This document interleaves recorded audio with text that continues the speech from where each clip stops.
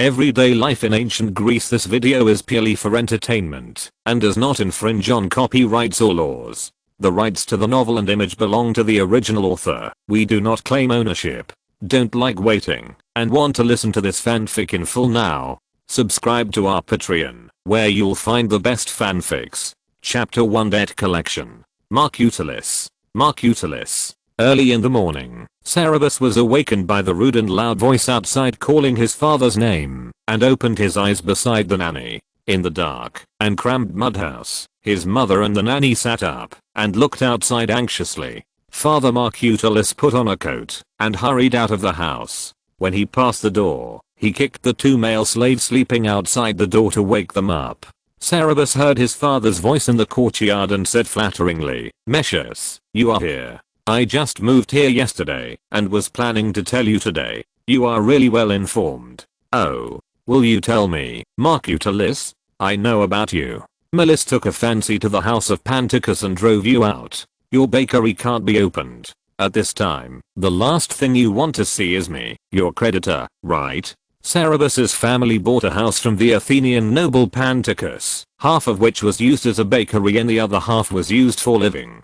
The money was borrowed from a loan shark, but just after paying the money and moving in, the Pantacus family was accused of being cursed and driven out of Athens. All the property of the Pantacus family was confiscated and auctioned. The change of ownership of the house had not been registered in the city-state in time, and the transaction was not recognized. Another powerful noble in the city took a fancy to the house and drove them out, not even allowing them to take their own things. All the money that Marcutelis invested was lost. Marcutelis only rented this small house for his family to live in at midnight last night, and today the creditor who lent him money at high interest rates came to the door. Marcutelis smiled and said, "What are you talking about? I don't want to make your situation more difficult, but I'm a businessman after all, and my money is saved by one opole after another. I have a big family to support, and I have many difficulties. Can you understand?" "Of course I understand. Then you should also understand that I have to take back the money I lent you," Marcutelis said in an embarrassed voice, "but the loan has not yet reached the agreed repayment time." Moses said sarcastically, "It's not yet time, but you have nothing now.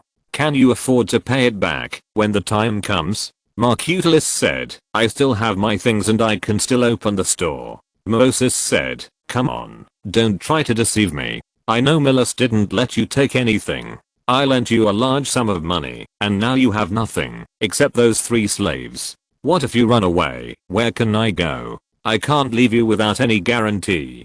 People will understand me wherever I say this." Marcutelis said, "Then what do you want to do? I really can't pay back the money now." Inside the room, Cerberus's mother and nanny pricked up their ears nervously. The mother stood up and walked to the door to peek out. Messias said, "How much can you give me back?" Marcutelis said, "I only have those 3 slaves. The 2 male slaves can make bread. According to the current market price, each is worth 50 drachmas, and the female domestic slave is worth 60 drachmas." Nanny Gongina hugged Cerberus involuntarily. The black-haired and black-eyed little boy of 4 or 5 years old seemed to understand her fear and held her hand in a comforting manner. Messias said, "Their worth is only half of what I lent you, not to mention the interest. The difference is too big." Marcutelis said, "Then what do you say we should do?"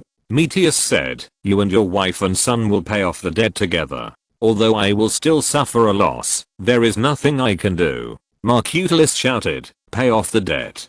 Do you mean slaves, Messias? You want to make free citizens debt slaves? Athenian law prohibits you from doing this.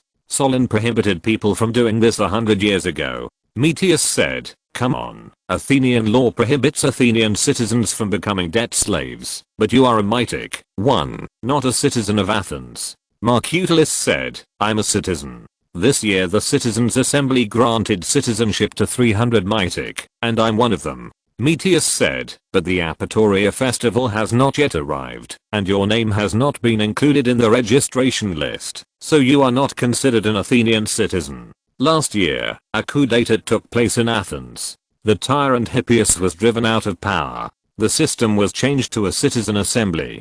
Because of the war, a group of metics were accepted as Athenian citizens, and Marcutalus was one of them. According to Athenian custom, people who obtained citizenship were registered at the Apatoria festival every year. This year's Apatoria festival has passed, so the names of Marcutalus and his group are still on the metic list, and have not been moved to the citizen list.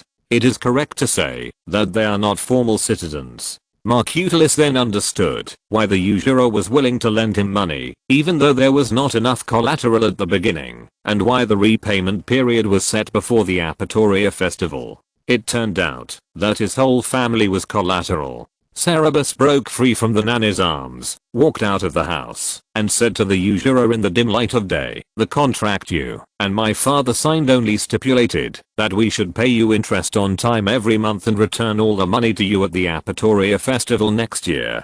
It did not stipulate that, if the bakery went bankrupt, our whole family would be your slaves, right? It's still a long way to the Apatoria festival next year, and it's not the day to pay the interest yet. Are you here to break the contract today?" Mesius looked at him in surprise and said, "Oh, I'm the one who breaks the contract. Marcutalus, is your son 6 years old? He's so young, but he's so eloquent."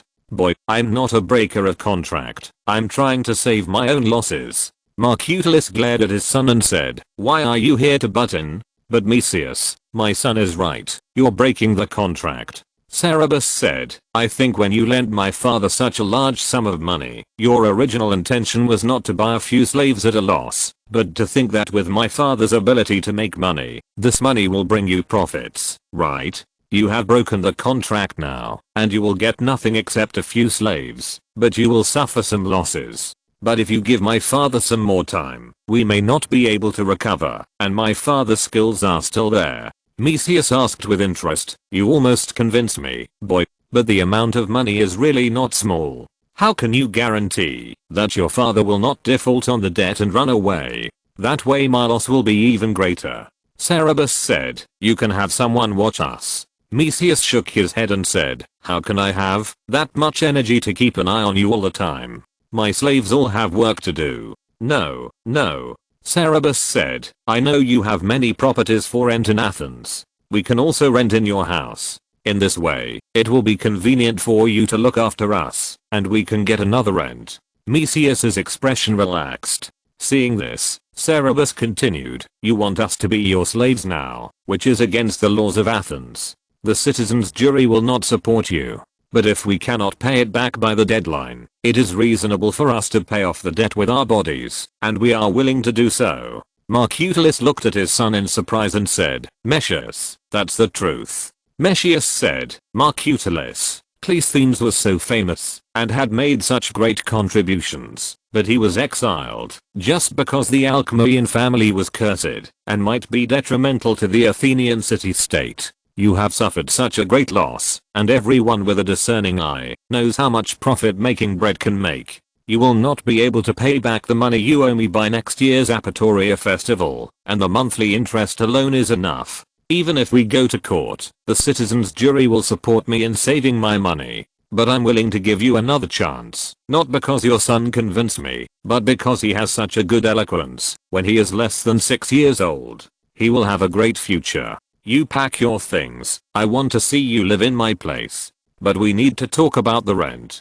There was nothing to pack at Cerberus's house. The current owner of the house, Milis, was a relative of Isagoras, who was now powerful in Athens. When he took over the house, he almost detained the whole family as slaves in the bakery. When they left, they could not take anything with them, except the clothes they were wearing. They were able to rent this cheapest house to live in, because Marcutalus borrowed some money from his friends. Marcutalus had not planned to live in this new place for a long time. It was agreed that it was a short-term rental. After paying the rent for last night, they followed Mesius and left. Mesius led them to a house, shared by several families, arranged a mud house for them, that was also dark and cramped, and asked them to pay twice the rent of the house they rented before, and left. After he left, Marcutalus arranged for the slaves to go out to fetch water and clean the room. He sighed and said to his wife Gangela, "Actually, Mesius is right. We have nothing now, and we can't even pay his interest by the end of the month. We have to think of a way." Gangula asked her husband, "What do you want to do?" Marcutalus said, "Let's sell all the slaves first." Gangula was surprised and said, "But they are all mortgaged to Mesius." Marcutalus walked to the door and looked. Seeing that no one was nearby who could hear them talking, he came back and lowered his voice and said, "To be honest, we owe him 300 drachmas. Now we don't even have money for food. How can we pay him back? Why don't we pack up our things, sell the slaves for some money, and escape quietly?" Gangula opened her mouth, paused and said, "Where to escape to?" Marcutalus said, "Anywhere is good. Everything will be easy if we leave Athens. We are destined to become slaves here." Gangula looked at the door and said worriedly, "I'm afraid it's not easy to escape. This is the home of Mesius. There must be a lot of people outside watching us." Marcutalus glanced at his son and said, "Fortunately, Cerberus was smart and delayed for a while. There is still a long time until the Apatoria next year. They are watching us closely when we just arrived. They are sure to be negligent after a long time. I will think of a way to sell the slaves first." Cerberus couldn't help but interrupt and said, "Father, we are not in a desperate situation where we have to flee Athens yet." Marcutalus said, "Alas, you don't know how much money 300 drachmas is, not to mention that there was no collateral at the beginning, and the interest rate was 30%. Don't tell anyone about my conversation with your mother, otherwise our family of 3 will become slaves that can be bought and sold by anyone." 1. Foreigners settled in Athens. Chapter to Carding Wool. Just 2 days ago, Marcutalus thought he was very lucky to get this 300 drachma loan. More than 10 years ago, he came to Athens from the countryside of Euboea with nothing. He started as a woodcutter with the lowest salary. He and Gangula saved money one by one. After more than 10 years of hard work, they opened a small shop selling bread. 2 months ago, he went to a friend's house who was also a small businessman to drink. He met the usurer Miosis. He drank happily. After drinking too much, Miosis promised not to mortgage and lent him a sum of money to expand his business. Marcutalus had this intention long ago. He and Gangula never cut corners when making bread. The bread they made was full and delicious, and they often innovated. The business has always been very good, and they never have to worry about selling. Even the nobles of Athens often come to buy during the banquet. A powerful nobleman liked the bread of Marcutalus and even promised that, if Marcutalus could make it, the council of 500 would come to him to order bread for the monthly public meal in the city hall, and for certain festivals. If he could get a sum of money to expand his business, he was sure that he could take his business to a higher level. He had long wanted to buy a few more slaves and build a few more stoves to expand his business, but the profit from selling bread was meager, and he could not save up the money for a while. He had no real estate to mortgage, and could not get a loan, so the promise of Miosis was a timely rain. After Miosis sobered up, he hurried to find Miosis to fulfill his promise. Miosis did not regret it, but because there was no mortgage, he asked him to pay a higher interest of 30% of the loan amount and set a more urgent repayment period. These requirements were originally reasonable. If nothing unexpected happened, Marcutalus was sure that he could definitely pay it back before the due date. But just when he used the loan and all his savings to buy a house and build a stove to open the business, a coup took place in Athens. The noble who sold the house to Marcutalus was driven out of Athens, and his property was confiscated and auctioned.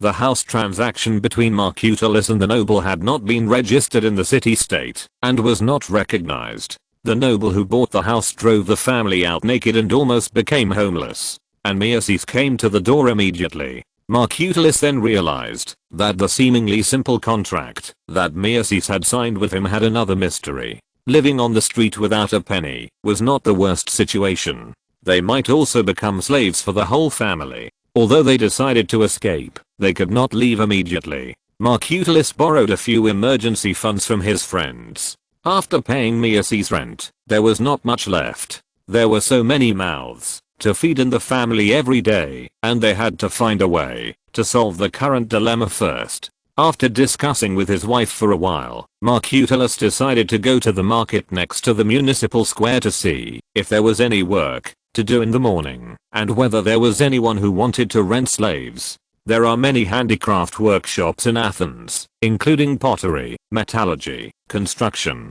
textile, winemaking, oil pressing.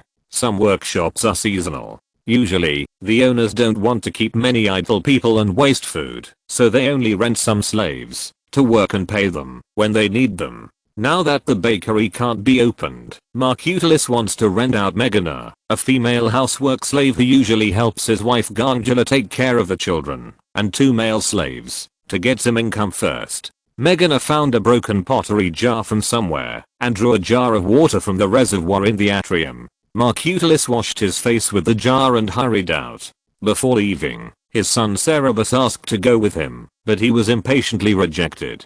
Gangula and Cerberus also washed their faces with the water, and Megana and the 2 male slaves cleaned the room with the remaining water and a few branches broken from somewhere. The previous tenant of this house was someone unknown, but he had made it very dirty. Even in the dim light, one could see dark stains all over the walls, debris piled up on the floor, and even a pungent smell of urine in the house. Megana was cleaning up quickly and attentively, while the 2 male slaves were cleaning from time to time, while secretly looking into the courtyard. The other residents of this house had all gotten up at this time. The male owners went to the common stove in the courtyard to pray in the morning, which was kept burning all night, and offered some wine and bread to Hestia, the patron goddess of the family. After the offering, the women began to prepare breakfast around the fire. Then each family occupied a corner and ate breakfast in the courtyard. The house gradually became lively. The Markutalis family did not eat last night. The 2 male slaves looked at the people who were eating outside with envy, and then secretly glanced at Gangula. They couldn't miss breakfast today. Gangula knew the meaning of their looks, and told Megana to look after Cerberus, and she also went out.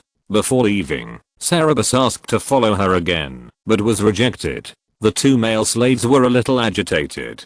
After she left, they threw down the branches and stopped working, sitting at the door and looking at the courtyard. The Athenians' diet was simple to begin with, and the people living in this house were all poor. Breakfast was just some oatmeal porridge, olives, etc., but they looked at it with drooling mouths, as if they had not eaten for 8 lifetimes. After breakfast, the men went out to work, and the women packed up their things, each carrying a wool basket from the house, gathered together. Some combed the wool with a comb, some spread the combed, clean and fluffy wool evenly on the ground, and made it into long curls as thick as a child's wrist, talking and laughing while working. Their children were playing nearby. The Athenian male and female barriers were very strict. Before the male masters left, Megana scolded the 2 male slaves into the house and restrained them to prevent them from going out again. Megana was bought by Markutalis when Gangula gave birth to Cerberus. She was deeply trusted by Gangula. The 2 male slaves had been bought for a short time and dared not disobey her. She stood at the door and looked at the women's wool baskets thoughtfully. Beside her, Cerberus also looked at the women working with wide eyes, as if he was observing something carefully. Gangula was gone for half a day and came back. When she came back, the silver pin for her coat was missing. She was carrying a new jar with half a jar of olives and a few small pieces of bread. When she passed the courtyard and saw that the women were working, she slowed down. Megana came forward and Gangula handed her the jar and asked her to take it back to distribute it while she went to greet the neighbors. Gangula carried the jar back to the house, first took out 2 olives and a small piece of bread and handed them to the young master Cerberus, and then left a portion of food for the master and the mistress, and then shared the rest with the 2 male slaves. The 2 male slaves devoured the food, and she also ate her share quickly. While eating, she picked up the new jar and said to Cerberus, "Cerberus, I'm going to get some water. Do you want to come with me? There is no wine today, only water." The Greeks believed that drinking water was harmful to health, so they usually did not drink water, but only drank wine mixed with water, including children. Those who were particularly poor and could not afford wine would even drink water mixed with the residue from pressing wine instead of drinking water directly. But they were so embarrassed that they didn't even have the residue of wine. Cerberus stood up with an olive and said, "I'll go too." Megana took him to the cistern, cleaned the pottery jar, got some water, and handed it to him, indicating that he should drink first. Sarah looked at the leaves and dust floating on the reservoir in the mud at the bottom of the reservoir and said, "Can we boil the water first?" Meghana said, "I know you like to drink boiling water, you strange child. But Ganjara didn't buy firewood, and we don't know if we can use the public stove. Wait for me to ask." Ganjara had already started talking to the neighbors and was helping a woman with a blue headband to pick out grass leaves and other debris from her wool. She walked over to Ganjara and whispered a few words in her ear. Ganjara looked at her son, and Sarah heard her ask the women, "How do we use this stove?" The woman told her that each of them would provide firewood when needed, and they would also share some dry firewood to keep the stove burning all day. Ganjara hesitated, took out an opal, and asked Meghana to buy dry firewood. A woman who had painted her eyebrows and eyeliner with olive oil and charcoal saw Sarab standing by the reservoir and asked, "Is that your son?" Ganjara said, "Yes." She called Sarab over to greet everyone. The women exclaimed, "What a beautiful child." The 5.5-year-old Sarab was indeed a rare beautiful child. Although most children look cute when they are young, he was particularly outstanding. Soft black hair, straight nose, rosy lips, and a pair of eyes under long eyelashes were like a quiet lake in the dense forest, mysterious and deep, and shining like stars when they turned. He had slender hands and feet, and his manners were mature and elegant beyond his age. Standing there, anyone would think he was a descendant of a noble family, and would not believe that he was just the son of a small baker. Their children also looked at Sarab curiously. Some wanted to come forward to say hello, but were a little afraid. The children could clearly feel that this child, who was about the same age as them, had a different temperament from them, so they did not dare to be too casual. Ganjala asked Sarab to play with other children. Sarab was a little reluctant, but after a moment's hesitation, he walked towards the two older children who were squatting and playing with stones and said, "Hello, my name is Sarab. Can I play with you?" The two children stood up and said, "Of course. My name is Gaius and his name is Sophoniscus. Do you like playing with stones too?" The children were socializing over there, while the women here were still praising Sarab's appearance with admiration, and were very envious of Ganjala. "You will enjoy happiness in a few years with such a beautiful child." Ganjala's expression was a little disapproving, but she didn't say anything. She just changed the subject and asked, "With so much high quality wool, are you going to make hima?" The hima is a cloak worn by Greeks outside. It has been more than 2 months since the sowing festival, and the cold winter is coming. It is indeed time to make thick coats. But although Ganjala asked this, she didn't believe that these women were making it for their families. A piece of woolen hema is worth a lot of money, which is equivalent to the monthly salary of a high-income noblewoman's personal maid. The residents living here obviously can't afford it. Sure enough, a woman answered, "No, it's for sale. There is a merchant nearby who buys wool yarn. We go to him to get the wool, comb it and spin it into yarn. The reward for a basket is 2 opals." Another woman kindly suggested, "If you have free time, you might as well go to her to get some wool. This job is very light, and the reward is not small, if you are quick." Ganjala talked to them for a long time just to ask this. Hearing this, he said, "Can I do it too? Where can I get it?" Just then, a fat woman rolled up the last wool strip and piled it up in a basket like a cloud. She picked up the basket and said, "I'm going to send these balls of yarn to be weighed and get some more wool back. If you want to do this, come with me." Ganjala happily agreed. Sarabas dropped the stone and walked over quickly, saying, "Mother, I want to go with you." Ganjala frowned and looked at him. Her son had always been very sensible and never clingy, but this morning, when she and her husband went out, he tried to follow them. Thinking that he might be frightened by what happened yesterday, she softened her heart and did not refuse his request this time.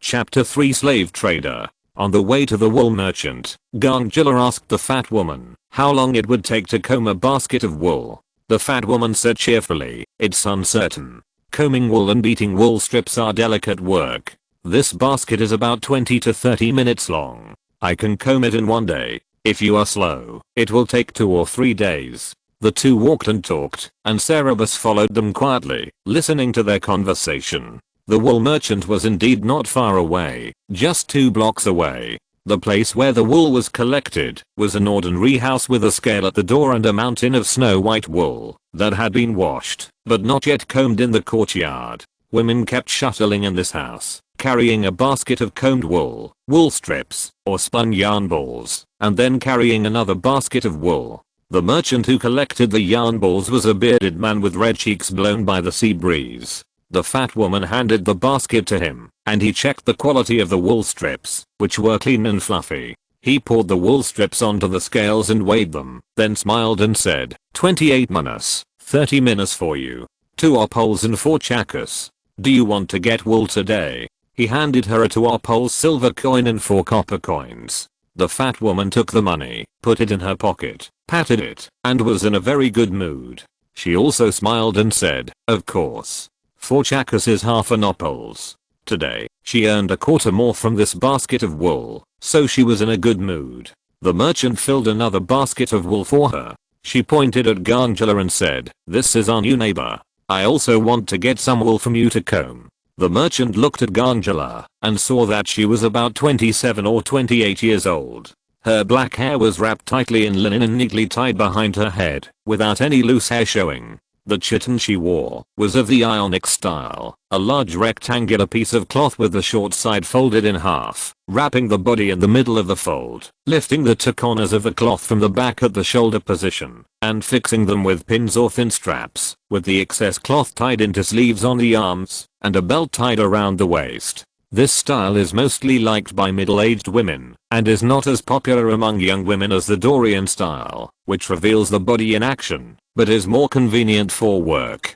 Her chiton was made of ordinary material, but it was washed clean, and the sleeves were tied tightly, without leaving beautiful folds for beauty, and it was obvious that it was for the convenience of work. The merchant was very satisfied with the prospect of adding another skilled worker to his business. He nodded and said, have you combed wool before? Gangela said, no. The merchant said, it doesn't matter if you haven't. This job is not difficult. You just need to be careful. Just combing wool costs 1 opole and 20 minas. If you can make wool into strips, it costs 1 opole and 10 minas. Do you have a basket? Gangela said, no. I can go buy one right away. The merchant said, no, I can lend you one first. I guess you don't have a comb? The comb for combing wool is a special long-toothed comb, which Gangela certainly didn't have. The merchant said, in that case, I will give you a set of baskets and combs. When you deliver the wool, I will deduct 3 chakas from your payment.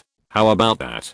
Gangela knew that a basket like the one in the fat woman's hand in the market cost 2 chakas. Although she didn't know the price of a long-toothed comb, an ordinary comb also cost 1 copper chako, which was a fair price. So she said, of course. The merchant brought her a basket full of wool and gave her a comb. Gangela thanked her and went back with the fat woman. On the way, the two talked, and Gangela learned that her name was Mitika, an old resident of the house. Her husband was a blacksmith, and she had 3 children, one of whom was the tall child who played with stones with Cerberus. Gangela also told her about her family's situation, but only said that there were problems in the business, and did not mention the debt owed to Miosis. They chatted all the way back to the house. Marcutalis had already returned, and was sighing in the room with a sad heart. Seeing Gangela coming back with a wool basket, he asked a little surprised, what is this? Gangela told him the job he had taken. Marcutalis first asked the most concerned question, how much is the wage? Gangela told him the wage. Meghana interrupted, although I have never done it before, I watch the women in the neighborhood do it for a long time, and it is not difficult to make wool strips. Marcutalis asked, how long does it take to make this basket? Gangela told him that, if it is fast, one person can handle it in one day. His face suddenly softened a lot, so the reward is as good as that of a personal maid. Not bad, not bad. Gangela asked, how about you go to the market?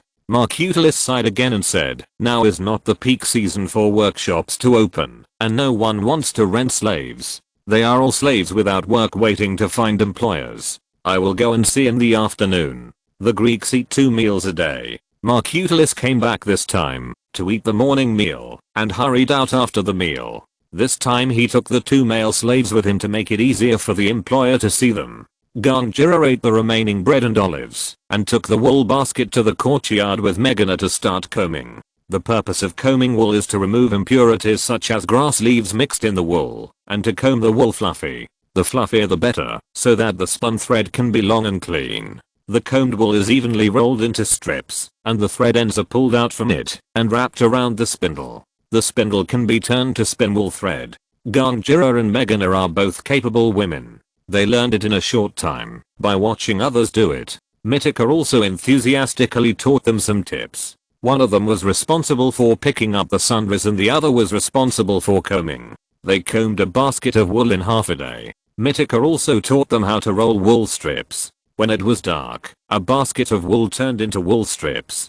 Ganjira and Meghana took the basket full of wool strips to the wool merchant and exchanged them for 2 opoles. In Athens, an adult needs 1/2 of an opole a day. With these 2 opoles, the family will have food tomorrow. Ganjira breathed a sigh of relief. She and Meghana each carried another basket of wool home. The male owners of each household also returned and sat comfortably around the common fire to eat and drink wine. The older children who had gone to school or work also returned and ran and laughed in the courtyard.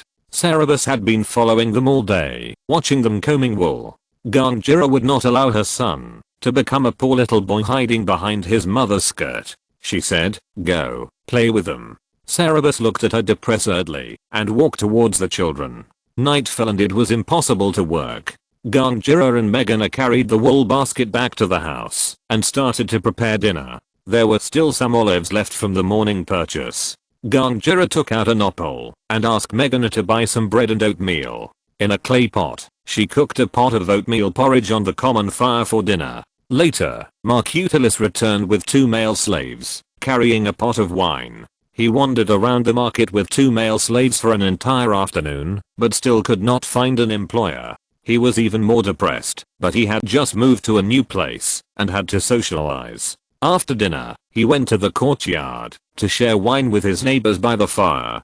Because he was depressed, he deliberately added less water to the wine. Greeks always add water to wine, usually until the wine tastes very light and is drunk as a beverage. When he returned to the house, after drinking the wine, he was already a little tipsy. In order to save money, there was no light in the house. The 2 male slaves had fallen asleep at the door. Meghana and Cerberus slept in one corner of the room, and Ganjira in another corner. He walked over to Ganjira and lay down. Ganjira was not asleep. She smelled a stronger smell of alcohol on him than usual and whispered, "Don't worry. Meghana and I earned 2 opoles today. We should be able to earn 2 opoles every day in the future." Mercutillus sighed and said, "How can I not worry? Even if you and Meghana can earn 4 opoles every day, and the 2 male slaves can find a good employer and earn 1 opole every day, I can find some work to earn 1 opole every day, and I can only earn 35 drachmas every month. 6 opoles equal 1 drachma. We have to spend 15 drachmas on food every month, and leave 1/6 of the salary for Meghana and the 2 male slaves. It's getting cold, so we have to buy winter clothes. By the Apatoria festival next year, we can only barely pay back the interest to Moses." Ganjira was silent for a while, and whispered, "Is there no other way but to run away?" Mercutillus lowered his voice and said, "Escape is not a good idea. Let's not talk about whether we can escape or not. Even if we escape, there is no protection from the city-state. There are robbers, pirates, and colonists everywhere, killing, robbing, and selling slaves. If we escape from Athens, we may not be slaves of Miosis, but we may become slaves of others. Besides, whether we escape by land or by sea, it is extremely dangerous with wind and waves, diseases, and we may not even be able to save our lives." He said to himself, "We must think of a way." Ganjira never thought that he would come up with such a solution in a hurry. The next day, Mercutillus went to the market again for a day, but still did not find an employer for the 2 male slaves. But he seemed less anxious when he came back in the evening. On the morning of the 3rd day, he brought back a hook-nosed man wearing a luxurious woolen himar. He called the 2 male slaves to show them to the man and praise them. "Xenodus, look, these are the 2 slaves. They are very hard-working and definitely good slaves." The man looked at them and said nothing. Instead, when he saw Cerberus, his eyes lit up, and he said in surprise, "What a beautiful boy. Marcutulis, whose son is that?" Everyone who had seen Cerberus praised him. Marcutulis said indifferently, "My son, Cerberus." Xenidus said, "Let your son come over and show me." Marcutulis wanted to rent the 2 male slaves to him very much, and called Cerberus to him in a flattering way. Xenidus squatted down, and looked at Cerberus carefully from head to toe. His eyes were almost greedy, as if he was looking at a golden treasure, and he exclaimed sincerely, "Marcutulis, your son is so beautiful, he is just like a little Eris." At the same time, he stretched out his hand to touch his cheek. Cerberus frowned and took a step back, but his fingertips still brushed his chin. Marcutulis' smile became a little forced, because of Xenidus' actions, and said, "Xenidus, he is only 5 years old. How about it? Do you want to rent my slave?" The 2 male slaves also looked at Xenidus expectantly. Slaves work for their masters without being paid, but it is customary in Athens that the slaves who are rented out can keep 1/6 of the wages they receive for their work in addition to giving it to their masters, so most slaves are happy to be rented out. Xenidus looked at the many people in the courtyard, stood up and said without comment, "Let's go out and talk." The 2 went out, and walked to a secluded corner of the street. Xenidus said, "Marcutulis, think about it. Many miners in Laurium do not survive for more than a year. You send those 2 slaves to work as miners. Although you can earn 1 Apalius a day, who knows how long they can survive in the mine. You may lose money, and not even earn their value." He was a slave trader who specialized in selling slaves, and also helped others rent slaves for payment. Purchasing and renting slaves for the state-owned silver mine Laurium Silver Mine was a big commission he had recently won. Marcutulis got the news from somewhere, and went to the door himself. Marcutulis said, "Of course I know. But their deeds are mortgaged to Meiosis. I have no right to buy or sell now. I can only earn an extra opal for every opal." Xenidus said, "Given the amount of money you owe, earning a few more drachmas will not help." Marcutulis smiled bitterly and said, "Then what can I do, Xenidus? Just wait quietly to be a slave?" Xenidus said, "Maybe I can give you a little help." Marcutulis said with a twinkling eye, "How are you going to help me?" Xenidus said, "Sell your son to me, and I will help you pay off your debts." Marcutulis was shocked. Huh. If you're listening to this novel on a channel other than Fanfic World, it means they downloaded and uploaded it without effort. We cordially invite you to visit our channel, Mundo Fanfic Novelos. There you'll find the original version of this story and you can explore many other novels of various genres. We're waiting for you to immerse yourself in a world of incredible novels. Chapter 4: Selling a Child. Marcutulis was shocked and said, "Xenidus, he is my only son." Xenidus said, "Think about it. You have a debt of 390 drachmas including principal and interest. You are so young, you can have a son in the future. But if a person becomes a slave, his life and death will be decided by others. It is better for the whole family to become slaves than for only one child to become a slave, right?" Marcutulis was silent for a while and asked, "Cerberus is only 5 years old. Why are you willing to pay such a high price?" At this time, the market price of slaves in Athens fluctuated between 20 and 60 drachmas, depending on age, gender, skills, health status, etc. Slaves with precious skills or special beauty generally did not exceed 150 drachmas. For example, a knife maker who could bring at least 80 drachmas of income to his master every year was only 100 to 150 drachmas. It was amazing that Xenidus was willing to pay nearly 400 drachmas of silver coins for Cerberus.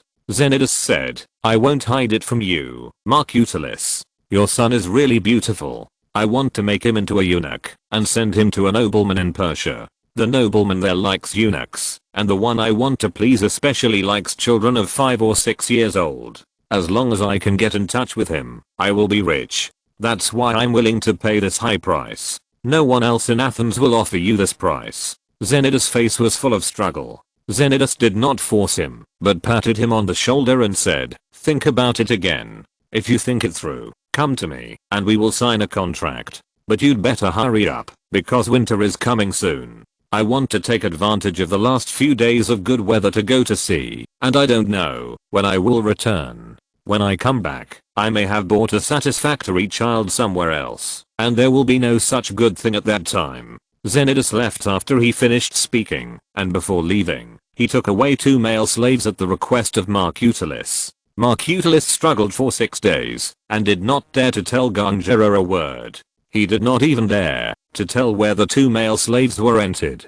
The Athenians generally treated slaves in a gentle manner. Unless they committed serious faults, few people would send slaves to the silver mine to die. But even if he didn't say it, someone in the neighborhood knew Xenidus, and the whereabouts of the male slaves gradually became known to everyone, and the neighbors began to have some opinions about the new family. The whereabouts of the 2 male slaves were still spread to Gongera and Megana by the neighbors several days later. After hearing the news, Gongera was speechless for a long time, but Megana was a little sad.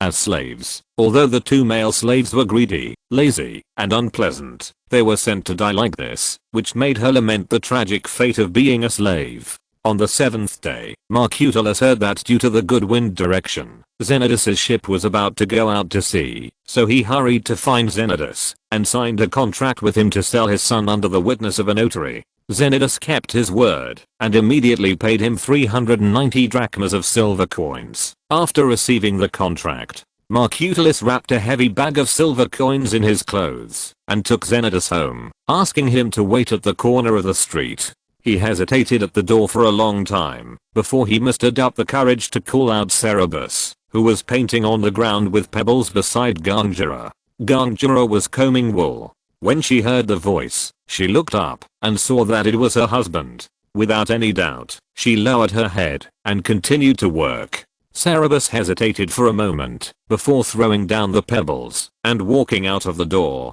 calling, "Father." Marcutulis said, "Come with me." He picked him up, and walked quickly to the corner of the street. Marcutulis rarely held children, and Cerberus never liked to be held. He struggled hard, but failed to break free, and was carried to the corner of the street. Seeing Xenidus standing at the street corner, his eyes suddenly widened, and he struggled again, shouting, "Gongela! Help! Gongela! Gongela!" Marcutulis was sweating nervously, hugged him tightly, and reached out to cover his mouth, whispering, "Shh! Don't scream, don't scream. Cerberus, it's okay, it's okay." After all, he was an adult man, much stronger than a 6-year-old child. Cerberus' mouth was tightly covered by him, and handed to Xenidus. This street corner was already some distance away from their house, and Gongela didn't hear Cerberus' cries for help at all. When Xenidus caught Cerberus, he realized how hard he was struggling. He almost couldn't hold him down. He also covered his mouth with one hand and frowned, saying, "Marcutulis, you have to find a way to calm him down. He's twisting too hard. I can't hold him. I don't want to hurt him." In a hurry, Marcutulis wanted to reach out to cover his nose, and make him faint. Xenidus stopped him with a stern voice and said, "Untie my himishal. Wrap him tightly with my himishal, so that his hands and feet can't move." Marcutulis untied his himishal to wrap Cerberus' hands and feet. In the slightly cold weather, sweat dripped from his forehead. The 5-year-old boy's strength was minimal under the suppression of 2 adult men. The huge himishal wrapped his whole body, and made him unable to move. Fearing that he would break free, Marcutulis stuffed part of the cloth into his mouth, so that he could no longer cry for help. After trapping him, and putting him in the arms of Xenidus, Marcutulis wiped the sweat off his face, and breathed a sigh of relief. At this moment, Megana's doubtful voice came from behind him. "Master, what are you doing?" Marcutulis froze for a moment, and then tried to cover Cerberus. But it was too late.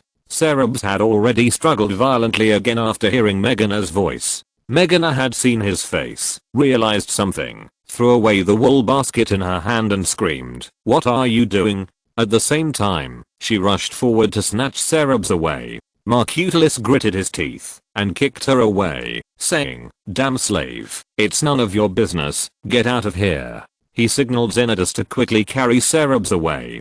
Megana was kicked in the stomach by him, and fell to the ground. She was in so much pain, that she couldn't get up for a while. But she had taken care of Cerberus, since he was a baby. Seeing that Cerberus was about to be taken away, she burst out with strength from nowhere, desperately climbed up, and pushed away Marcutulis like a lioness, to grab him from Xenidus' arms. Marcutulis cursed, "Damn slave, you are crazy." He grabbed her hair from behind, and kicked her to the ground, kicking her and urging Xenodus to leave. Meghana ignored Marcutulus's beating, hugged Xenodus' legs tightly, and shouted at the top of her lungs, "Gangela! The master wants to sell Cerberus. Gangela! Gangela!" This time, the noise alarmed a neighbor who happened to be passing by. She came over to take a look, turned around and ran away in panic. A moment later, Gangela rushed over with an axe like a mad tiger, followed by a large group of neighbors who were watching the excitement.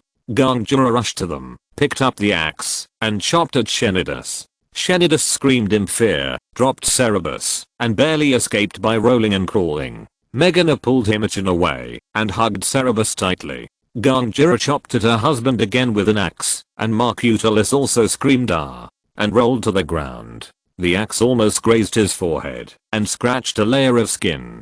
Blood flowed down his forehead, and flowed into his eyes, but he didn't dare to wipe it. Marcutulus clearly understood that Gangela really wanted to kill him. The axe was full of power and almost split his head in half. The drachma in his arms, which he had held tightly when meeting Meghana, fell to the ground, shining silver in the sunlight. The neighbors who were watching were all poor people. No one had ever seen such a large sum of money, and they started to talk about it.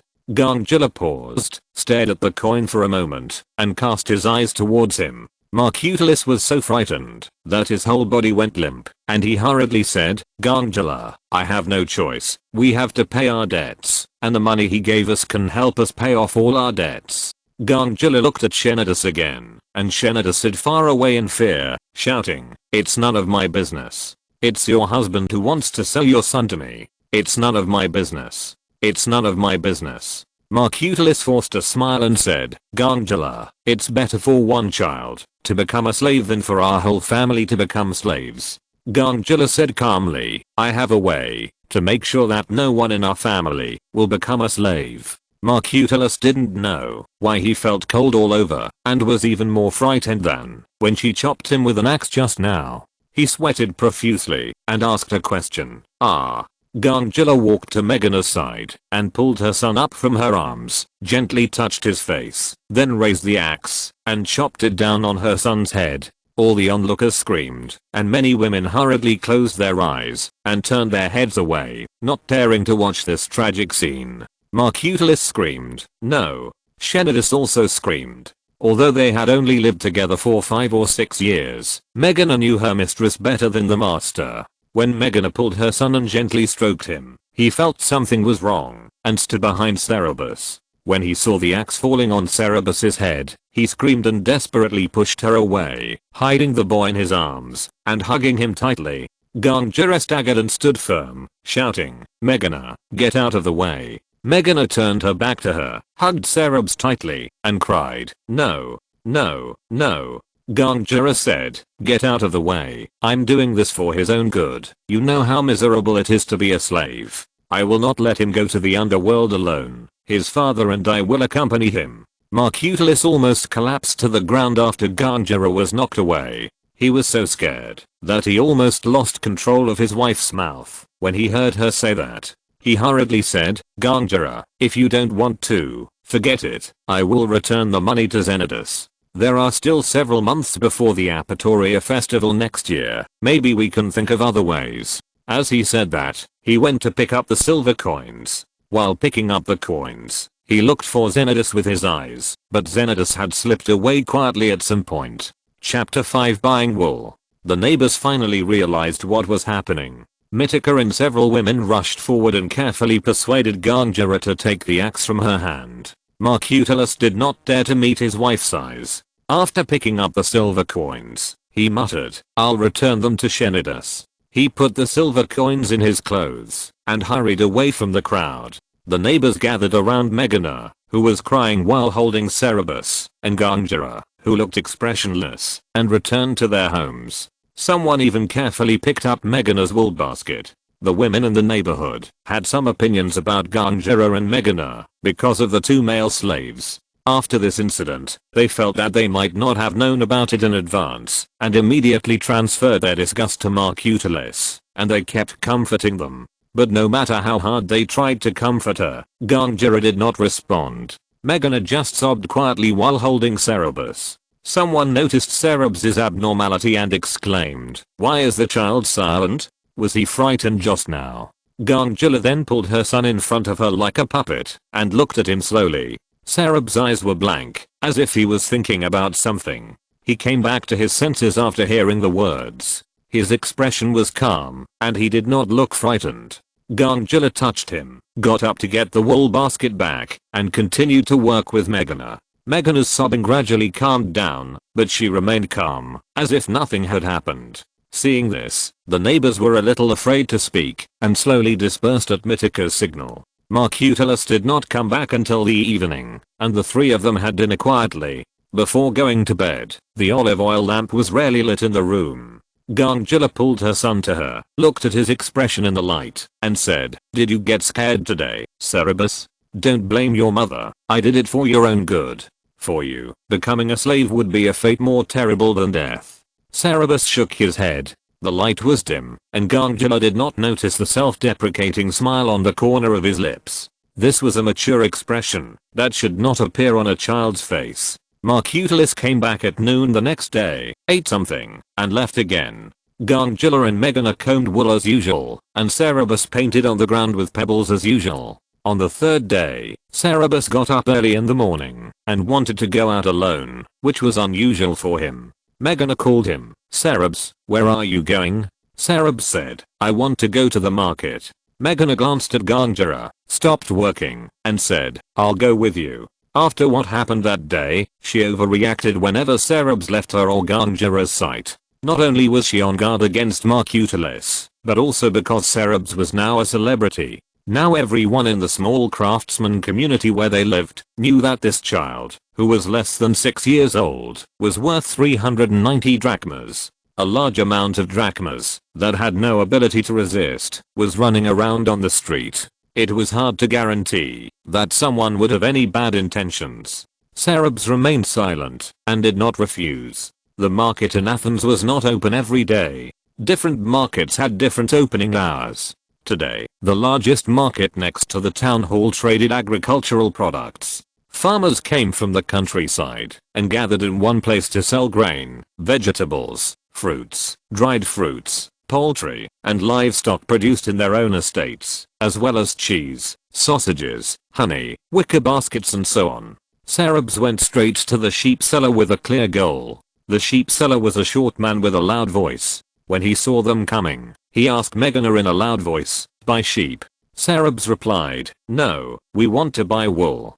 "Do you have wool?" The sheep seller smiled and replied, "It's been more than 2 months since the planting festival. You're here to buy wool. But you've asked the right person. Old Eunuchus has a lot of sheep, and there's still some wool left this year. How much do you want?" Cerebs said, "We need to see the quality first." The sheep seller took a bundle from the horn of a sheep and opened it on the ground to show them. "It's definitely good wool, long and shiny. Look, it's definitely top quality wool." The bundle contained a roll of wool. When the wool was spread out, it was a complete coat of a sheep.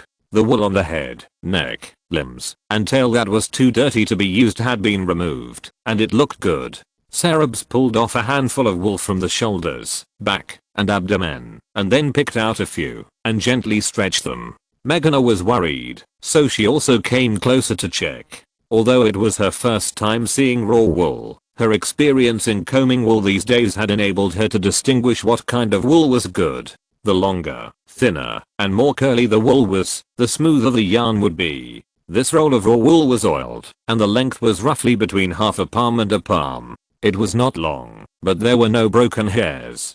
Meghana thought it was of medium to upper quality. Cerebs took up the wool and shook it, and a lot of sand came off. He said, "There is a lot of sand and gravel." The sheep trader smiled and said, "Sheep eat grass and drink water in the wild, and roll on the ground. How can they not have some mud and sand on their bodies? If you buy more, I will give you a discount."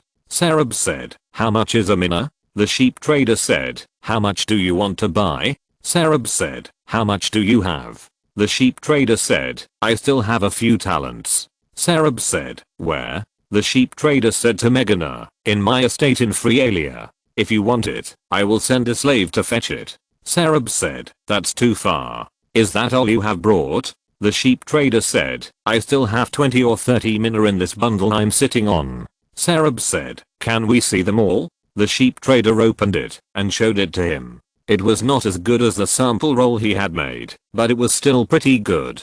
Sarabs asked, how much is a mina for all you have brought? The sheep dealer replied, 3 chakas, boy. Sarabs did not say he would buy them, nor did he say he would not buy them. He only said he would tell his mother when he got home. The sheep dealer said loudly to him and Meghana from behind, if you want more, I will give you a lower price. Sarabs took Meghana to ask all the sheep dealers in the market. The quality of the wool they brought and the price they asked for were different, some high and some low. After asking, leaving the market, Meghana asked, Sarabs, do you want to buy wool? These wools are all raw wool, and neither your mother nor I can wash them. Sarabs said, I know how to wash them. When Sarabs returned home, he asked Ganjara, mother, how much money do you have now?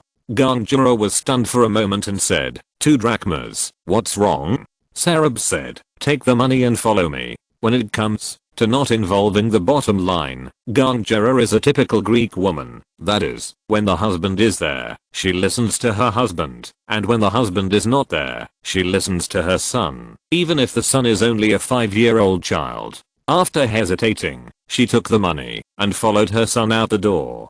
Sarabs took Ganjara to the sheep dealer he had asked the price for first and said, 2 chaks and 1 mina, we want all the wool you brought today. The sheep dealer shook his head repeatedly, no, boy, if your mother wants all the talents from my house, then it will be 2 chaks and 1 mina. These will cost 3 chaks. Sarabs said, we have asked all the wool sellers in the market, and wool of this quality is 2 chaks. We want to buy from you, because you have a large quantity and we can buy it all at once. We will buy wool from you in the future, and if it is 2 chaks, we will buy it from you again. The sheep dealer looked at him in surprise and asked Ganjara, he can make the decision?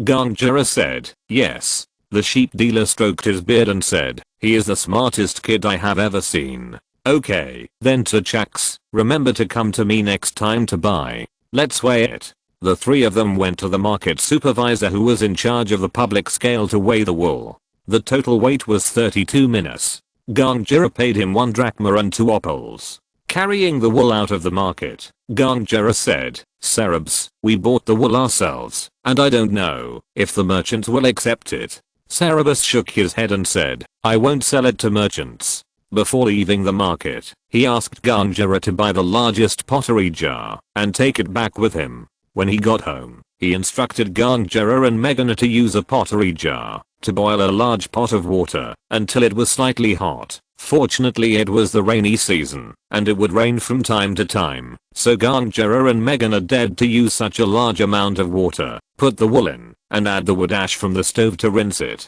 The grease, sheep's wet, mud, and sand on the wool were quickly separated from the wool in the hot wood ash water. After 2 washes, the grey and greasy raw wool turned snow white. When the neighbors saw Ganjara and Meghana washing wool, they gathered around in amazement. Someone asked, Ganjara, where did you get so much raw wool? Meghana answered, according to Sarabas' instructions, an old acquaintance of the hostess learned of our plight and took care of us. She gave us this raw wool and asked us to help her wash it and comb it into wool strips. The man asked curiously, oh, she paid you a lot? Meghana smiled but said nothing. 1 drachma, mina, and talent are all ancient Greek units of weight. 1 drachma weighs about 4.37 grams. 1 mina equals 100 drachmas, and 60 minas equals 1 talent. 2. A small town in the countryside of Athens. Chapter 6. A new business with amazing profits. Today was a rare good day in winter. Ganjara and Meghana washed the wool and carefully hung it in the shade and ventilation of the courtyard. Then they went to the wool merchant to get some wool and comb it. The wool merchant was well informed and knew about their wool washing. When he saw them, he joked, why are you here to get wool? I heard you found a job with a higher salary. However, although he joked, he did not refuse them to get more wool. He also said that his estate outside the city was also looking for someone to wash wool, and the salary was a little higher than combing wool. He asked them if they wanted to go. Knowing that Myrsis would not allow them to move away, the 2 declined. Although it rained a little in the next few days, Meghana and Ganjara carefully took care of the wool and it finally dried. Ganjira and Meghana checked the quality of the wool and found that it was not as white as the one they had received from the wool merchant, but it was more shiny. After combing it, they took it to the market and weighed it with the scale of the scale supervision. 1. It was 25 minas. The washing and combing consumed 7 minas. After weighing, Cerberus took them to a house and knocked on the door. It was a woman they often met at the wool merchant, named Frina. But Frina usually went to sell wool. Cerberus showed Frina the wool tops and asked, "Madam, we have 25 minas of wool tops.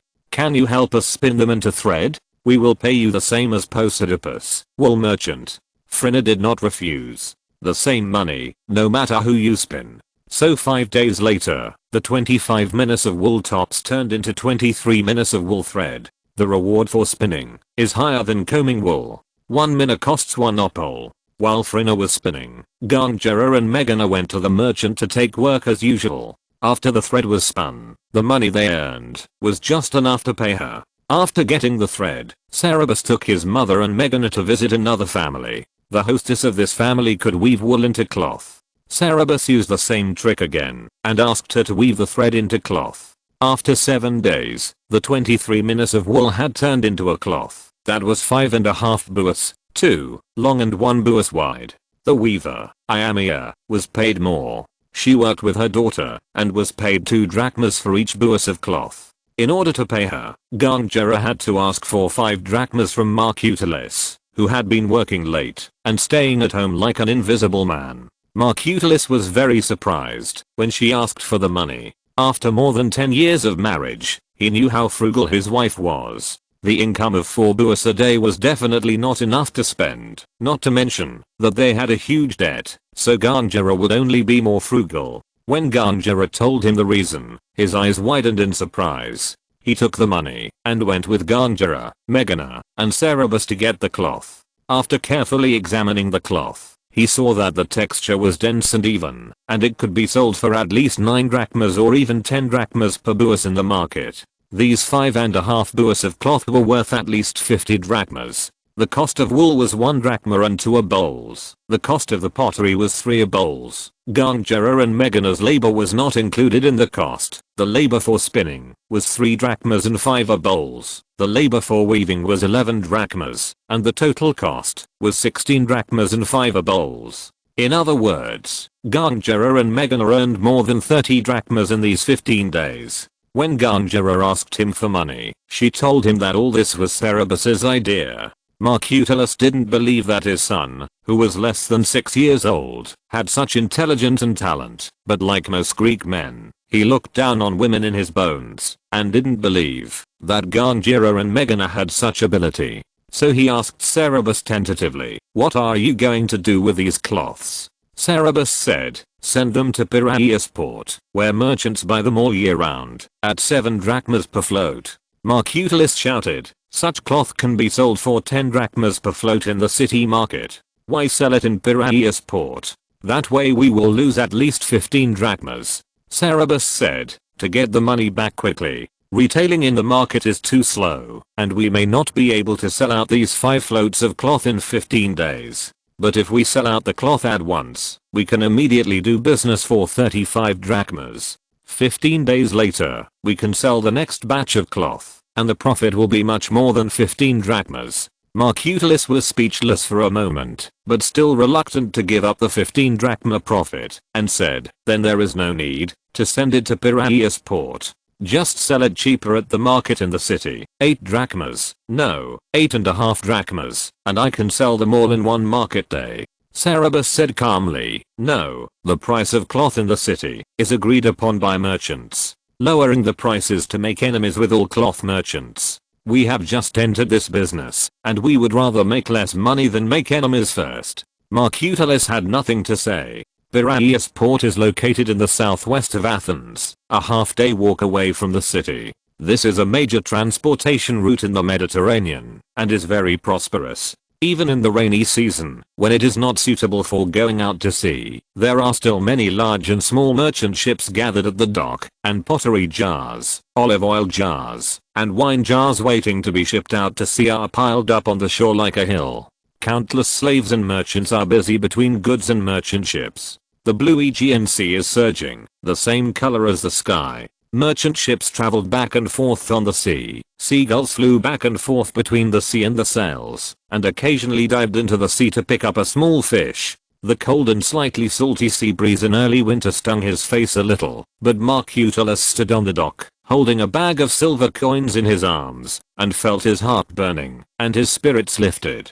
Just now, he bargained with a merchant who specialized in shipping cloth to the sea, and sold 5.5 floats of cloth for a good price of 7.5 silver coins per float. After deducting the principal, he made a net profit of 25 drachmas in half a month. Invest all this money in the next business, and in another half a month, this money can at least turn over a mina. At this rate, it will not be a problem to pay off the loan owed to Meiosis before the Apatoria festival next year, and it will even be just around the corner for Marcutulus to become a wealthy man in Athens. Marcutulus' feet almost floated back home. It's not that he had never seen so much money before, but the money he earned before was slowly saved up one loaf of bread, and the profit and accumulation speed of the cloth business were really amazing. When he got home, he called Gangela from the courtyard into the house, took out the money to show her, and said proudly, "I negotiated the price to 7.5 drachmas. 1 drachma is worth 2 bowls of wool, and you have made more than 40 drachmas in 15 days. Now we have more than 40 drachmas as capital. How much do you think we can make in the next deal?" Cerberus walked in from outside the house, obviously heard what he said, and said, "It depends on how much wool we can collect this time.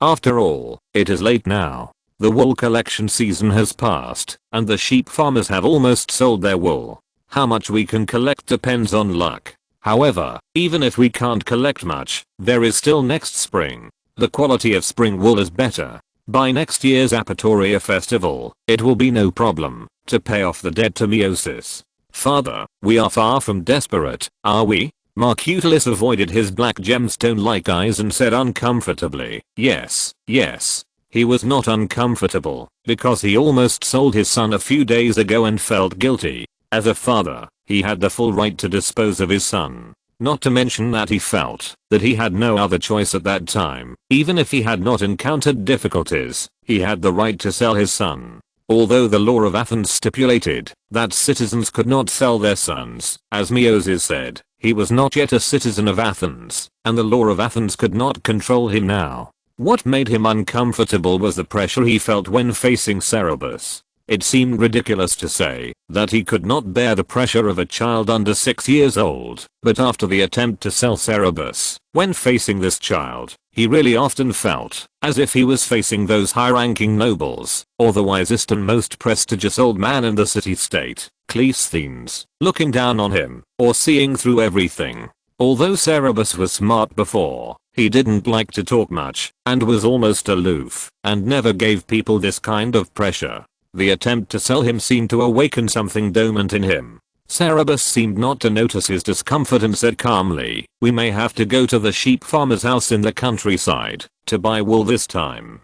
Can you come with me? Mother and Megana are not convenient to travel far." Marcutulus said, "Of course." He cleared his throat and wanted to say that I could go by myself, but then he remembered that he didn't know how to identify wool, so he swallowed the words back. The second time to buy wool, Marcutulus and Cerberus went directly to the town of Phrealia. Not only did they buy all the remaining 2 talents and 30 minas of raw wool from the sheep trader Eunuchus, but they also visited all the sheep farmers nearby and bought another 2 talents. 4.5 talents of raw wool piled up to form a hill taller than a person. Marcutulus originally planned to borrow Eunuchus's ox to carry it back, but was stopped by Cerberus. "You can't carry it back. You can't wash so much wool if you carry it back." Marcutulus was stunned for a moment. "How did you wash it last time?" Cerberus said, "Last time, there were only 20 to 30 minae, and it was enough to wash it with water from the atrium cistern.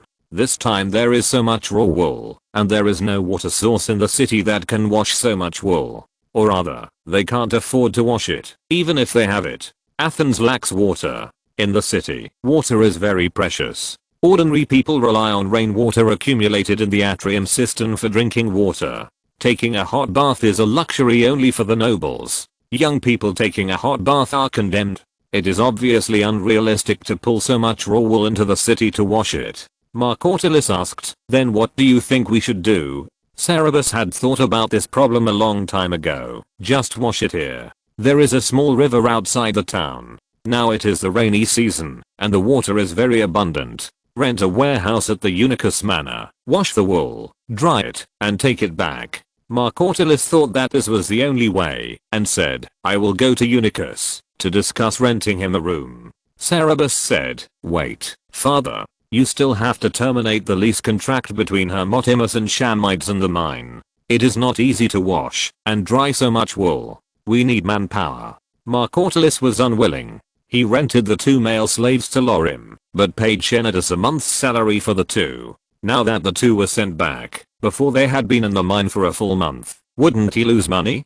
He said, let's rent 2 slaves here. How long can we wash the wool? The Lorian silver mine is far from here. Cerberus reminded, we are not just washing it once. We will have to wash the wool frequently in the future.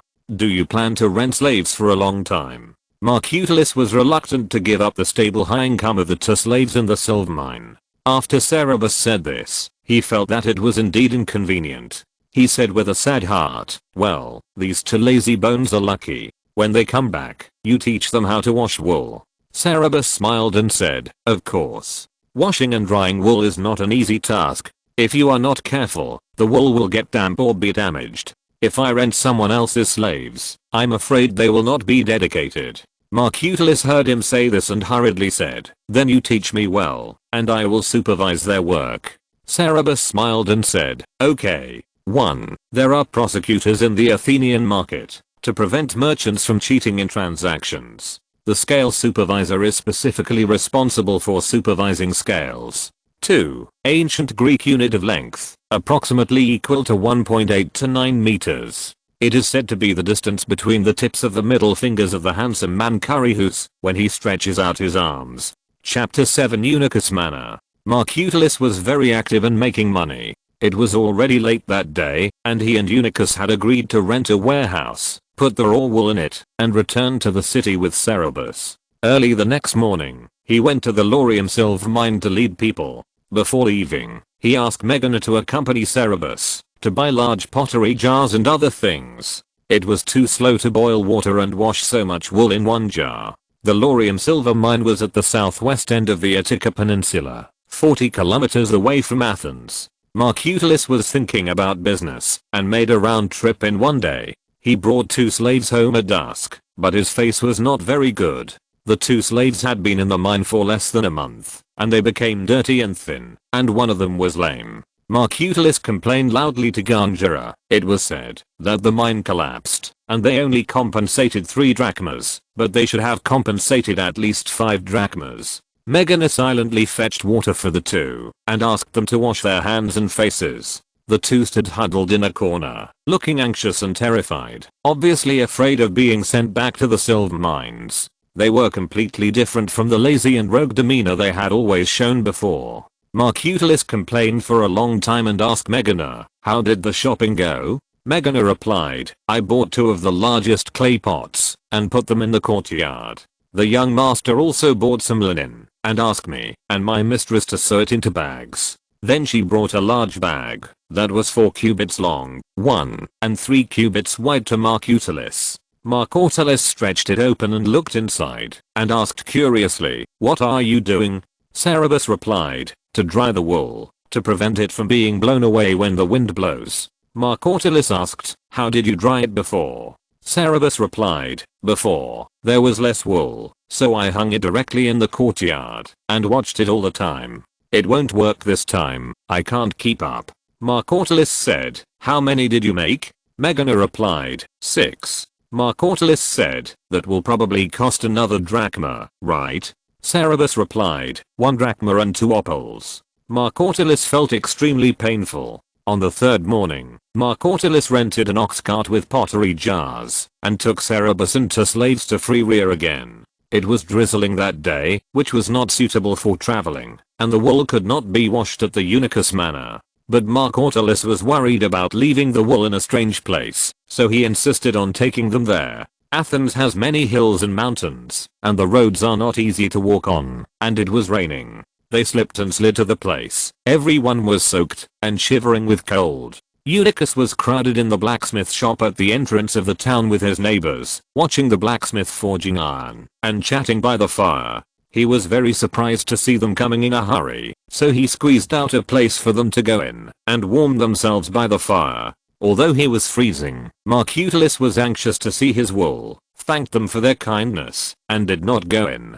Eutychus went back with him, and as he walked, he mocked Marcutalus's eagerness with a line from Hesiod's poem Works and Days. It is better to keep your property at home, because things are not safe outside. Isn't it? Marcutalus cunningly replied with a line from Works and Days with a pun. Trust and suspicion are equally harmful to people. This answer was very witty, and Eutychus laughed, and did not embarrass him anymore. Marcutorius checked the wool in the warehouse, and found it was intact. He was relieved, unloaded the pottery pots with the slaves, and returned to the blacksmith shop with Eutychus. It was rare for people to come to this remote town. The townspeople were very surprised to see outsiders and friendly to give them a good position near the stove. A dark-skinned blacksmith was forging iron by the stove. He held a piece of iron with pliers and burned it red on the fire, and then hit it repeatedly with the hammer, sparks flying. Marcutorius and his 4 companions were frozen to the bone by the cold rain all the way. They didn't care about being burned by sparks, and got very close. The blacksmith saw Cerberus's face clearly, pointed to the seat next to the person who was burning the fire for him with his chin, and said with a smile, "Little Eris, sit here. There will be no sparks here." Cerberus saw that the person burning the fire was a boy in his jeans, smiled and said thank you, and walked over to sit down. The boy had been staring at him since he entered the room, and gave him a bright smile, saying, "Your shoes are soaked through. Take them off and dry them before you wear them, or you will get sick. Here, you can prop your boots up here." He pointed to the mud wall of the stove. Cerberus walked over in the mud, and water could pour out of his boots. He thanked him generously again, took off his shoes, and put them where he said to dry. The boy said to him, "It's not a good day today, is it?" It was warm and comfortable by the stove. Cerberus put his frozen hands and feet close to the flame to warm them, and said, "Yes, it's terrible." The boy said, "Where are you from?" Cerberus answered, "Athens." The boy said, "Why are you here in the rain? I heard that you want to wash wool in our river, but you can't wash wool in this weather." Cerberus smiled and said nothing.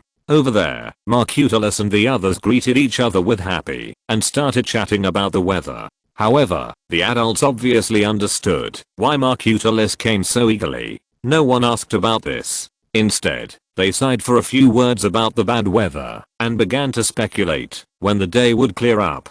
Marcutalus was the one who was most looking forward to the weather clearing up. In his opinion, rain meant that his pockets were broken, and money was pouring out. But this obviously couldn't be rushed. After talking about the weather, everyone curiously asked Marcutalus how to wash wool. Marcutalus and Cerberus had already picked a place on the day of collecting wool. They planned to make a fire and boil water for washing on a sandbar at a bend in the river. There were many bushes near the sandbar and many large rocks next to it, which was convenient for both collecting firewood and drying wool. However, because of the rain, the firewood they had just collected would definitely not be used, and they had to spend another expense buying dry firewood. When Marcutorius mentioned buying firewood, a villager said, "You only want beech wood, right?" Marcutorius was surprised. "Any firewood will do." The man said, "I saw that you only took the clay pot, but no beech ash. How are you going to wash the wool?" Marcutorius was even more puzzled. He looked at Cerberus uncertainly and said, "I need to use beech ash to wash wool. Any firewood ash will do, right?" The man was also puzzled and said, "How can other firewood ashes be washed clean? Beech ash is easy to say. I see that you didn't bring urine either. We are in a small place. It's not easy to find so much urine." Marcutorius questioned, "Urine?" The man said, "Yes, raw wool cannot be washed white without urine." Cerberus' smile was a little stiff. Eutychus was also a little surprised. "How come you don't know anything? How did you wash your raw wool last time?" Cerberus answered for him, "We just used ordinary wood ash and washed it very clean." The villager who had been an expert said disapprovingly, "It must not be white. If the wool is not white, it will lose its value." Marcutalus was thoughtful. It was raining, and it was difficult to work, so everyone chatted in the blacksmith shop until it was time for dinner. Marcutalus and the other four went back to the manor with Eunuchus, and Mrs. Eunuchus warmly treated them to a meal. After dinner, it was late, and there was nothing to do in the countryside, so the four returned to the warehouse to sleep. The four crawled into the pile of wool and covered themselves with linen bags, feeling warmer than at home. Marcutalus asked Cerberus, "Does it really make wool whiter if it is washed with urine?" Cerberus said, "Father, urine is very difficult to collect, and I have never heard of this." Marcutalus said, "I think what he said is true. We have also gone to this man's house to collect wool. He has as many sheep as Eunuchus, and sheep farmers can collect wool. If our wool is whiter, the price of the cloth last time could be half a drachma higher." Cerberus was silent for a while, and said, "It is unrealistic to transport urine from Athens to here. The mountain road is too difficult to walk. This time we only transported pottery jars and they almost broke on the road. I know other rinsing methods that can wash it more cleanly. The quality of this batch of wool is average, and it is not worth the trouble. Let's talk about it next time, when we receive good wool." Marcutalus thought about the road from Athens to here, and knew that Cerberus was telling the truth. He sighed and gave up the idea. The goddess of luck favored them. The rain did not last for many days as they worried, and the sun came out the next day. Marcutalus bought dry firewood at the Eunuchus estate, and transported it to the sandbar he had chosen in advance with 2 slaves. He also moved the pottery jar and wool there, and then built a simple stove with stones, put the pottery jar on it, started a fire, and boiled hot water. The river water after the rain was not very clear, but it was enough to wash wool. The sky was blue to the point of being almost grape purple, with white clouds floating like flocks of sheep, and grey cranes singing above the clouds. The wind blew through the bushes on the hillside that had not yet shed all their leaves, and the leaves flew, some of which floated into the river, and floated down with the waves. After a jar of water was heated to a temperature that was slightly hot, Marcutalus and a slave lifted the jar away from the flame, and put another jar on it. Put the raw wool into the hot water, and pour in some wood brought from the Eunuchus estate and rub it vigorously. Dirt such as sheep fat, sheep's wet, and mud and sand were quickly separated from the wool. Then they took out the wool that was stained with wood ash and turned grey, put it into a linen bag, and washed it in the river under running water. After washing, they took it out and hung it on a ventilated branch to drain the water and dry it. During this period, they watched closely and quickly put the wool into the warehouse as soon as they found that the weather changed. Wool cannot be exposed directly to the sun or exposed to rain and moisture, but the weather in Ithaca in winter often changes very quickly, and wind and rain come at any time. They did not dare to wash all the wool at once, but in batches, and wash the next batch after the current batch was dried. It took 6 days for the first batch of wool to dry. Chapter 8 Origin. After washing the second batch of wool, and asking 2 male slaves to watch over it and dry it carefully, Marcutalus and Cerberus returned to Athens with the first batch of wool. This batch of wool was more than 1 talent, and Gangara asked the neighbors to help comb it. Because there were so many people, it took only 1 day to comb it, and after combing it, 95 minutes of clean wool tops were obtained. After that, Cerberus asked her and Megana to distribute the wool tops to several households and ask people to spin them into thread. Gangara and Megana found that they were all familiar faces they had seen at Posidipus's house. Spinning thread takes several days. Marcutalus originally planned to personally watch the combing and spinning of wool and find people to weave it. When he sent the wool back, he thought that his wife was a woman, so she could do small things, but could not do big business. However, he found that his 5-year-old son managed things in an orderly manner and he could not intervene at all. He felt very uncomfortable. Cerberus was really too smart, and he didn't look like a 5 or 6-year-old child at all. When they were doing the bread business, Cerberus would occasionally give advice, asking him and Gangara to make more bread, which made the business very prosperous. Now, doing this wool business, it was his idea from beginning to end, and he was in control of every link. He was sophisticated and thoughtful, which was very inconsistent. It was like a shrewd and sophisticated old businessman in the body of a child,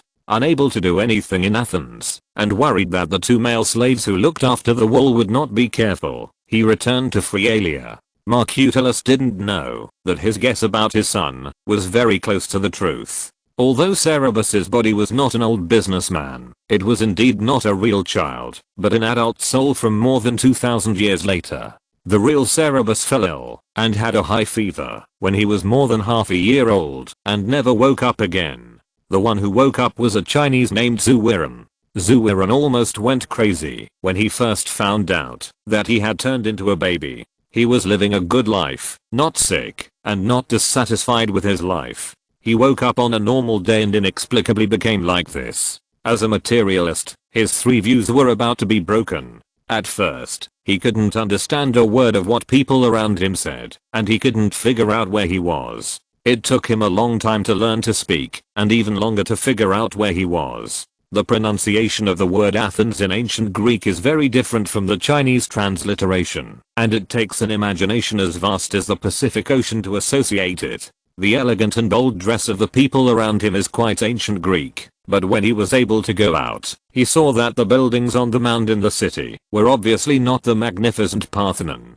And after being able to run and jump freely, he found that there was actually a city lord in the city, which was actually only a small town in terms of population and development, and he felt that it was even less likely to be the ancient Greece that was said to be free and democratic. However, not long after, a coup d'etat occurred in the city lord was driven away, and the political system became a citizen assembly. He suspected that he might have traveled through the long river of time and his soul came to Athens more than 2000 years ago. It's just that his time may be earlier. The Parthenon had not yet been built, and the political system of Athens had just begun to change. Marcutulus never cared about anything other than making money. It was not until last year that Zuwiran saw an old man giving a passionate speech in the square, saying that he wanted to reform the citizens' assembly, change the 400-person parliament to 500 people, redivide the original 4 tribes in the city into 10, and implement the ostracism law. People around him said that his name was Christinus. Cerberus then figured out his exact position in the long river of time. He traveled to the time of Christinus' reform in Athens, which was around 500 BC. But it was useless to figure it out. He was still Cerberus, a 5-year-old ancient Greek child, and he could not change back to Zuwiran in 2017. He didn't understand why he came here. If there was a god in the dark and this was the god's intention, he didn't understand what was the point of sending himself here. He had no ambition to change history and make a great cause, nor did he know what needed to be changed in ancient Greek history. In fact, he was not interested in history, was not familiar with foreign history at all, and his understanding of ancient Greece was limited to the little knowledge in high school history books. He lived a boring life as a child in confusion, until the aftermath of the political struggle between Cleisthenes and Isagoras, which had lost power, actually affected their family, causing their entire family to almost become slaves. Only then did he suddenly realize how dangerous the environment he was in was. After moving into the mansion of Meiosis, he just started to think about how to make money, and Marcutulus gave him another blow. In his opinion, making money was not difficult. Athens was a port city, and in his opinion, there were business opportunities everywhere. But Marcutulus was too eager. He couldn't wait to bring slave traders before he had a detailed plan of how to do it. Marcutulus was only the father of this body, and he was the kind of father who never cared about his children.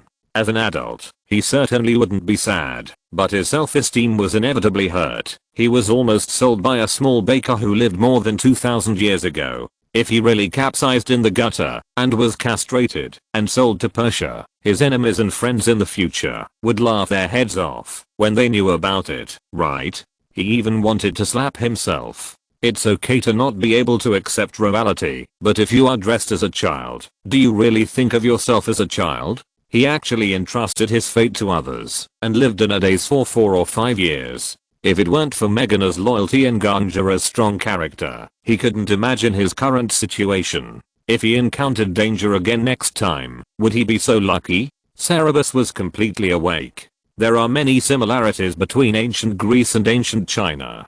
One of them is that cloth is expensive and clothes are important property. Before the accident, Cerberus went to the market and knew that wool fabrics were not only expensive in Athens, but also particularly popular with foreign merchants. In the season suitable for sailing, all the cloth in the Athens market could be bought out by foreign merchants. When he moved to the new residence, it happened that the neighbors were all working for cloth merchants. He followed Gangera and Megana to the wool merchants, observed the female workers combing wool, selling thread and cloth, and calculated the cost of wool weaving.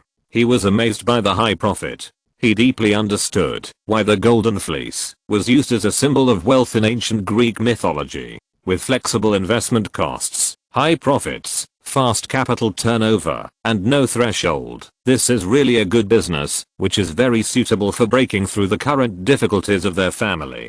He paid attention to the good workers in Posidippus, and took advantage of his young age to visit some people's homes, to observe the spinning and weaving techniques. They were all very primitive. Spinning used a spindle, which was a piece of bone or wooden stick with a hook. The wool strips were fixed on the hook, and the spindle was rotated to pull out the thread. Weaving was similar to the weaving of some handmade carpets in Xinjiang in later generations. It required the cooperation of two people, and used a vertical wooden loom, which was a large vertical square frame. The warp was wound around the upper and lower machine beams. One person held the shuttle to thread the weft, and the other held a rake to compact the thread. 1.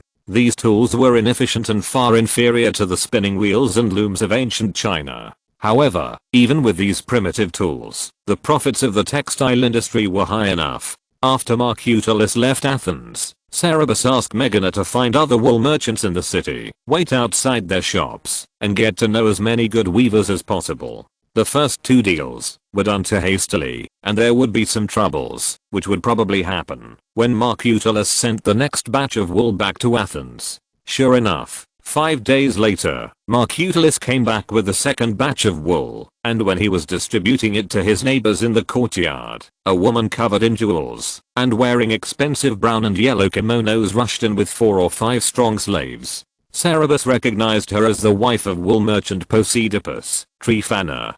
Tryphana glanced around the courtyard, especially the wool piled on the ground, and put into baskets, and said in a sharp voice, Mytica, Chryse, it seems that you have found a more generous new employer, and Posidippus's family will not be able to hire you to work in the future.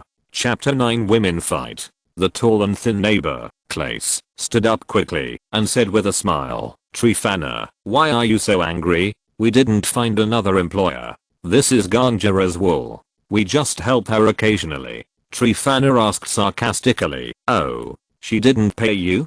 Clace hesitated and said, she paid, but they make a living with their own hands. If they stop working, they will stop eating. The people who rented this house were not very rich. Even if they sympathized with Gangera's family, they could not help them. They could comb wool for Gangera, but they had to eat. Gangera paid them. Tryphana said with a fake smile, isn't this your new employer? Suddenly, she turned hostile and said viciously, you will take over her business in the future, and don't even think about making a penny from the Posidippus family. Clace said in panic, Tryphana, please don't do this. I will return the wool right away. I still have 2 daughters and a son to support. Then she poured the wool in the basket beside her back into the pile of wool that Gangera had not yet divided. Tryphana looked around the courtyard at the people, and those who were touched by her eyes avoided her eyes uncomfortably, and returned the wool to Gangera. The Posidippus family was a large wool merchant in Athens, and they could provide them with work almost all year round. Combing wool was an important source of income for their family, and no one dared to give it up. Compared with the Posidippus family, Gangera, with its meager capital, could only provide some work occasionally, so they had no choice but to offend Gangera. Not only that, Pallas, the yellow-haired neighbor who loved to gossip about others behind their backs, said flatteringly, Tryphana, don't be angry. We didn't know that this woman had offended you. We will never comb her wool again. Not only will we not comb it, but we will also tell everyone nearby not to comb her wool. The other neighbors looked at each other, and no one spoke for a while. Tryphana showed a stingy smile and said admiringly, you are still grateful, Pallas. Only people like you will always have a job, and a good job. Unlike many people, Posidipus's family gave them jobs so that they could support their families, but they had no gratitude at all. Seeing some ungrateful destroying the owner's business like a mouse, not only did they not stop it, but they also helped the mouse. Mitika and others exchanged glances, all showing some uneasy expressions. Meghana wanted to talk, since the neighbors returned the wool. When Pallas came up with that bad idea, she glared at her and wanted to scold her, but Gangjara kept stopping her. At this time, she said angrily, "Who do you call a rat?" Trifana had been waiting for someone to interrupt her. She rushed to Gangjara and kicked the pile of wool on the ground. She said viciously, "I'm talking about you. At the beginning, you were carrying usury and appeared in front of my husband like beggars, begging my husband to give you a job so that you could have a bowl of rice. My husband took pity on you and asked you to comb wool, but you stole from our workers. Without a sense of gratitude, you are born to be slaves." Meghana screamed when Trifana kicked the wool and shouted angrily, "How dare you do this?" and rushed over to fight with her. Cerberus tried to hold her back but failed, but a slave brought by Trifana intercepted her and fought with her. After Trifana finished scolding, she turned around and scolded the slaves she brought with her. "Fools, what are you waiting for?" The rest of the slaves rushed forward, kicking and trampling on the pile of wool, picking up the wool and throwing it everywhere, and some deliberately threw it into the reservoir. Gangjara said angrily, "No." She picked up a wooden stick and hit these slaves who were destroying things. She was very strong, and although the slaves brought by Trifana were all strong, they could not beat her. After being hit a few times, they all hid from her. But after all, there were many of them. Once they were scattered, Gangjara could stop some but not others, and the wool was messed up. Gangjara was furious and didn't care about the wool. He rushed towards the culprit Trifana with a stick. Trifana was far less agile than her, and she didn't dodge. She was hit by 2 sticks in a row and screamed in pain, "Ouch! Ouch! You crazy woman, you dare to hit me." The scene became a mess in the blink of an eye, and Cerberus was a little dumbfounded, which was rare. He was not an ignorant person. In his previous life, he had even been involved in the Syrian battlefield, where bullets were flying for business, but he had never seen women fighting each other. He wanted to help Meghana, but if he looked closely, Meghana actually had the upper hand, but she was just unable to get away for the time being. Not to mention Gangjara, although she failed to defend the wool, she was always chasing others. Moreover, with his small body of 5 or 6 years old, he could not help at all, and would only cause trouble. At this moment, he deeply missed Marcutalis, who happened to be out visiting a friend. Trifana dodged in panic and shouted to her slaves, "Stop her. Don't worry about the wool. Come and stop her." She also shouted to Clace and others who were standing aside at a loss, "Are you watching a joke? Come and grab this crazy woman." Mitika said to the neighbors, "Let's go and separate them." So a group of people rushed forward and forcibly separated the 2 groups of people. Trifana first scolded her slaves, "You useless people, 5 or 6 of you can't beat one person. What's the point of keeping you? I'll sell you to the Spartan helots tomorrow." She then instructed Mitika and another neighbor who were holding Gangjara, "Hold her tight. How dare this bitch hit me?" She stepped forward and seemed to want to fight back. Gangjara broke free from Mitika and the other's hands, raised her stick, and rushed over again. Trifana screamed and turned around to run away, and Gangjara chased her out of the courtyard. Her slaves were dumbfounded, and after a moment, they also ran out. Meghana and the neighbors followed after them, and Cerberus was stunned and followed at the end. Gangjara kept chasing Trifana and ran through several intersections. Trifana didn't dare to turn back and stopped. Her slaves also ran away with her. Gangjara and Meghana came back. Meghana looked at the dirty wool that was trampled all over the floor of the courtyard and couldn't help crying. Clean wool is afraid of dirt and water, so this batch of wool was ruined. Although she didn't suffer any loss, her hair and clothes were messed up, and she looked very embarrassed when she cried. After the last time she risked her life to save him, Cerberus had already regarded her as an important relative. He felt a little distressed. He walked over to pull her hand, motioned her to squat down, wiped her tears, and whispered, "Don't cry, it's just wool worth 1 alcoin." 1. Meghana was comforted by the child she had raised, since she was a child, and her tears fell even faster. Neighbors came back one after another and watched from a distance with sympathy, but no one dared to step forward for fear that Pallas would complain to Tryphena. After Tryphena ran away, she did not come back.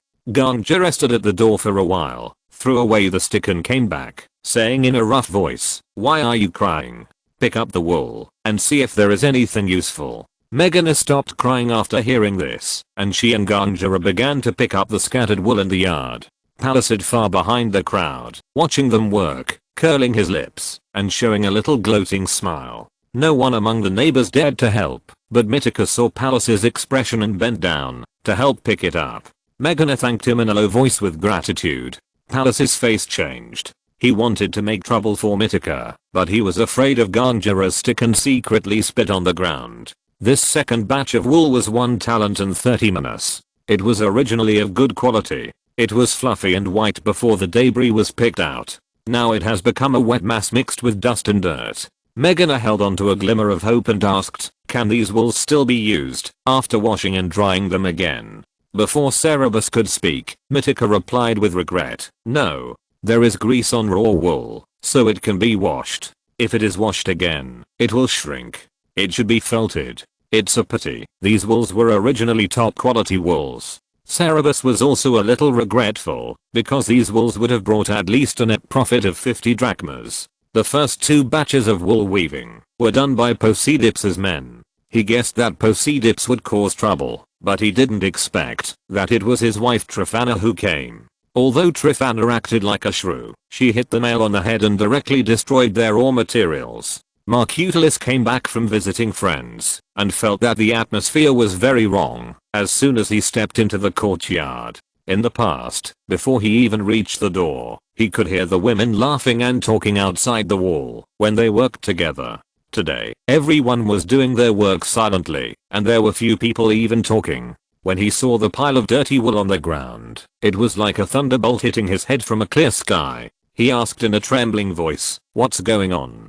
Ganga told him what happened today in a concise manner. Mercutius fell on the pile of wool and cried, "O 3 goddesses of fate, Clotho, Lachesis and Atropos, I have never disrespected the gods. Why did you arrange such a cruel fate for me? When I was doing the bread business, I was diligent and never dared to cheat or sell inferior goods as good ones, but I ended up with a huge debt. Now I'm doing the wool business peacefully in the hope of repaying my debts, but I'm bullied by the big merchants like this. Clotho, the youngest of the 3 sisters, is it possible that the fate you arranged for me is that my whole family will become slaves and tremble under the whip of the master? If so, I will no longer resist." He rolled on the ground, tearing his hair, his face covered with snot and tears, and his sadness seemed exaggerated to Cerberus, who was an introverted oriental soul. But everyone around him showed sympathy. Even Pallas seemed a little uncomfortable. Some sensitive women even shed tears. The courtyard was full of women, and there was a difference between men and women, so no one came forward to comfort him. Mercutius cried more and more sadly, "Themis, the goddess of fairness and justice, why do you allow those who are already rich to greedily plunder the last piece of bread in the hands of the poor? Why don't you punish them with the sword in your hand? They are going to force the pious Mercutius to a dead end." Cerberus couldn't stand it when a grown man was throwing a tantrum like this, so he stepped forward and said, "Nothing will fall from the sky, too, father. Fairness is something you have to fight for yourself, and you can't wait for others to give it to you. Athens has a court, why don't you sue them in court?" 1. The front of the Athenian 4 drachma silver coin is embossed with the goddess Athena, and the back is embossed with the guardian bird owl, so it is also called the owl coin. 2. In ancient Greek mythology, the goddess of virtue gave Hercules advice. The original words are, "No harvest will fall from the sky. If you want the gods to protect you, then you should worship them first. If you want to be loved by your friends, then you should do good things for your friends. If you want the country to respect you, you should serve it. If you want all Greece to admire your virtues, then you should seek happiness for all Greece. There is no harvest without sowing. If you want to win the war, you must learn the art of war. If you want to maintain a healthy body, you should make it strong through hard work." Chapter 10. Weeping Mercutius. Mercutius cried and said, "What do you know? We are still Meticus. Poseidipus is a citizen. Even if he kills us, the court will only fine him a few dollars. What's the point of suing him? The Meticus were bullied in Athens. They had to pay head tax, business tax, and military service. Wealthy Meticus also had to pay huge social donations like wealthy citizens, but they had no status and even their personal safety could not be guaranteed. For example, if a citizen killed a Metico, he would only be convicted of unintentional homicide. If a Metico violated Athenian law, he would be sold as a slave and his property would be confiscated. In addition, if the Meticus wanted to settle in Athens, they had to have a citizen as a protector to guarantee and register on a special list. If the Meticus had a dispute with others and wanted to sue, they had to get the consent of the protector. The protector of the Marcutulus family was just an ordinary citizen who almost never provided any help to the Marcutulus family, but Marcutulus had to give the protector valuable gifts every year. The only benefit of being a Metic is that, if you make a great contribution to Athens, for example, if a particularly wealthy Metic donates a huge amount of money, you can obtain citizenship with the permission of the Citizens' Assembly. Or if you are lucky, Athens will accept some Metic as citizens, if it wants to increase the number of male citizens for some reason. This situation is extremely rare. There are only a few exceptions in Athens history, such as Solon's reforms, or wars with powerful foreign enemies, when the number of males dropped sharply. Therefore, when the city-state accepted Metic as a citizen, Marcutulus originally thought that he was lucky. Cerberus certainly knew this, but he had other considerations. The profits of doing wool business and selling bread are not heavyweight. If you want to continue this business, the conflict with other merchants is obviously just the beginning. He originally planned to avoid conflicts with other merchants in the early stage, but conflicts that have already occurred cannot be resolved by giving in. If you keep giving in, the business will not continue. The protector of Marcutulus's family is a timid person. He is unwilling to argue with others, and he is not happy to see his protected people get into trouble. Their family had not yet obtained citizenship. If the conflict with Posidippus had to go through the court, they would have to get permission from their protector, and their protector would probably not allow it. But Cerberus thought that this was also related to the limited benefits that Marcutulus could bring to him. If the benefits were big enough, Cerberus thought he would be tempted. Marcutulus cried and lamented his fate. Cerberus wanted to have a good talk with him, but he cried too much and had no intention of listening to others calmly. Cerberus had to wait for him to finish crying. Some neighbors couldn't bear to see Marcutulus crying, so they called their husbands back to comfort him. He cried so hard that the neighbors came to watch. His voice was hoarse and his body was twitching. He looked really pitiful. Originally, they were wrong to poach other people's workers. Marcutulus was too impatient at the time. Cerberus was afraid that he would do something else when he was desperate. In order to appease him and let him see the money earlier, he was a little eager for quick success. But seeing Marcutulus crying like this, everyone who saw it felt very sympathetic to him. No one blamed them for anything, and they all thought that the Posidippus family was too much. Hearing everyone's discussion, Cerberus realized that Marcutulus was crying like this for a purpose, so he kept silent and waited to see what he wanted to do. Several men helped Marcutulus, who was crawling on the ground, to comfort him. A big man with a beard even said indignantly, "Is it possible that others are not allowed to do what the Posidippus family does? There is no such reason in the world. Brother, you sue him in court, and we are all willing to be witnesses for you." Marcutulus cried and expressed his concerns. The location of the house of Metius is in the Gentile gathering area, where most of the people living here are Metic and Gentiles. Gentiles have even less status than Metic. Most of them are so poor that they can't even find a guarantor. They usually have no welfare and protection. When Athens and other city-states go to war, they have to serve as coolies and auxiliary soldiers. There were few people here who had not been bullied by the citizens. Many people remembered their own experiences and fell silent. Some sensitive women even cried sadly. When the atmosphere was the most depressing, a deep male voice came from the door and asked, "What's going on here?" Everyone turned around and saw a man wearing cowhide armor and holding a spear standing at the door. This outfit was the police officer who maintained law and order in the city. The police officers were all citizens and held great power in the city. Everyone adjusted their expressions and dared not show any resentment. The man walked in, saying, "What happened? Why are so many people crying?"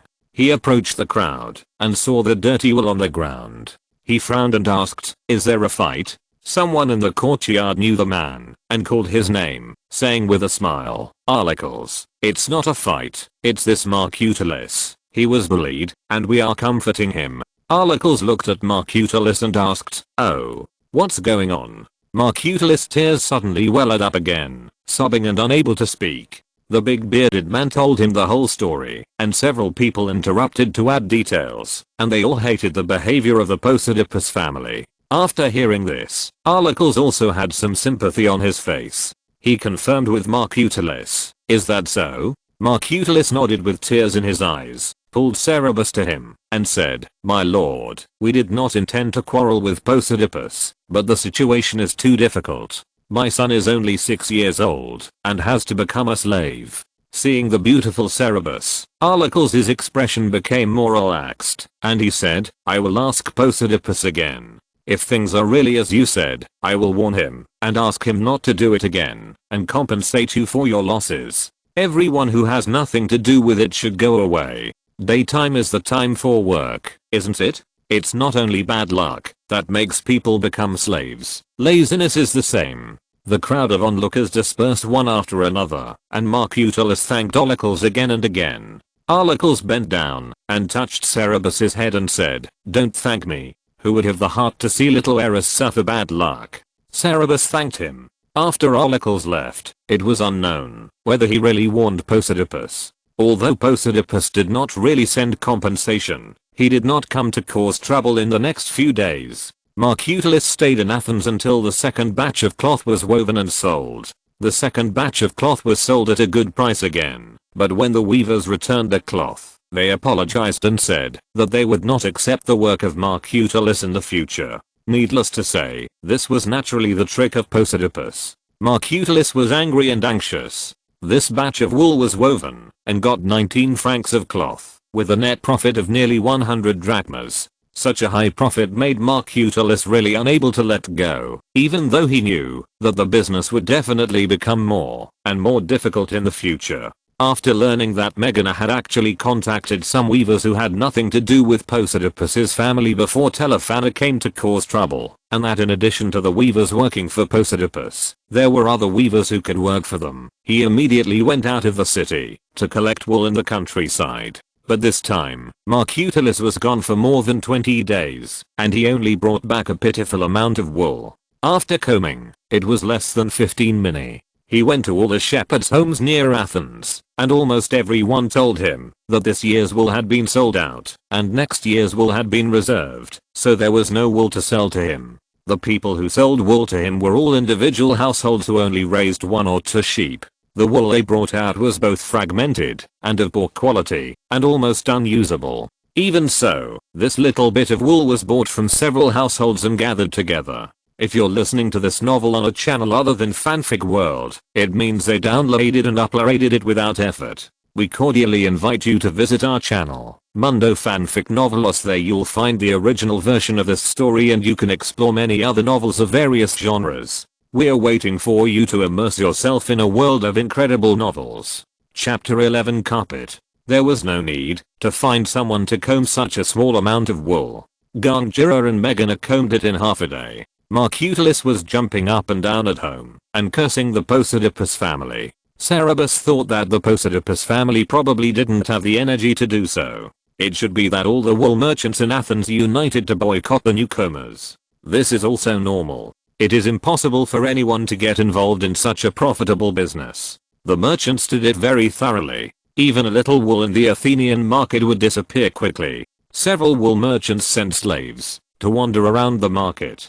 As long as they saw wool with acceptable quality and that could be woven into cloth, they would buy it immediately without even talking about the price. This made it impossible for the citizens who used to buy some wool to spend for their own use when they needed it to buy wool. The wool vendors were very happy. After the good wool was sold out, they took out the broken wool and coarse wool that no one had bought before to sell. Some people even took out the goat hair that could not be spun at all and tried to sell it. Marcutelis had hoped to get some wool at the market, but he didn't buy any at all in several markets. He gradually discovered that it was not just Posidipus who was targeting him. Many Athenian bigwigs whose businesses involved textiles were hostile to him. He was terrified and angry, panicked, and often lost his temper at home. It rained several times in a row, and the weather became even colder. Marcutelis returned empty-handed from the market again. He was jumping up and down at home as usual, but Cerberus and Megana brought back a pile of wool from the market.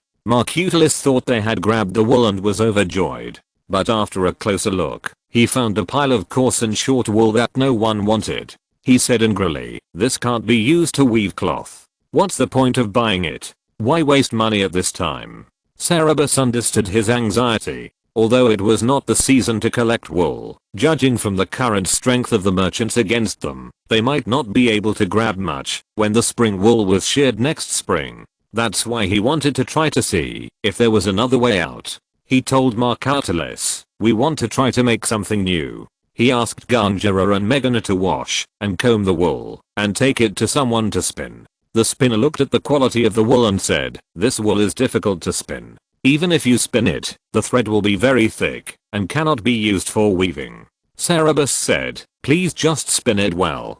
We have other uses." The spinners were very skilled and really spun the wool into some thick balls of thread. Cerberus took the balls back and tied a half float-sized square frame with wood. Gangera and Megana evenly wound the thread around it as the warp. Then they tied the warp threads one by one on 2 sticks at intervals to make them into 2 layers. In this way, when weaving the weft, lifting the 2 sticks separately can make the warp threads interlaced in layers. After that, he asked the 2 to weave a weft thread like a weaver weaving cloth, compact it with a rake, then lift the stick to stagger the warp threads, and then pass the woolen pile through the middle of the 2 warp threads in the second row. Wrap it around the front warp once, and then wrap it from the back warp to the front to form an H shape, and then cut the thread to form a pile. Tie a row of such knots evenly in the second row, compact it with a rake, and then trim the pile with scissors. Then weave the weft thread in the 3rd row, and tie knots in the 4th row, and repeat this process over and over again to weave a small long pile carpet. This is the weaving method of Xinjiang pile carpets. He visited the factory when he traveled there. The process is both simple and complex. As long as the pattern is good and the colors are matched, the finished product can be extremely gorgeous. Gangela and Megana had never seen this kind of fabric borne in their hands. They stroked the furry feel and asked, "Cerberus, what is this?" Cerberus said, "This is a blanket spread on the ground." At this time, the word carpet did not exist in Greek. Or maybe there was, but he had never heard of it. He used language to directly describe the purpose. Gangela was very surprised. A blanket spread on the ground. The Athenians lived a simple life, and even the tyrants' houses and temples did not spread blankets on the ground. Moreover, this piece of fabric was so soft and beautiful. If a large piece could be woven, lying on it should be as comfortable as lying on a cloud. It should appear in the king's bedroom, carrying the delicate body of the beautiful concubine. Cerberus actually wanted to spread it on the ground and trample it with his feet. This idea was really extravagant and incredible. Marcutelis was very excited when he watched the blanket taking shape bit by bit these days. He said, "No matter what it is used for, it must be worth a lot of money. No one has ever woven such a thing. It will definitely sell for a high price." Ha ha ha, those people thought that they could kill me by not being able to buy wool. They are dreaming. I'm going to be rich. Finish weaving it quickly. I will take it to the port. It will definitely make a sensation in the whole of Athens. Cerberus stopped him and said, "No, this piece cannot be sold. It is not a finished product. Just try to see if it can be done." Marcutelis disagreed. "It is already beautiful enough. Who knows if it is a finished product? It can also be sold at a good price, even if it is not a finished product." Cerberus said, "Father, do you think the weaving method of this blanket is complicated?" Marcutelis was puzzled. "Of course it is complicated. Your mother and nanny took half a month to weave such a small piece." Cerberus shook his head. "No, it is not complicated. My mother, Megana and I did not know how to weave, but we made it in half a month. What about those skilled weavers? When they get the blanket, they only need to take it apart and take a look to understand what is going on. It's just that no one has ever thought of doing this before. As long as they understand the weaving method, they will soon be able to weave better than us. We can only sell the first blanket for a high price, and we can't compare with them in the future. Selling things hastily will only add a source of income for them. Marcutelis thought about it, and realized that he was right. He said unwillingly, "Then what do you say we should do?" Cerberus said, "We have to make the first blanket perfect, and impossible to imitate. We will make a name for ourselves, and let all merchants know that the best blanket belongs to the family of Marcutelis." Marcutelis touched the blanket and said incomprehensibly, "How more perfect can it be?" Cerberus said, "It can be bigger and woven with patterns." Marcutelis said in horror, "You mean to embroider it?" In ancient Greece, embroidery was a valuable ornament. Only the very wealthy had one or two pieces of embroidered clothing. Marcutorius had only seen the famous Empress Agatha wearing an embroidered belt on the street, and he also heard that Callias, the richest man in Athens, had a purple robe with embroidered flowers on the edge of his robe. Even the king might not have one. Did Cerberus actually want to embroider flowers on this cloud-like carpet for people to step on? Cerberus said, "It's not embroidery, it's weaving, weaving it directly into it." Marcutorius interrupted him and said excitedly, "Whether it's embroidery or weaving, are you crazy? Do you know how expensive dyes are? The price of saffron is more expensive than its weight in gold. A red robe can be exchanged for 10 slaves from the Spartans. As for the god-given color of the Phoenicians, even if we tied up our whole family and sold them together, we couldn't afford half a drachma. Where can you get pigment to weave flowers?" Cerberus was stunned. After so many years, he knew that pigments were very expensive at this time, but he didn't know it was so expensive. After a silence, he said, "Father, don't worry about the pigment, I will find a way. But before that, Father has to spend money on something else." Marcutelis said in disbelief, "What can you do?" "Something else?" Cerberus said, "We want to buy 2 good weavers." Marcutelis was happy to make money, but spending money was like cutting his flesh. He hurriedly said, "Your mother and Megana are not good enough." Cerberus used his fingers to push aside the fluff for him to take a closer look, and said, "No, Mother and Megana only roughly wove it. Look at this blanket, the fluff is loose and tight, and the texture is crooked. And they are too slow. Only good weavers can weave a good blanket." Marcutelis said, "Can't we rent 2? Cerberus said, "Father, aren't you afraid that they will learn the skills? Moreover, the daily salary of a good weaver is at least 1 drachma. Even if a blanket is fast, it will take more than a month to weave. Are you sure you want to rent it instead of buying it?" Marcutelis shouted, "A good weaver needs at least 70 drachmas. How can we have so much money? We don't have money to eat. You don't have money to buy wool. What will we eat if you use it to buy slaves? Just buy one and let her teach Megana and your mother." Cerberus thought about it and said, "That's fine, but we have to buy the best one." Marcutelis clutched the purse in his arms with a painful heart, deeply feeling that, although his son could earn money, he was even better at spending it. 1. Refers to the color purple. Chapter 12 Slave Market. What do most people think of when it comes to slave trading? There is such a scene in Jane Leon-Garon's famous painting. The stripped slave girl stands naked on the auction table like a lamb, and the well-dressed buyers below the stage raise their fingers to compete for bids. The slaves in the Athenian slave market were in a much worse situation than in the painting. The Athenian slave market and the livestock market opened on the same day, in the same market, and were located next to each other. Cerberus followed Marcutelis through the slave market, and felt that he was not in the human world. Slaves of all ages and genders were wearing shackles, and were led by their masters like livestock waiting for buyers. They were haggard, and looked no more frightened. The slave owners shouted loudly about the age, purpose, and price of the slaves in their hands. In order to attract buyers, they would tear off their clothes from time to time to show their bodies. Buyers also carefully examined the bodies of the objects they liked, like buying livestock, and opened their mouths to see their teeth. Here, both buyers and sellers did not seem to think that the objects they were trading were their own kind, but just a pure commodity. There is no other species on earth that treats its own kind like this. Although he was the one who proposed to buy slaves, and although he considered himself to be a hard-hearted person, Cerberus did not want to look into the eyes of any slave here. The despair and silence in their eyes were like substance, and the oppressed people could not breathe.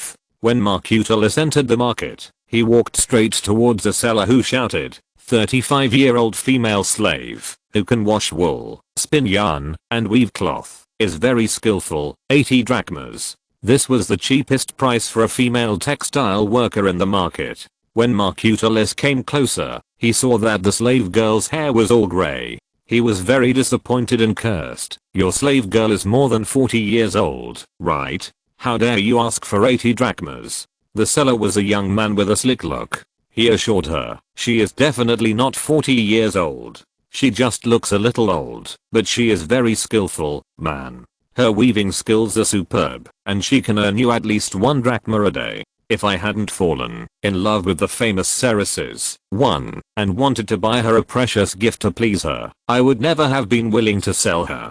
Buy her, man, you will never regret it. Marcutalus was not tempted at all. He said with a pah, buy her back to take care of her in her old age. He took Cerberus and left the two of them. Marcutalus took Cerberus around the market several times, looked at every slave who claimed to be able to weave, asked the price, and found that the price of slaves had risen a lot compared to before. He took a fancy to a female slave in her 30s, and the seller wanted 90 drachmas, and he would not lower the price even for a single drachma. The other slaves were all priced above 85 drachmas. Marcutalus hesitated again and again, and was really reluctant to pay this price, so he turned back to the slick young man.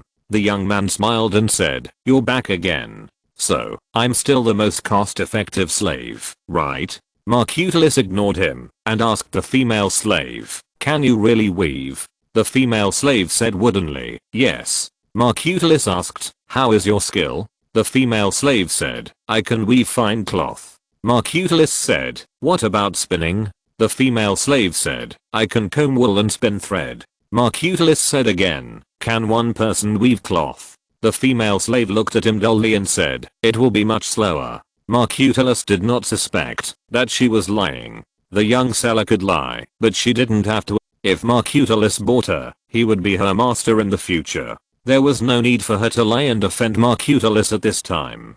Marcutalus made up his mind and said to the young man, 70 drachmas, I'll take it.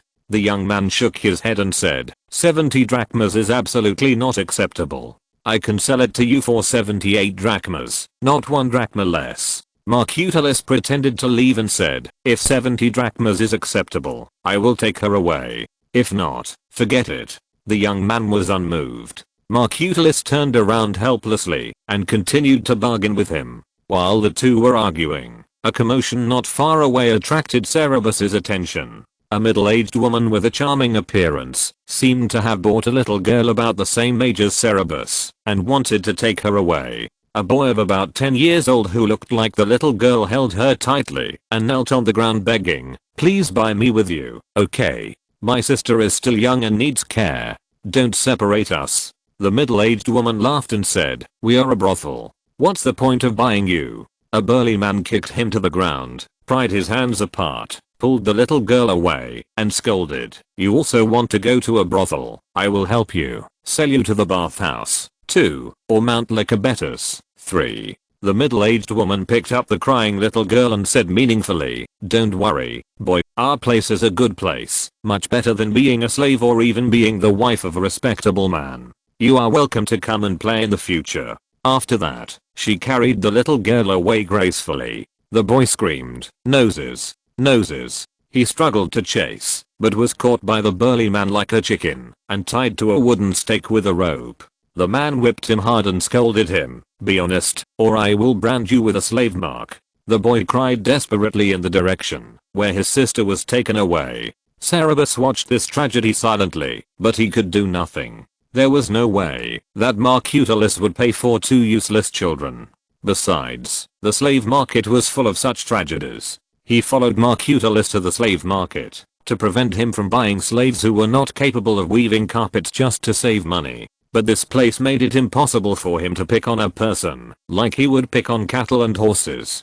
He looked away and looked up at the bronze inlaid terracotta spire of the city hall under the blue winter sky not far away. This marble building surrounded by columns was solemn and elegant, even with some noble divinity, which formed a sharp contrast with the miserable world under its feet. Mercutillus finally agreed with the young man to buy 75 drachmas, went to the city hall to register, and took the slave girl home.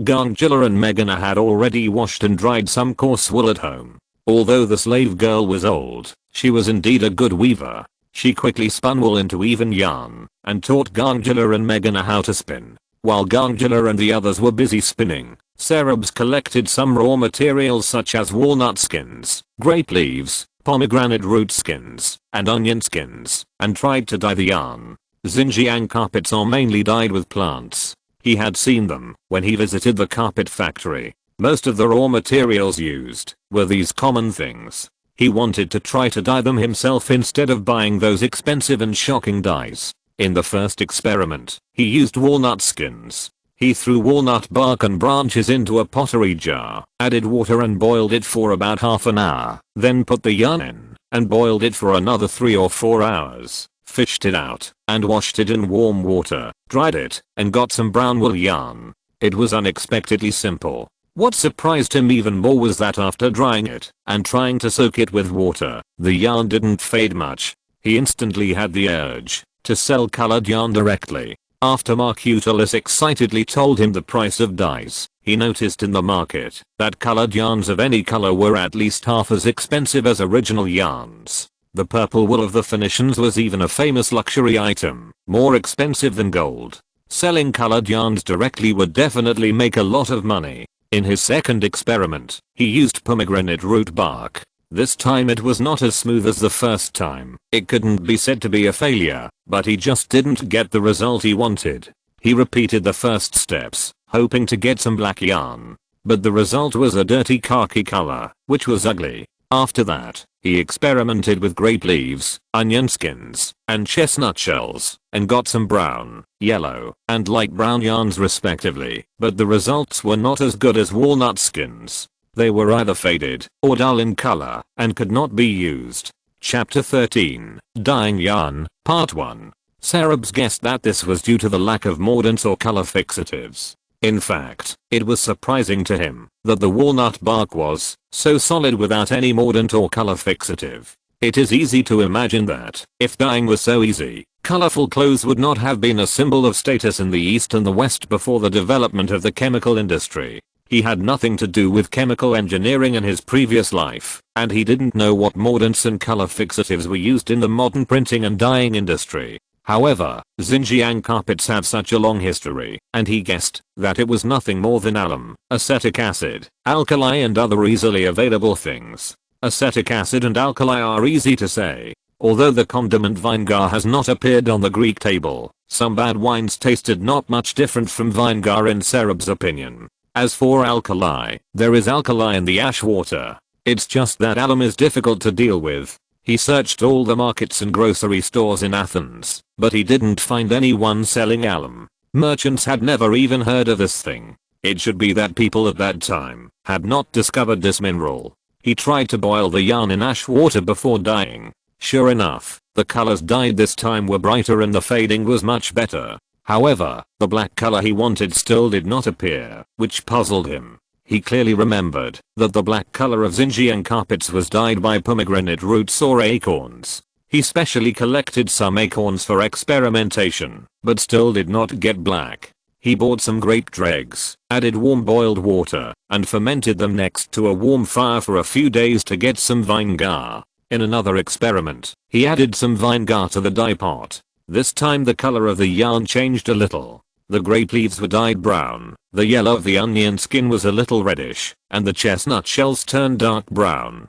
The color fastness was better, and the yarn was soft and smooth. Since the vinegar brew this time was purple red, he couldn't tell whether it was the color of the vinegar itself that dyed the yarn, or the acetic acid reacted with the dye. He decided to find some green grape dregs to brew vinegar next time. After buying the female slave, Mercutillus went to the countryside again, collected coarse wool, and led 2 slaves to wash and dry it. When Cerberus experimented with acetic acid, he brought back the first batch of wool that had been dried. He left the wool to Ganjera and the others to spin, and he returned to the countryside again. This time Cerberus went with him and took away all the spun yarn. Dyeing requires a lot of water, and it is too inconvenient to use water in the city. They went to the Unicus Manor, where Marcutulus rented a house and used it as a base to wash, dry and store wool. At the Unicus Manor, Cerberus continued his experiments. Due to seasonal reasons, he could not find bright flowers and leaves to experiment with dyeing bright colors. The raw materials he could find could only dye yellow, brown, and gray, which were relatively similar colors. He still wanted to dye it black as much as possible, so that the pattern of the carpet could be richer in color. He looked for the reason why he could not dye it black. He was sure that pomegranate peels and acorns were the raw materials for dyeing black. He repeatedly adjusted the ratio of gray water, acetic acid and dye, and repeatedly dyed the yarn, but he could still only get some relatively strong brown or ochre yellow. He thought in reverse, why can pomegranate peels and acorns be dyed black? Do these two plants contain melanin? This is possible. When eating pomegranates, males are sometimes dyed black. When collecting acorns for boiling and dyeing, he deliberately selected black acorns from red oak. But how can melanin be extracted? This method cannot be too complicated. Antique Zinjiang carpets from a long time ago are all black. If the method is too complicated, the price of black yarn must be expensive, and it cannot be so popular. Could it be that some minerals were added? It must not be alum, because the Greeks also dyed black without alum. What could it be? When trying to boil and dye with pomegranate peels again, Unicus, who was driving the sheep past the sandbar, bent down and looked into the pottery jar with great interest and said, "Little Cerberus, haven't you given up yet? I think the dye formula you bought is not true." At Unicus Manor, in order to prevent the dyeing method from being leaked, Cerberus asked Marcutulus to tell the public that they had bought the dye formula at a high price. He also deliberately sealed the jar of vinegard tightly, not letting anyone see what was inside, and added a little to the dye pot from time to time.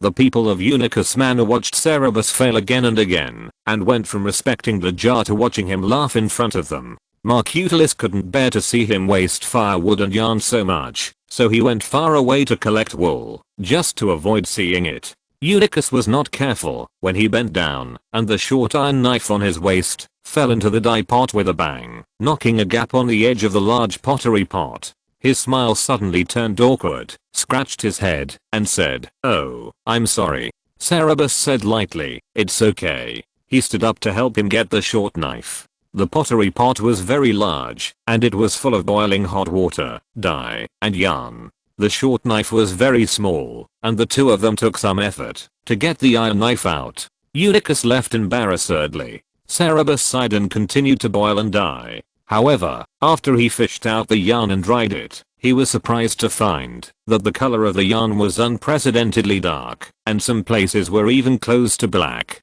He immediately thought of the iron knife that fell into the jar. He cursed himself for being stupid. The biggest commonality between pomegranate peel and black acorn is astringency. Most people who eat pomegranates without peeling the skin cleanly have tasted the astringency of pomegranate peel. Needless to say, black acorns are simply inedible without repeated boiling in water. It's tannic acid. Of course, iron can react with tannic acid to produce black. He immediately returned to Unicus Manor and tried to find some rusty iron spears and nails, threw them into the dye pot, and boiled and dyed the yarn again. This time he found the right method, and the yarn turned black. He repeatedly boiled and dyed the ironware and yarn 3 or 4 times, and successfully obtained a pure black color. After getting a satisfactory black yarn, he added all the raw materials to the ironware, and dyed it again to see the effect. This time, onion skins gave him dark brown yarn, chestnut shells gave him dark gray brown yarn, and grape leaves gave him dark olive green yarn.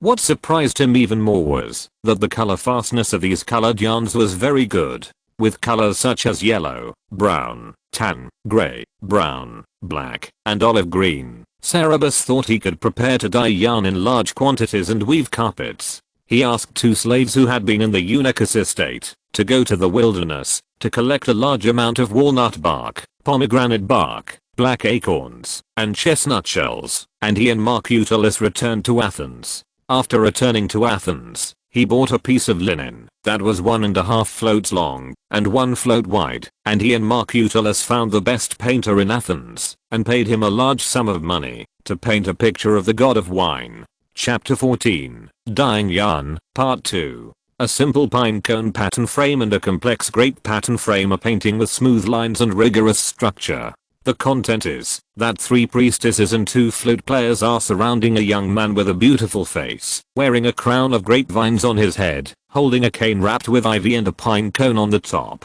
A 2-handled wine jar is thrown at the man's feet, and a black panther is lying not far away. Although this painting is flat, it has harmonious proportions, vivid shapes, and full composition, with an elegant and noble beauty. Marcutullus and Cerberus couldn't take their eyes off it at first sight. The blonde boy, who was about 16 or 17 years old, said proudly, "How is it? Are you satisfied?" Cerberus said sincerely, "It's beautiful." Marcutullus also felt that his 5 drachmas were not wasted. He smiled and said, "Satisfied, satisfied. Euphronius is worthy of being the best potter in Attica. Athenian pottery is famous in the Mediterranean and is an important commodity exported by Athens. Pottery is one of the highest paid professions in Athens. The most important part of a pottery jar is a decorative painting. The best potter is also the best painter in Athens." The blonde boy said, "If the base is painted black and ochre pigment is used for painting, the painting will be more beautiful. Unfortunately, the pigment is too expensive. The price offered by Marcutullus is not enough for his teacher to spend so much pigment for him." Marcutullus asked, "Like the new pottery vases with red background and black lines that your teacher is firing now?" The blonde boy said, "Yes." Marcutullus was very tempted. He had seen the new pottery vases fired by Euphronius, which were indeed much more beautiful than the old ones with red background and black lines. Although they were much more expensive than the old ones, they were also very popular. Marcutullus could imagine how beautiful their blankets would be if they could be woven like that. The whole Greek world would be crazy about it.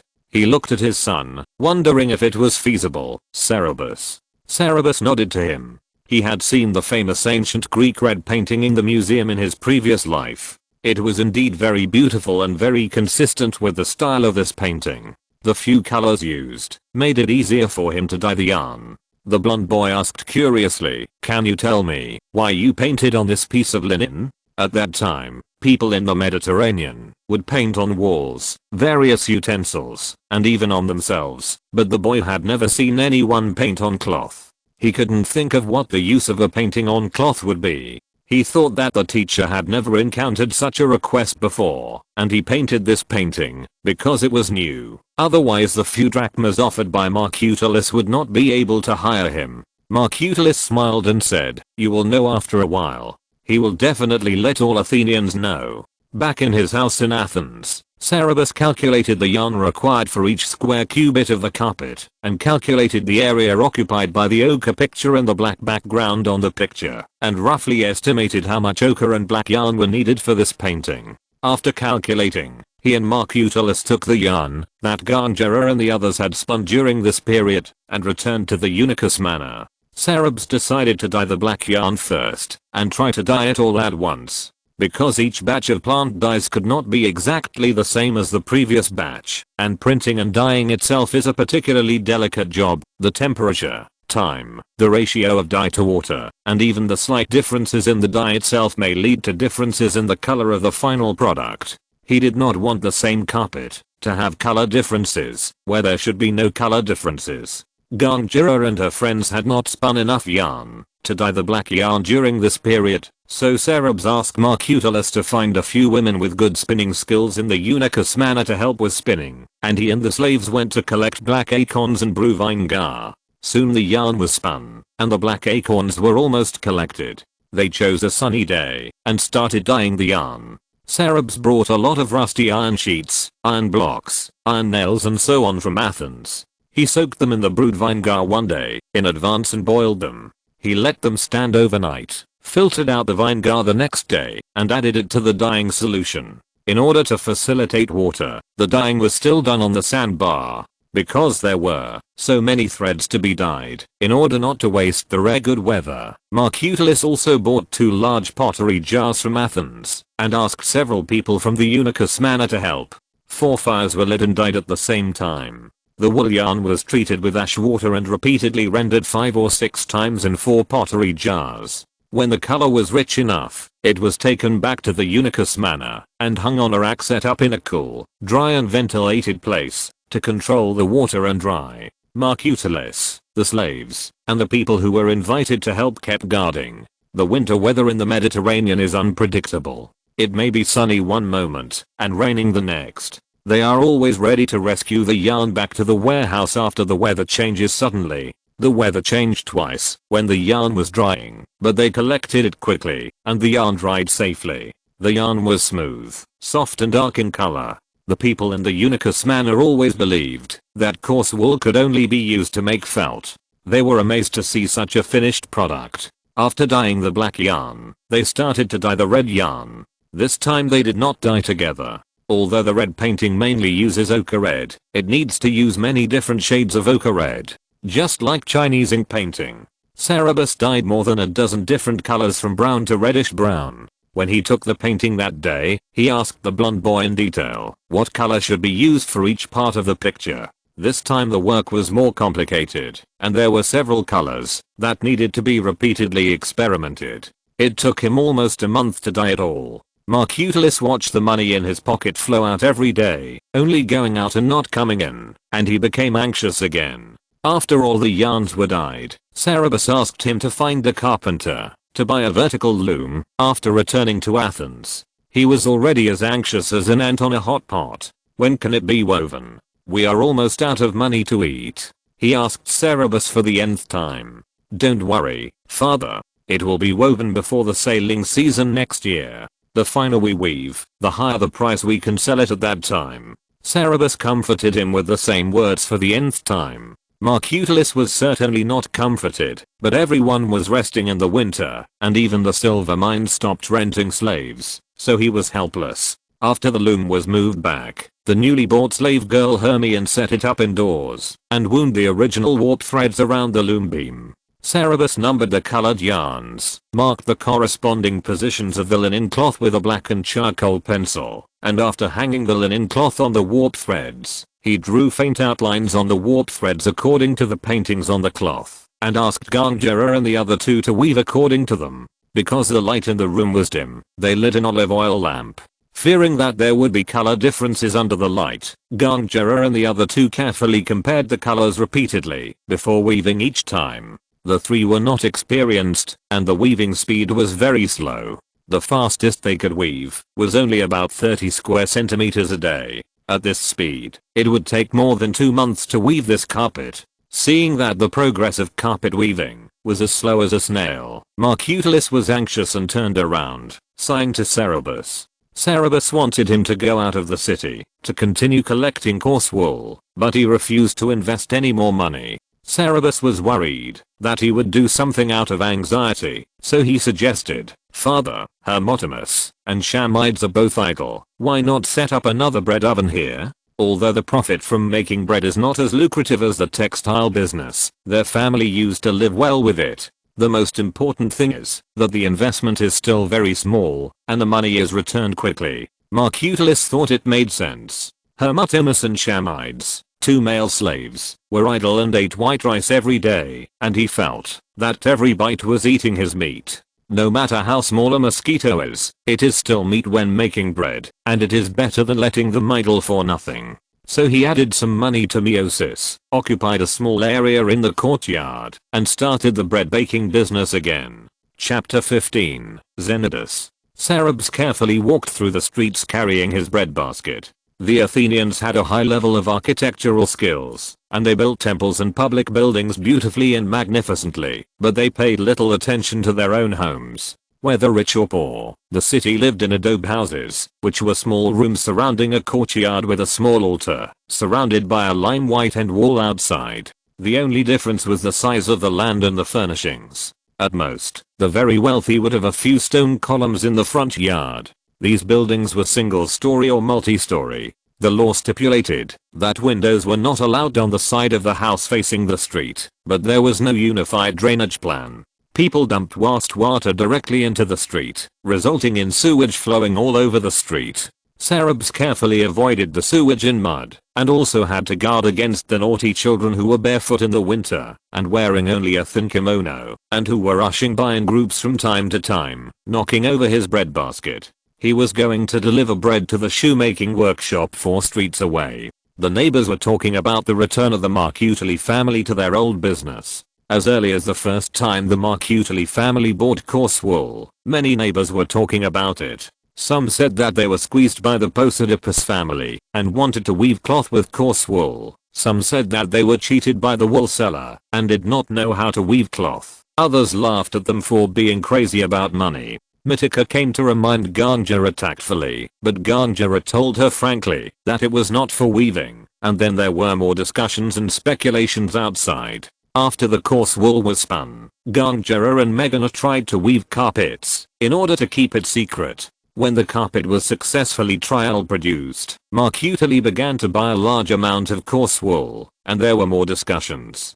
And it was not just the neighbors who were talking about it, but also the wool merchants in Athens. And these discussions were mainly ridiculing. No one believed that Marcutuli, who had just been involved in textiles for less than 2 months, could weave items other than felt cloth with coarse wool, and they were all waiting to see the joke. When Cerebus tried to dye wool yarn, the neighbors were quite curious and often watched, but no one took it seriously, thinking that it was just a child playing. They sighed that Ganjara was too doting on the child and let the child destroy things, and no one noticed anything. Marcutulis brought back a lot of colored yarn from the countryside, which surprised them for a while, thinking that Marcutulis wanted to change his business to sell this kind of colored yarn of slightly inferior quality, but they still didn't take it too seriously, because it was obvious that colored yarn was more expensive than natural yarn, and only rich people could afford it. But who among the rich people would like to use this kind of coarse yarn?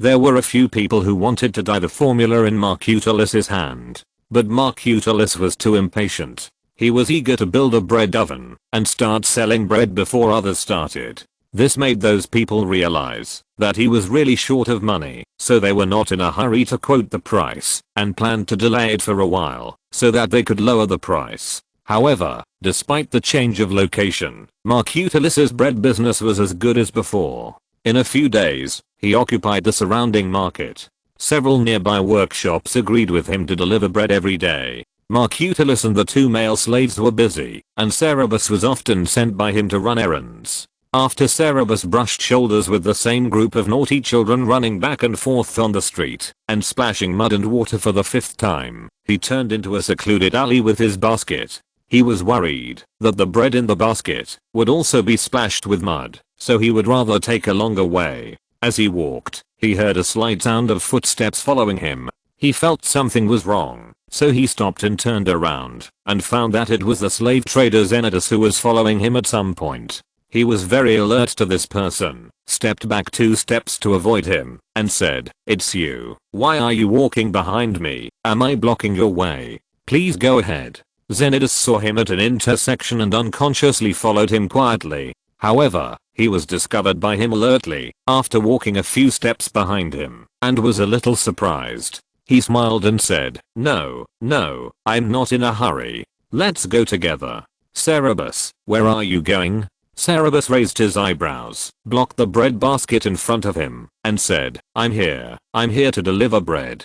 Please go in." Zenodus looked around and said, "Oh, whose house is it?" "This alley is a back street, very remote, and no house opens its door to this alley." Cerebus also looked around and found that there was no one in the alley. He felt a little bad, so he casually said a name and said, "You don't know it." Before he finished speaking, Zenodus approached him with a grin. He threw the basket at Zenodus, turned around and ran, shouting loudly, "Help! Help!" Zenodus pushed the basket away with one hand, caught up with him into steps, and twisted his arm. Cerebus knew that falling into the hands of this slave trader would be worse than death. With his adrenaline soaring, he turned around and bit his hand hard. Zenodus screamed in pain and reflexively loosened his hand. Cerebus took the opportunity to break free of his arm and hit him hard between his legs with his elbow. He turned around and ran, shouting, "Help! Help!" Xenodus screamed and covered his legs with his hands, and his body suddenly bent like a shrimp. After a moment, he gritted his teeth and covered his crotch, limping after Cerberus, wanting to catch this cunning little guy and knock him unconscious first before slowly killing him. Slave trading was very common in Athens. As long as he knocked the kid unconscious and took him away, no one would ask a single question. The physical difference between a 6-year-old child and an adult is too big, even if the adult is injured. Even though Xenodus was limping, he still caught up with Cerberus before he ran out of the alley. This time he was prepared and kicked Cerberus from behind, then twisted his arm with one hand to lift him up, and with the other hand grabbed his hair and slammed his head against the wall. Cerberus quickly protected his head with his other hand, but he was still dizzy after being hit several times. His arm was scratched on the rough wall, and bright red blood stained the wall and soaked his clothes. The arm that was twisted was so painful that it seemed to be broken. The difference in strength between adults and children was too huge. When Xenodus was prepared, he could hardly make any effective resistance. Just when Cerberus was about to despair, a clear boy's voice suddenly shouted at the alley, "Hey, what are you doing?" Xenodus held Cerberus' head and slammed it against the wall with unprecedented force. This time, even though he used his arm to protect his head, he still knocked him unconscious. He turned around and smiled calmly. "It's okay, I'm teaching a disobedient slave a lesson." He picked up the soft and slipping Cerberus, hid his face in his arms, and walked to the other end of the alley. Standing at the entrance of the alley and questioning him was a boy in his teens, looking at him with suspicion. Xenodus held Cerberus and walked forward calmly. After walking a dozen steps, the boy suddenly chased them and shouted, "Help!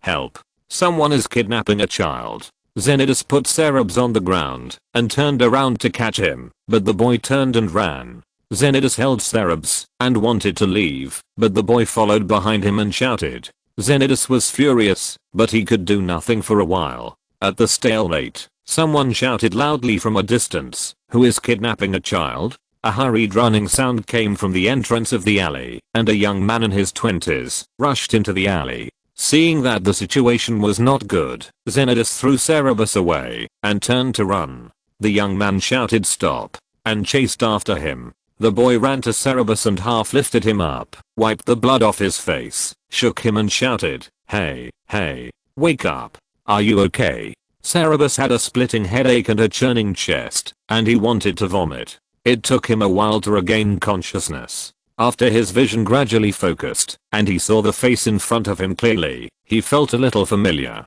It took him a while to remember that this was the little boy who was forced to be separated from his sister when he and Marcutullus went to the slave market to buy people. Chapter 16 Bone Injury. Cerberus couldn't remember what happened for a moment and asked with difficulty, "What happened to me?" The boy told him, "A man grabbed your head and slammed it against the wall, knocking you unconscious. Are you okay? Your head is bleeding."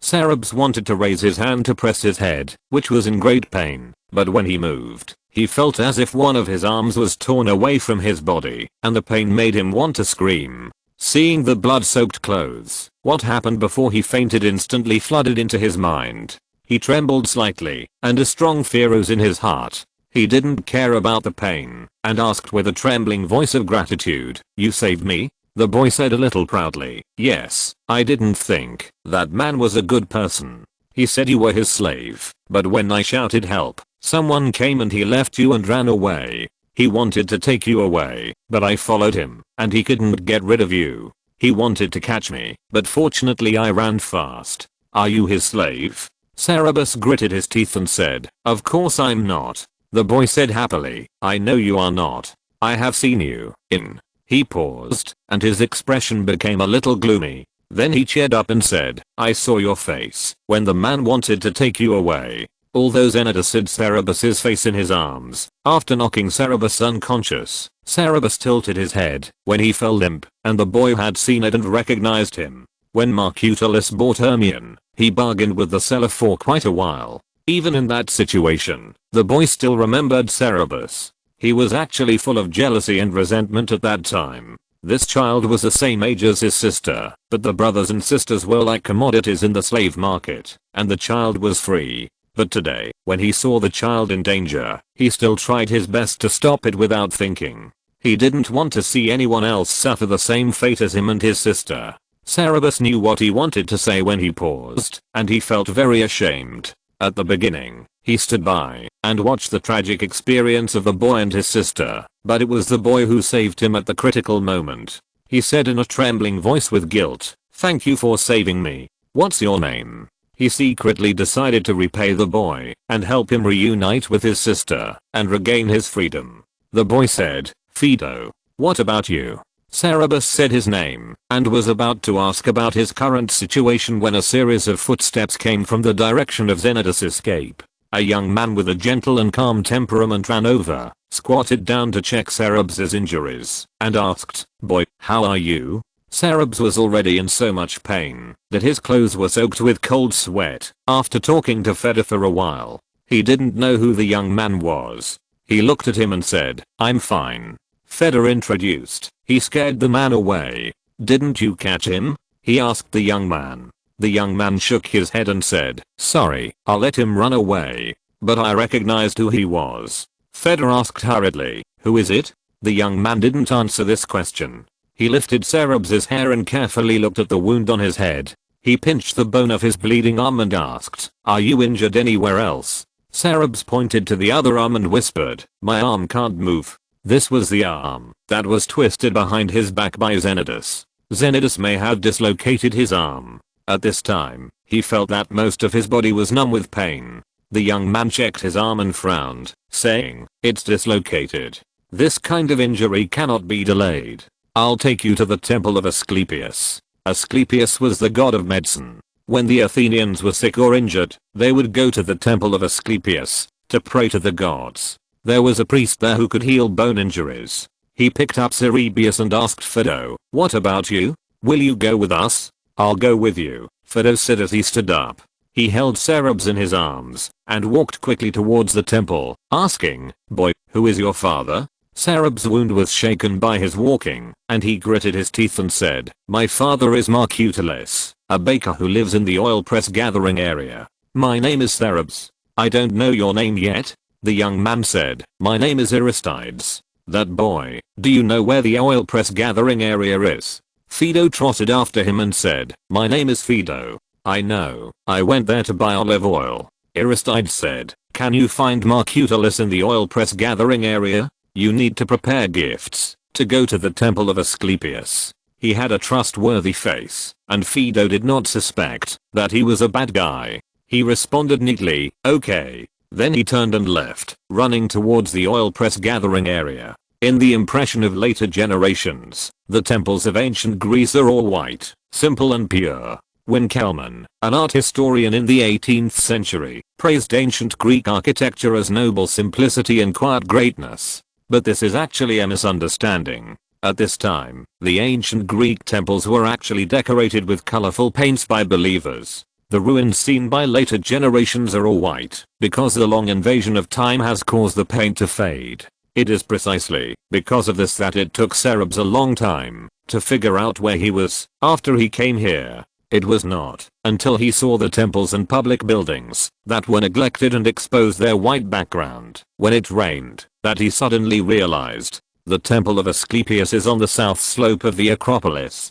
It is not as large as the later ruins, but the priests and believers used expensive paints to paint, and the marble reliefs and column capitals inside and outside the building were decorated with colorful colors. The bronze inlaid terracotta spires shone brightly under the blue sky and white clouds, and were also very majestic. Inside the temple, there is a bronze statue of Asclepius, with a solemn face holding a scepter, on which is entwined a snake symbolizing healing power. Outside the temple, there is an altar and a sacred spring. The temple is always crowded with people. Believers who come to pray to the gods live in the corridors and around the temple, hoping that the sacred snake will quietly appear at night to cure their diseases, or that the god Asclepius can give them an enlightening dream. The offerings of the people filled the inside and outside of the temple, and some people lined up to lead live livestock for blood sacrifice in front of the altar. Aristides seemed to be familiar with the priests in the temple. He did not line up and took Cereb's directly to find an old priest with a white beard and asked him to check Cereb's arm.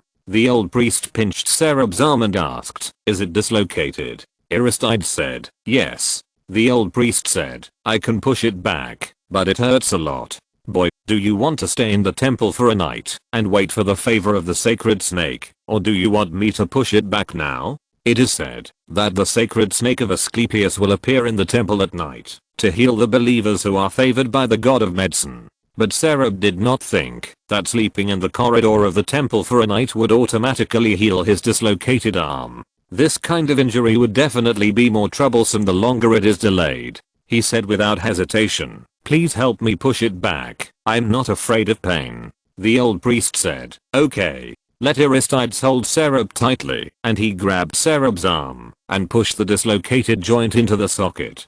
Cereb screamed and almost broke free from Aristides' hand, and his eyes went black. He could feel that the old priest had really pushed the dislocated part back forcibly, without any skill, and he didn't know if he had aligned it correctly. And he had a bad feeling. He had also suffered bone injuries in his previous life, due to improper exercise, and dislocated ankle joints. After the doctor corrected the bones, the injury was no longer the severe pain when it was dislocated, but a mild dull pain that was much relieved. But this time it was not like that. The pain in the dislocated part did not decrease, and it even hurt more sharply. Chapter 17 Bloodletting. The old priest pulled Cereb's arm and stretched it for a while, but nodded with satisfaction and said, "It's done." In the middle of winter, Cereb's forehead was covered with cold sweat as big as soybeans. He whispered, "But I still feel a lot of pain." The old priest said as a matter of course, "It hurts the bone."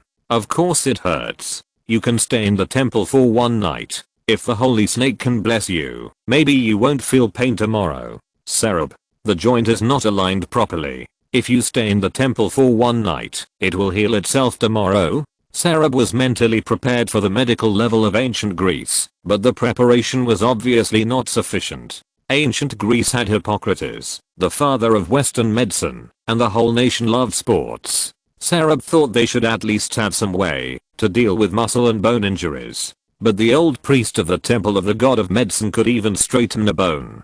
And it seems that there is no follow-up treatment, except for the public doctors who only serve citizens. The place with the highest medical level in the entire city-state of Athens is here. Every day, people from faraway places come to the temple of Asclepius to seek medical treatment and pray to the gods to relieve their pain. This is almost the only place where all Athenians can get medical treatment except citizens. Is this the standard here? Cerberus guessed wrong. There is still follow-up treatment. Seeing that he was so young and did not cry or make a fuss with such an injury, the old priest liked him very much. He took a pottery jar and handed it to Aristides, smiling and said, "Take it, go to the sacred spring to scoop some water for him to wash his wound, and he will be well soon. Asclepius will bless him." Cerberus didn't know that the young man next to him was a very famous person in Athens, and he had been treated preferentially because of him. Many ancient Greeks who suffered bone injuries could not get the treatment of bone correction at all.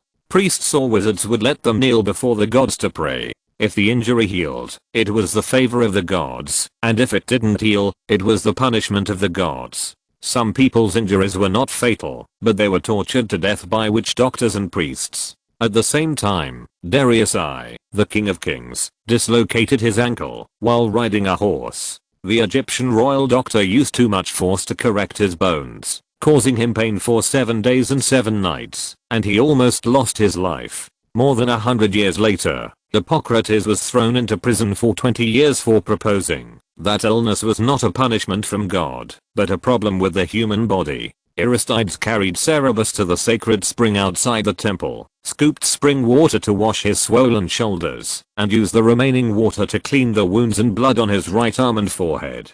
After washing the blood off his face, Aristides was stunned and said admiringly, "Beautiful boy." The old priest gave them a few dried leaves of an unknown plant, saying that they could stop bleeding. Aristides put the leaves on Cerberus's wound, and the blood really stopped flowing gradually. However, those abrasions only looked scary, and there would be no big problem, even if they were not treated. What made Cerebus feel bad was that he began to feel very cold and getting colder and colder, not just because it was winter and he was taking cold showers in the freezing weather. He felt cold from the inside out, and his heart was anxious and his mouth was dry. The Mediterranean climate could not be colder, and he was wearing thick clothes. He thought he might have a fever. There were many people around the sacred spring, scooping water to bathe their affected parts, muttering prayers while bathing. Cerebus said, "Aristides, I feel very cold." Aristides touched his forehead. His face became a little serious, and took off his coat, and wrapped it around him.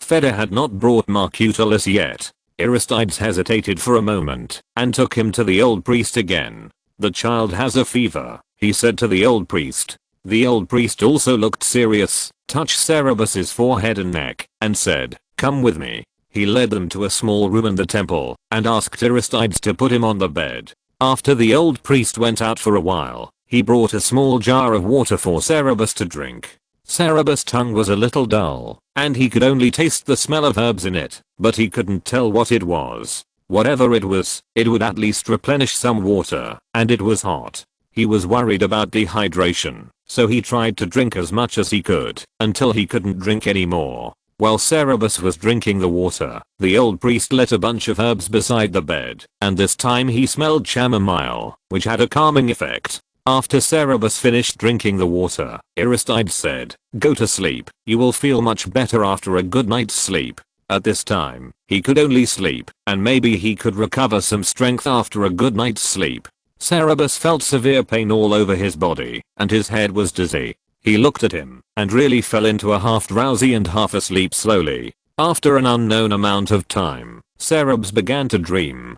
Sometimes he dreamed of the afterlife, sometimes he dreamed of the situation when he first crossed over, the high fever. Sometimes he dreamed of some bizarre scenes, such as suddenly being in a 1,000-foot ice cave, freezing cold, and suddenly being in the sulfur flames of hell, hot and thirsty. He was getting more and more tired from sleeping, but he just couldn't wake up. He vaguely heard someone calling him, and the sobbing sound of a woman. It seemed to be Megana. He wanted to comfort her, but he couldn't open his eyes, and his consciousness could only float between half asleep and half awake. He also heard someone talking, but he could only hear some broken words, but he couldn't understand what they meant. "If you can't wake up again, it will be bad. What should I do?" Until a sentence floated into his ears. A male voice said, "The only way is bloodletting." Bloodletting? Bloodletting. Cereb's mind suddenly became clear. He knew about this famous dark therapy of ancient Western medicine. They believed that bloodletting could cure all diseases. Although bleeding a person won't kill him, bleeding a 6-year-old child with a lot of injuries and a high fever is a life-threatening thing, right? Exclamation mark. Shedidus is still alive. He can't just die inexplicably. He opened his eyes with all his strength and said, "Water." Megana rushed to his bedside and said with tears in her eyes, "Thank God. Cerebus, you finally woke up." Cerebus saw Gangjara sitting beside his bed. Gangjara, who has always been tougher than men, also had tears in her eyes. She quickly turned her head to a corner to prevent anyone from seeing her fragile expression. Marcutulus was standing aside and talking to a middle-aged man dressed as a priest. Hearing the voice, he hurried over and bent over to look at him. He said happily, "Thank Asclepius for your protection. My lord, do you still need to bleed me now that you have woken up?" The middle-aged man came over to check on Cerebus and said, "You decide for yourself. Bleeding will make you better faster." Marcutulus hesitated a little. Cerebus said in a hoarse voice, "No, no bleeding." Megana had already held the pitcher to his mouth and coaxed him softly. "Cerebius, your shoulder is inflamed, swollen, and you have a fever. Bleeding will make you better faster." Cerebus looked at his shoulder, and Megana pulled her clothes open a little for him to see. His left shoulder was twice as big as his right shoulder at this time, and it was red and swollen to a shiny red. If you're listening to this novel on a channel other than Fanfic World, it means they downloaded and uploaded it without effort. We cordially invite you to visit our channel, Mundo Fanfic Novelos. There you'll find the original version of this story and you can explore many other novels of various genres. We're waiting for you to immerse yourself in a world of incredible novels. Chapter 18 Self-Help. Cerebus exhaled and insisted, "No bleeding." He took the water pitcher with one hand and drank half of it in one breath a little anxiously. The middle-aged man held a tube with a cold tip in his hand, which seemed to be a tool for bleeding. He did not insist, saying, "If you don't want to bleed, don't do it first. Wait and see if the inflammation can go away. If it doesn't go away, then do it. Call me when you decide to bleed." Then he left. Marcutalis sent him out. Cerebus leaned on Meghana and closed his eyes to rest for a while, gritting his teeth and trying to move his right arm. To his relief, although it hurt a lot, his right arm could move. It seems that the old priest used too much force when resetting him, which injured the soft tissue near the joint. The joint should still be aligned. In this case, the only trouble is the inflammation caused by the injury to the soft tissue. Judging from the degree of redness and swelling of his shoulder, the soft tissue should be seriously injured, and there should be bleeding and exudation inside, which caused him to burn. But what about the inflammation? In modern times, 2 ibuprofen pills would solve the problem. Even in China at this time, doctors should know how to activate blood circulation and remove blood stasis. But here, it seems that only willpower can be used to get through it. Cerebus was unsure whether his little body, which was less than 6 years old, could make it through. He felt like he was boiling like a hot water kettle with water running dry. His breath was so hot that his throat hurt, and his shoulders and head hurt so much that his brain was numb. He thought to himself that if white people could get through illnesses like this, then it was no wonder that they had better physiques, because those with poor physiques were eliminated. He asked Meghana to carry him to the stone pillars and pressed his body, especially his swollen and painful shoulders, against the cold pillars, trying to lower his body temperature by physical means. At the same time, he drank a lot of water, hoping to sweat. It might have been midnight, and it was pitch black and quiet. There was a fire in the small room for lighting. Meghana was worried that he would wake up and drink water, so she boiled a large pot of water on the fire. But the way he drank made Meghana and Gangula very worried. They always believed that drinking water was harmful to health. It was okay for Cerebus to have some quirks when he was fine, but drinking so much water when he was sick would cause great harm to his body.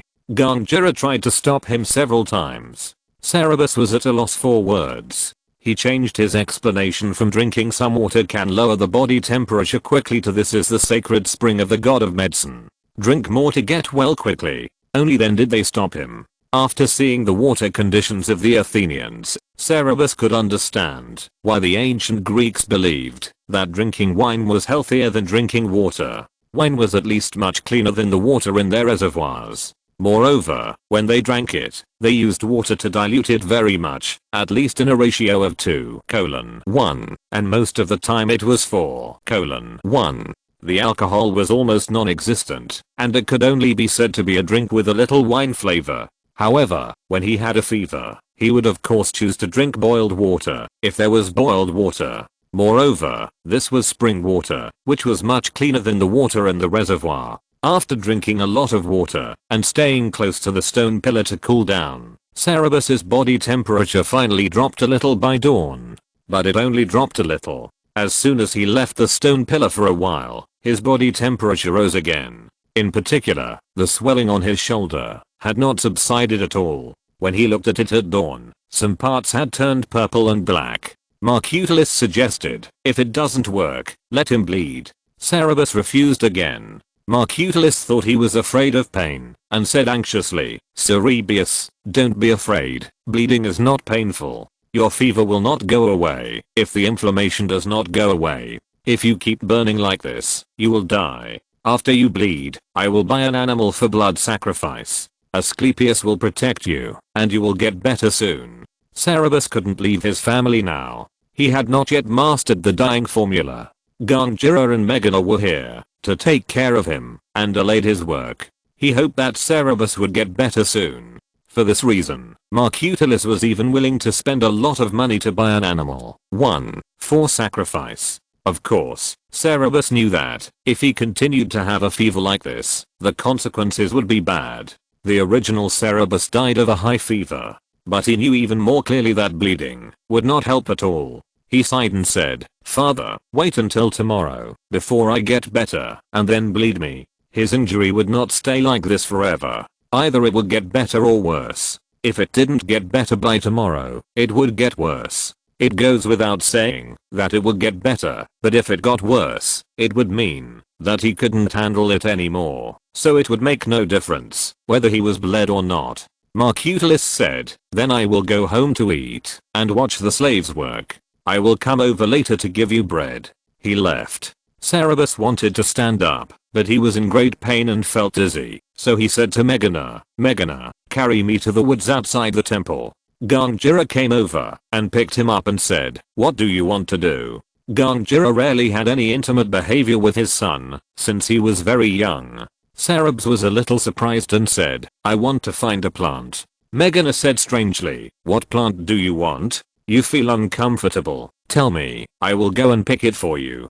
Cerberus said, "I don't know the name. I can't tell you clearly. Take me there. I have to find it myself." Meghana was even more puzzled and muttered, "What plant do you want at this time?" But she had never refused Cerberus' request.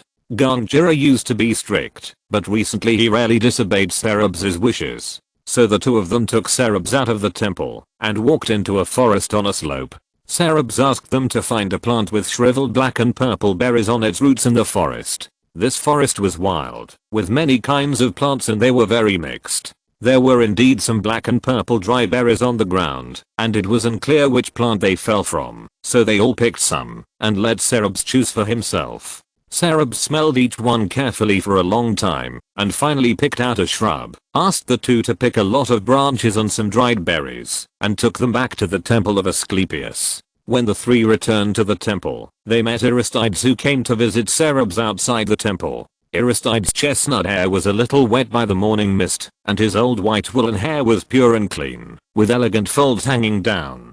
Standing in front of the temple in the golden morning light, he looked like a wonderful classical painting. He saw that they took a bunch of branches and asked curiously, "What are you doing? Why did Cerberus come out? Are you feeling better?" Cerberus was very grateful to the young man who saved him, and said, "Thank you, I feel better." The four returned to the temple, and Cerberus asked Meghana to find a way to crush a few branches, and he solemnly thanked Aristides. Yesterday, before he could thank Aristides for saving his life, he fell into a daze and half sleep. Aristides smiled and said, "Your parents thanked you yesterday. When did you wake up?" Cerberus said, "It should be around midnight." Aristides said, "You couldn't wake up yesterday and scared your parents." Cerberus looked at Gangjira with a comforting look. Aristides said, "I have told your father what happened yesterday. If you need my help, please ask me." Cerberus knew that this meant that, if they had a dispute with Xenodus, he would be willing to testify for him.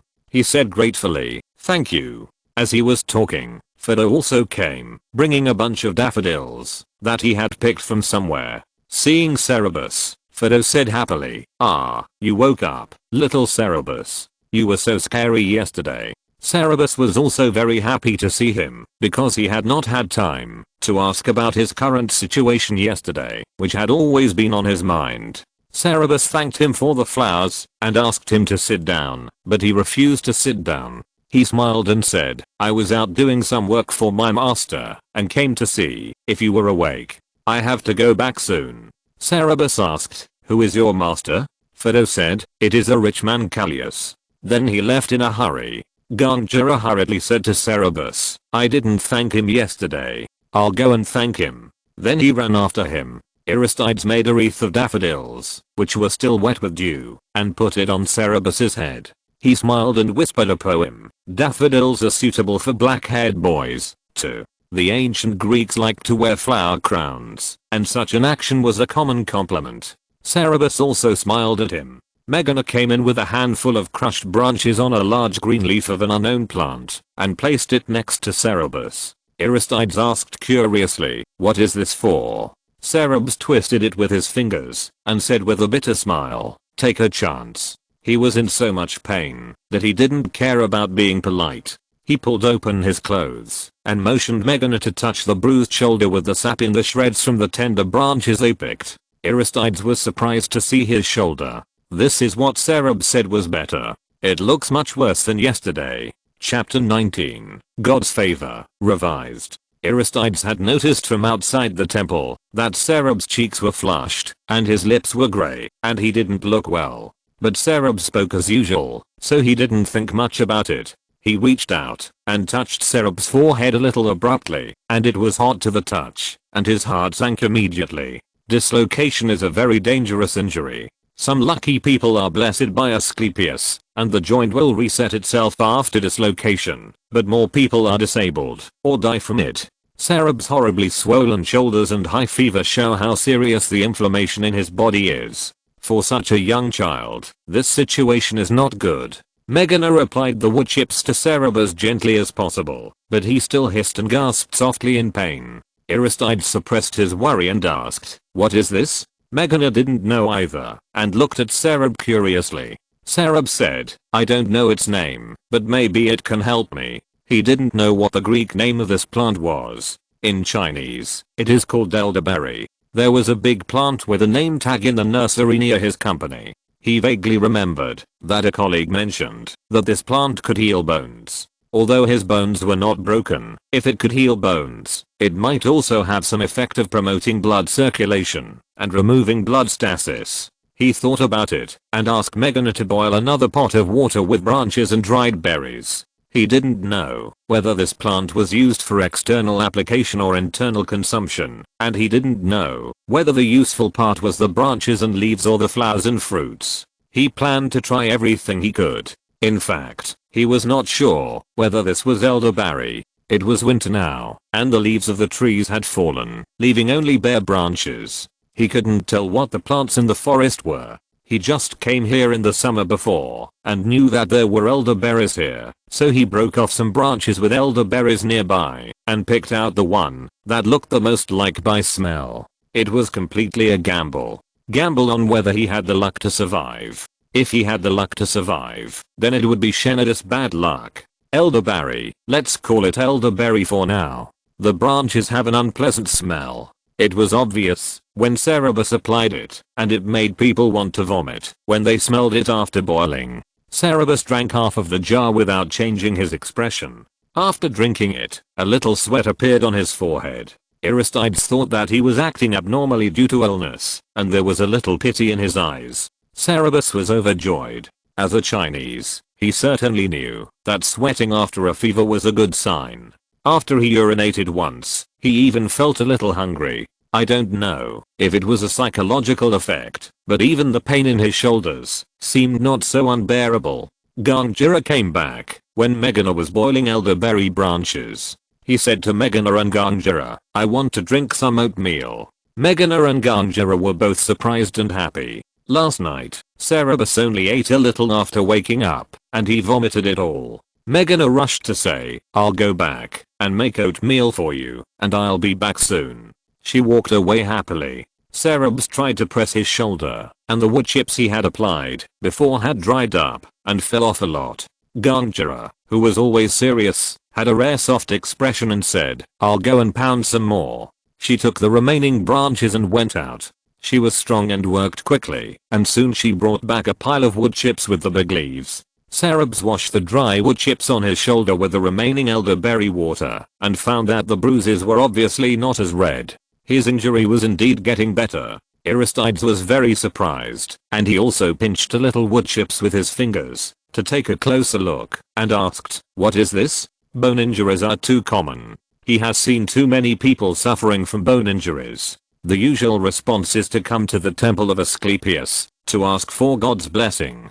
Priests sometimes help people set bones, or prescribe some mild drugs to help with treatment, which usually take effect very slowly or not at all. He never knew that there was any medicine that would be so effective for bone injuries. Cerberus asked Ganjira to apply the freshly pounded wood powder on his shoulder and said, "This is a branch of a tree that was broken from the forest on the slope outside. I don't know what it was originally called, but I think its correct name should be the tree that can connect bones." "The tree that can connect bones?" Aristides said. "Its function is not to reduce inflammation, but to connect bones. It should have some anti-inflammatory effect." Cerberus said. His shoulder didn't hurt so much. Maybe the inflammation was reduced a little. Aristides asked with great interest, "How did you know that this plant can reduce inflammation and connect bones?" He looked at Ganjara, wondering if they had consulted a wizard. There were some mysterious wizards in the city of Athens, and sometimes people would ask them for help when the gods did not bless them.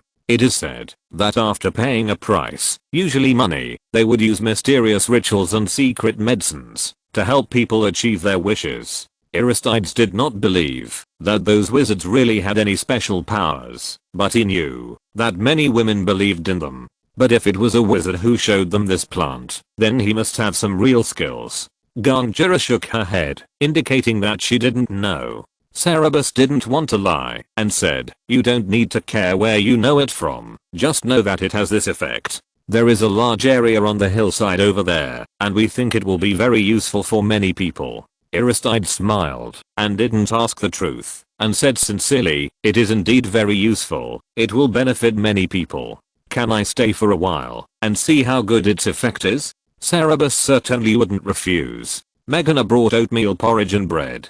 Cerberus drank some porridge and drank elderberry water twice in a row. He changed the wood powder several times, and the swelling and pain in his shoulder disappeared by half, and his body temperature also dropped a lot. The effect was amazing.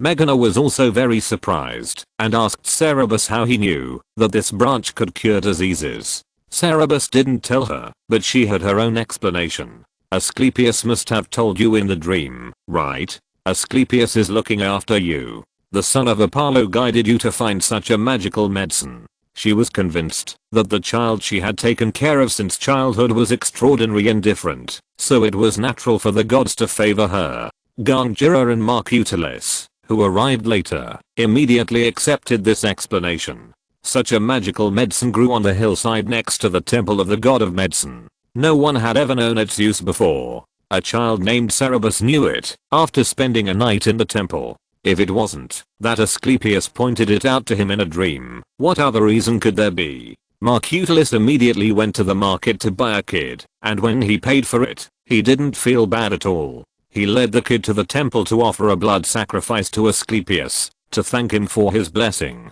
The news that her child was favored by the gods and found a magical medicine spread quickly throughout the temple of Asclepius like the wind, and Marcutelis became a big star when he went to offer the sacrifice. There was a long queue of people waiting for sacrifice in front of the altar, but the priests arranged for him to join the queue. The people in the queue were only envious, and no one had any objections. There were two male priests beside the altar, one playing a double flute, and the other playing a harp. Marcutelis put the goat on the altar, stood in front of the altar, raised his hands to the sky, turned his palms outward, and called out in a hoarse voice, "Asclepius, son of Apollo, the god of light, your believer, Cerberus, son of Marcutelis, found the magic medicine to heal his pain under your guidance. Marcutelis comes to offer you a sacrifice to thank the gods." Another priest asked loudly, "Who is here?" Marcutelis answered loudly, "A good man." The priest shouted, "Asclepius bless the good man." Then he began to thank the gods for his grace with him, dancing and speaking at length. Another priest slaughtered the goat while the music was playing and smeared the blood on the altar.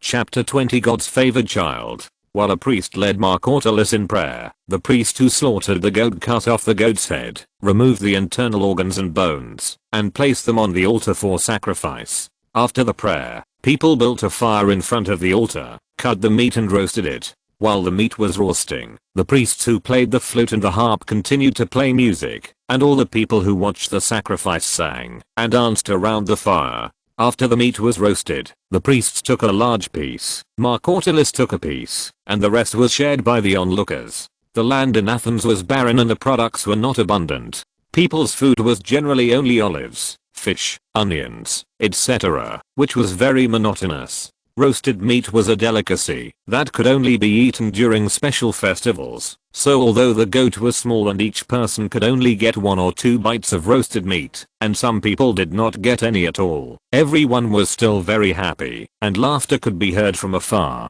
In addition to sacrificing the goat, Marcutelis also sacrificed a handful of elderberry branches. After eating the barbecue, People went to the forest next to the temple in groups to collect elderberry branches, which caused great damage to a large area of elderberry trees that had grown there. They also boiled elderberry branches to drink in the hope of receiving some divine grace. What made everyone excited was that almost everyone's pain was relieved, whether they had toothache, bloating, cold, fever, or bone pain. The temple of Asclepius was in an uproar. Everyone went to find Cerberus, hoping to touch him, or have him touch them, and get the blessing of the god of medicine. Even the priests of the temple. The atmosphere of the whole temple was fanatical. Originally, when Marcutulus offered blood to thank the gods, Cerberus wanted to stop him, but he didn't listen. However, when he asked Cerberus to go to the altar with him to offer sacrifice, Cerberus refused.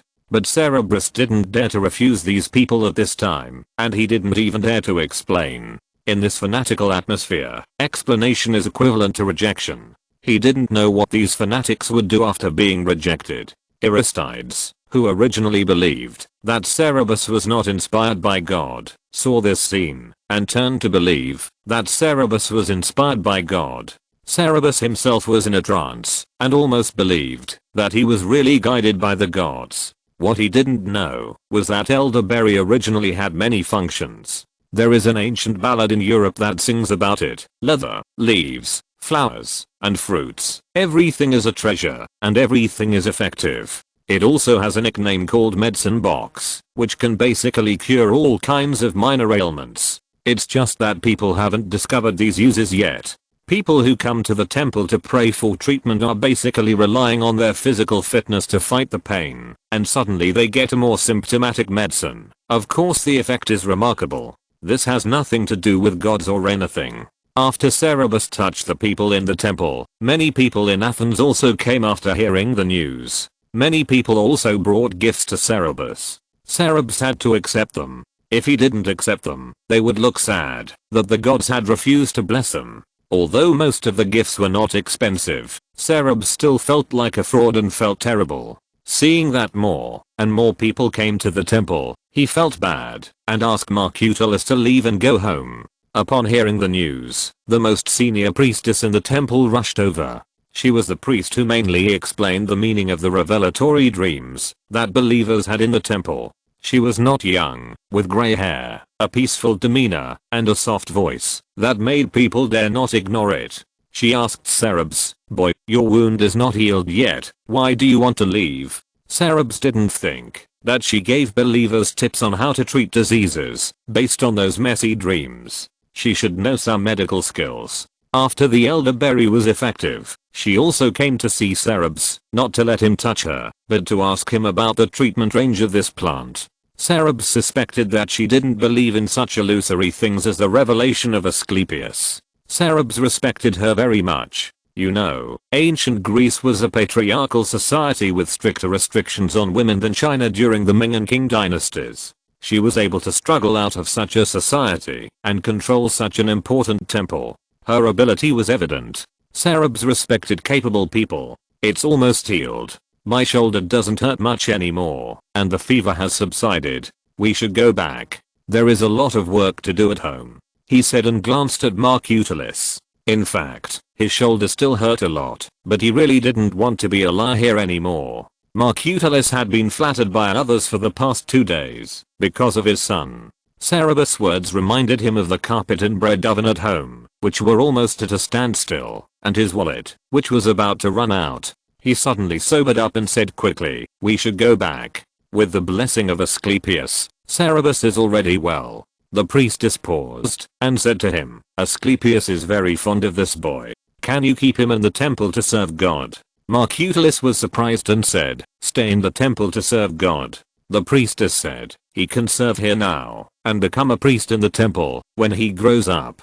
This is a rare honor. The archons of Athens can be replaced, but the priesthood is only inherited by a few families. The clergy have a high status and do not have to serve in the military. If the temple starts to recruit priests from outside, the Athenians will fight for it." Cerberus, "Do you want to keep him as a living sign?" Marcutulus hesitated and said, "I'm not a citizen yet." The priestess smiled and said, "That's not a problem." Cerberus interrupted, "Sorry, I don't want to stay. The priestess was not surprised and asked patiently, why? Cerberus looked at her and said bluntly, it's the same reason I want to leave now. The priestess smiled wisely, boy, even if you go home, you may not be able to get peace. She did not force Cerberus to stay and let them leave. What she said was right. Cerberus left the temple, but the enthusiasm did not cool down. Many people followed him to the oil press gathering area to watch him and ask him to touch him. What Cerberus was helpless about was that even the neighbors who were very familiar with him were infected with this enthusiasm.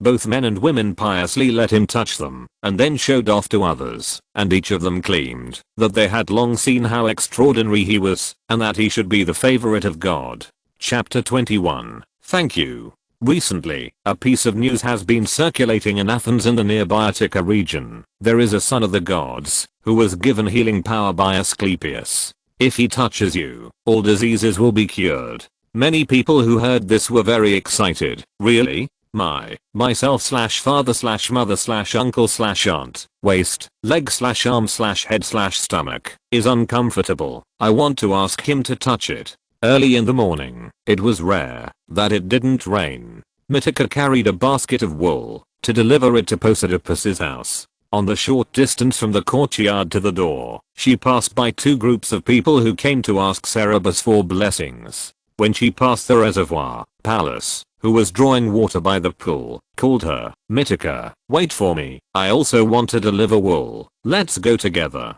Mytica stopped and waited for her. Pallas took the water jug back to the house, took out a basket of wool, and went out with her. As she stepped out of the door, Pallas turned her head and looked in the direction of Gangera's house. She nudged Gangera with her elbow and said with jealousy, you see, these people are all here with gifts. That Euboean woman, one, is going to get rich. Mytica glanced at her and ignored her sour words. Cerberus didn't like anyone to enter his room. He usually met these visitors in the courtyard and watched what gifts he received. He didn't accept expensive gifts, only some worthless things such as flowers, olive branches, raisins, dried figs, etc. Sometimes it was just a jar of water. The most expensive gift Mytica had seen him accept was a handful of almonds. But Pallas turned a blind eye and firmly believed that he must have secretly accepted expensive gifts behind his back, and the Marcutulus family was going to get rich because of this. She kept talking and telling her guess to every neighbor. Mytica didn't respond, and she didn't care. She just kept on talking all the way. When they arrived at Posidipus's house, Tryphena had just gotten up and was standing at the door picking her teeth. Pallas walked over and praised, Tryphena, the gemstone on your necklace is really big. Tryphena fiddled with it proudly and said, it's just average. I bought it from the goldsmith yesterday. I thought the color was pretty good. Pallas asked enviously, how much? Tryphena casually said a high price. Pallas turned to compliment her on her wealth. Tryphena smiled and listened to the flattery for a while, and asked casually as if inadvertently, how is your mansion? Why are there still so many people going there? Pallas said with envy and jealousy, yes, that Euboean woman is so lucky. Her son can be blessed by the gods. Tryphena said, do you think he really has the power of healing? Can he really cure diseases? Pallas had no doubt about this. Really, Cleis had a severe headache a few days ago. She went to the temple of Asclepius to pray several times, but couldn't stop it. After being touched by that boy, she was cured immediately. Cleis brought him a large piece of cloth. Cerberus did not accept it, but she was too lazy to say this. Many sick people were cured after being touched by him, and those with serious illnesses would also be relieved after being touched by him. If Cerberus were here, he would definitely argue that some of these people were psychologically affected and some of their illnesses should have been cured. Didn't you see that there were more people who were ineffective? He didn't know that the general public had their own understanding of those whose illnesses didn't improve. They thought that the reason why these people didn't get better was that they were not pious. Many people who didn't get better thought so themselves. Tryphena's expression changed several times. Pallas was clever for once. Tryphena, are you feeling uncomfortable somewhere too? Do you want him to touch you? Tryphena glanced at Mytica, who had been silent, and said in a slightly exaggerated tone, where can I feel uncomfortable that I need him to touch? I'm fine. I'm just wondering, that boy looks like an ordinary child, how could he be blessed by God?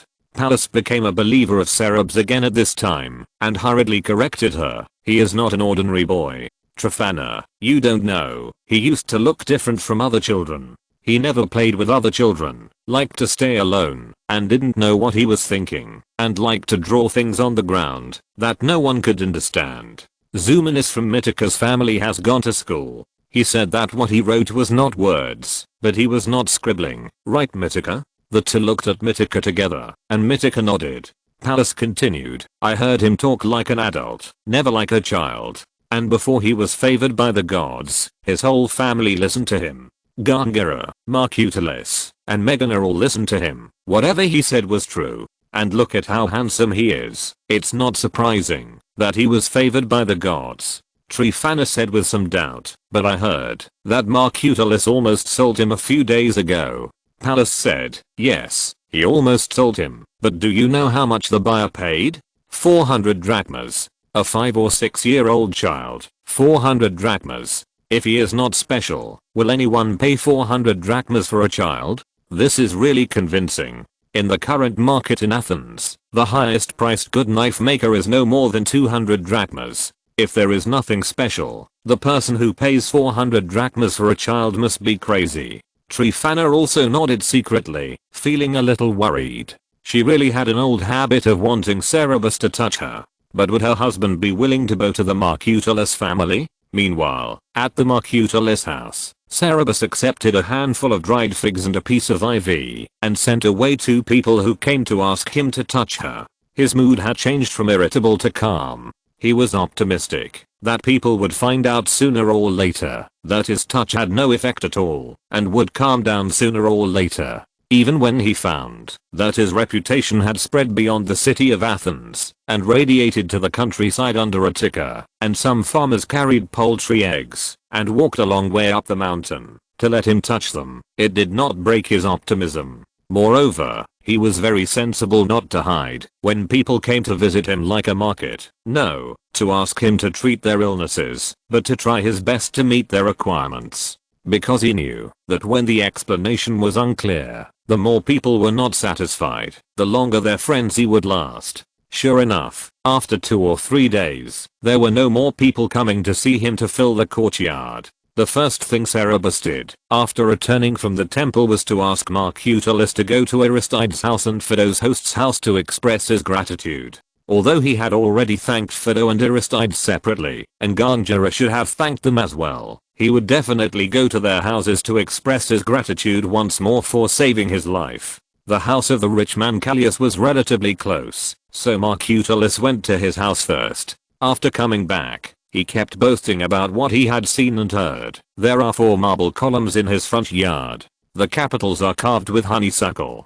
There is a fountain in the atrium. There is also a statue of the god of love in the fountain. The bottom of the reservoir is covered with mosaics. More than a dozen domestic slaves. He even keeps a flute player. Cerberus asked him, have you met Phido's master? Marcutalis said annoyedly, yes. Callias heard that I was the father of the son of God, so he came to see me and talked to me for a long time. He also wanted to order bread from our house. Cerberus didn't like to hear the title of son of God, but Marcutalis was proud of it. Cerberus asked, what is Callias's character like? Marcutalis said, why are you asking this? Callias is a very kind and good man. He doesn't have the bad temper of a rich man. Cerberus frowned and asked again, have you seen Phido?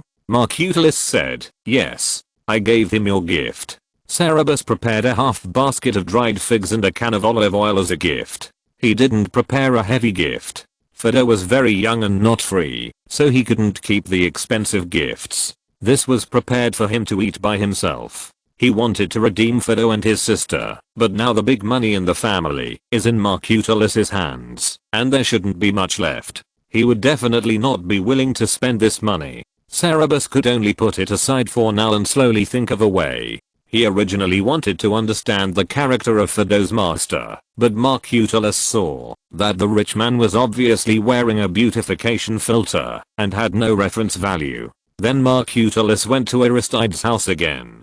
This time, the gifts he brought were relatively expensive, including 2 bottles of fine wine, 2 fish, and a woolen hemachine. Aristides was the son of Lysimachus from the village of Achani, too. When Marcutalus arrived at Lysimachus's house, he was surprised to find that his family was even poorer than his own. They also lived in a courtyard with many neighbors. In the middle of winter, Lysimachus wore an old hemachine with patches on it and chopped wood barefoot in the courtyard. Marcutalus remembered that, although Aristides' clothes had no patches, they were also very worn, and he could not help but feel a little contemptuous. He walked in with a basket full of gifts and greeted with a slightly contemptuous tone, "Happy?" Lysimachus stopped and replied, "Happy." Marcutalus asked, "Is Aristides here?" Lysimachus looked at him and replied, "He is not here. He went to the hippodrome." Marcutalus asked, "When will he be back?" Lysimachus replied, "It will be afternoon at least."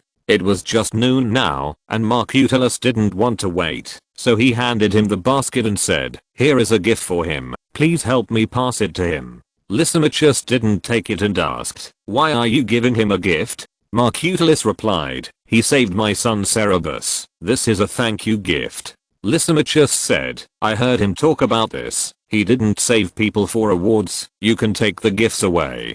Marcutalus was surprised. "Don't you want to see what these gifts are?" Lysimachus said coldly, "I don't need to see it. You can take it." He wouldn't keep it at home. He went back to chopping wood. Marcutalus said, "Don't you want to take a look? There is a very valuable woolen hematite in it." Lysimachus ignored him. Marcutalus stood there awkwardly for a while. Seeing that he didn't pay attention to him, he walked out of the courtyard awkwardly. Another worker in the courtyard followed him out and laughed at him as he passed by. "Are you here to show off your wealth at Lysimachus's house?" Although his family is poor now, his son Aristides is a close friend of the famous Cleisthenes and has a bright future. Marcutalus said awkwardly, "What's so great about that?" Cleisthenes himself was driven out of Athens. 1. Gargara and Marcutalus came from the countryside of Euboea. 2. I can't find out which village Aristides came from, so I made one up. If anyone knows, please correct me. Chapter 22 Aristides. Marcutalus took the gift back intact, and Cerberus was a little surprised. Aristides won't accept it? According to his understanding, although the Greeks also believe that doing good is the greatest happiness, if the person being helped repays, they will also accept it openly. It is also a good thing for the recipient to express gratitude with a heavy gift. The thank you gift that Marcutalus took was prepared by him. The wine and fish are not valuable, only the woolen himacon is worth a few coins. He specially prepared it because he saw that Aristides' clothes were too old and washed thinly, and they should not be very warm. This is not an extraordinary gift and should not be rejected. Marcutalus said, "I didn't see Aristides, only his father was at home." Cerberus was still a little confused, but he didn't ask any more questions. He just said, "Then I'll have to trouble my father to go back when Aristides comes home." Marcutalus said impatiently, "I won't go. His father has a strange temper. Go by yourself. Let Hermotimus or Shamides accompany you." Cerberus looked at him and said nothing. That evening, Cerberus went to Aristides' house again with gifts and Shamides, who was a little lame. Aristides was at home this time, repairing a broken barrel in the last bit of daylight. When he saw Cerberus, he smiled and said, "Cerberus, I guessed you would come." Cerberus handed him the gift, and he took it generously, took out the wine and fish, and returned the basket of woolen himafil, saying, "These are enough. Himafil is too expensive, please take it back." Cerberus did not take it, and asked bluntly, "Did my father offend me when he came to thank me today? Please don't bother with him. You saved my life. What is a piece of himafil worth?" Aristides said, "Your father didn't say anything, but I don't lack clothes. As far as I know, your family still has a high debt. Why waste money on unnecessary things?" Cerberus couldn't help but glance at his old clothes and insisted, "This is not worth much. My family used to be in the cloth business, and this is what is left at that time. This is just some woolen labor costs for us." Aristides smiled and said, "You must give me this gift, because my clothes are too old. You are not the first person to give me clothes. But clothes are just clothes to cover the body. It is enough for me to keep out the cold and not be rude in front of others. Why should I pursue material things too much and burden my mind?"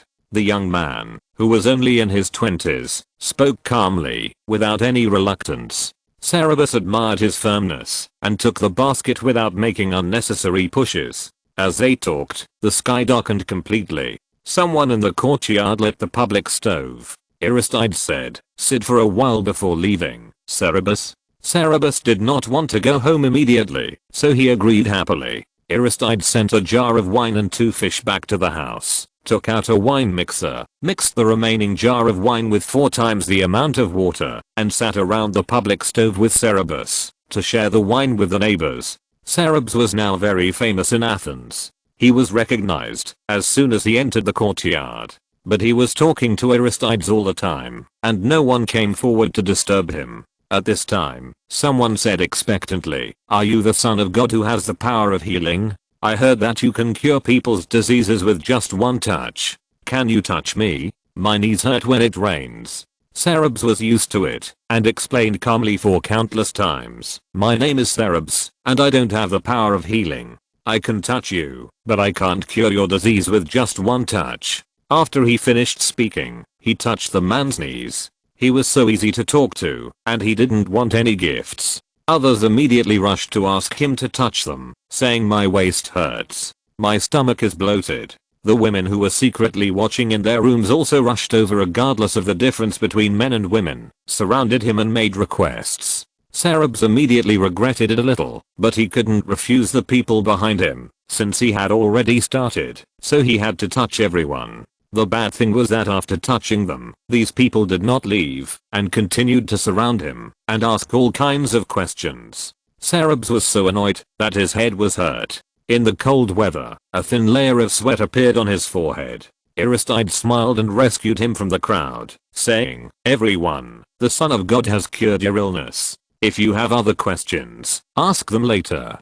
Don't be too greedy." He was very prestigious. Although people were a little reluctant to say this, they still thanked Cerberus and dispersed, leaving a relatively large space for them to talk. Aristides poured him a glass of wine, and said with a joking smile, "Cerberus, you are very famous these days." Cerberus took a sip of wine, and replied in a relatively calm tone, "People often blindly follow the trend, and believe some absurd rumors, but they will always wake up, and then it will be fine." Aristides showed a trace of admiration in his expression. Such a young child, facing such a huge honor, can remain calm and not be confused. If he can get a good education, he will definitely become an extraordinary person in the future.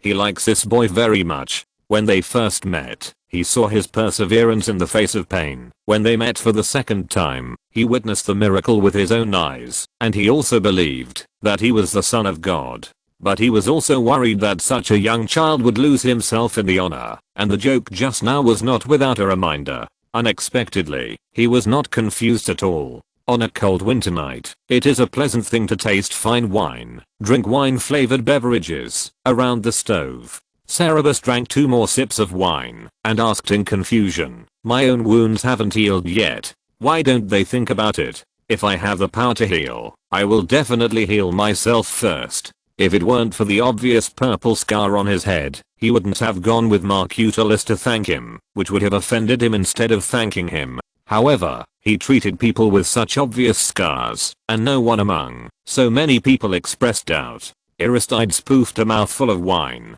To be honest, although he was skeptical about the power of healing, he had never thought about this problem. After wiping his face, he turned and asked with concern, "Is your shoulder still hurting?" Cerberus shook his head and said, "It doesn't hurt much anymore, and the swelling has gone down, but the blood accumulated inside the skin is not so easy to disperse." Aristides, who has been doing physical exercise for many years, and has suffered many major and minor injuries, said very experiencedly, "Then we can only wait for it to slowly dissipate on its own. But as long as the inflammation subsides, there will be no big problem." Cerberus nodded, put down the wine glass, and said solemnly, "Aristides, I want to sue Xenodus in court, and make him pay for his crimes." Aristides was not surprised, and said, "This is as it should be. Do you need me to appear in court as a witness for you?"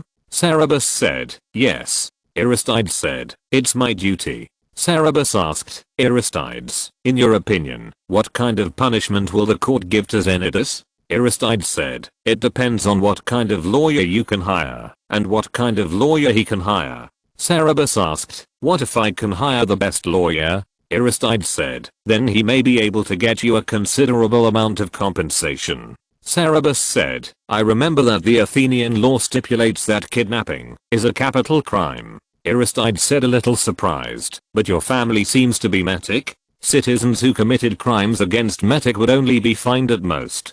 Xenodus was an Athenian citizen. Chapter 23 The Rebel. Cerberus said, putting aside my and Xenodus' identities, kidnapping free people, and selling them as slaves for profit, what kind of punishment do you think should be given for such a crime? Aristides was silent for a moment and said, death penalty. Cerberus said, shouldn't he receive a punishment that matches the crime? Aristides shook his head and said, I'm sorry, Cerberus.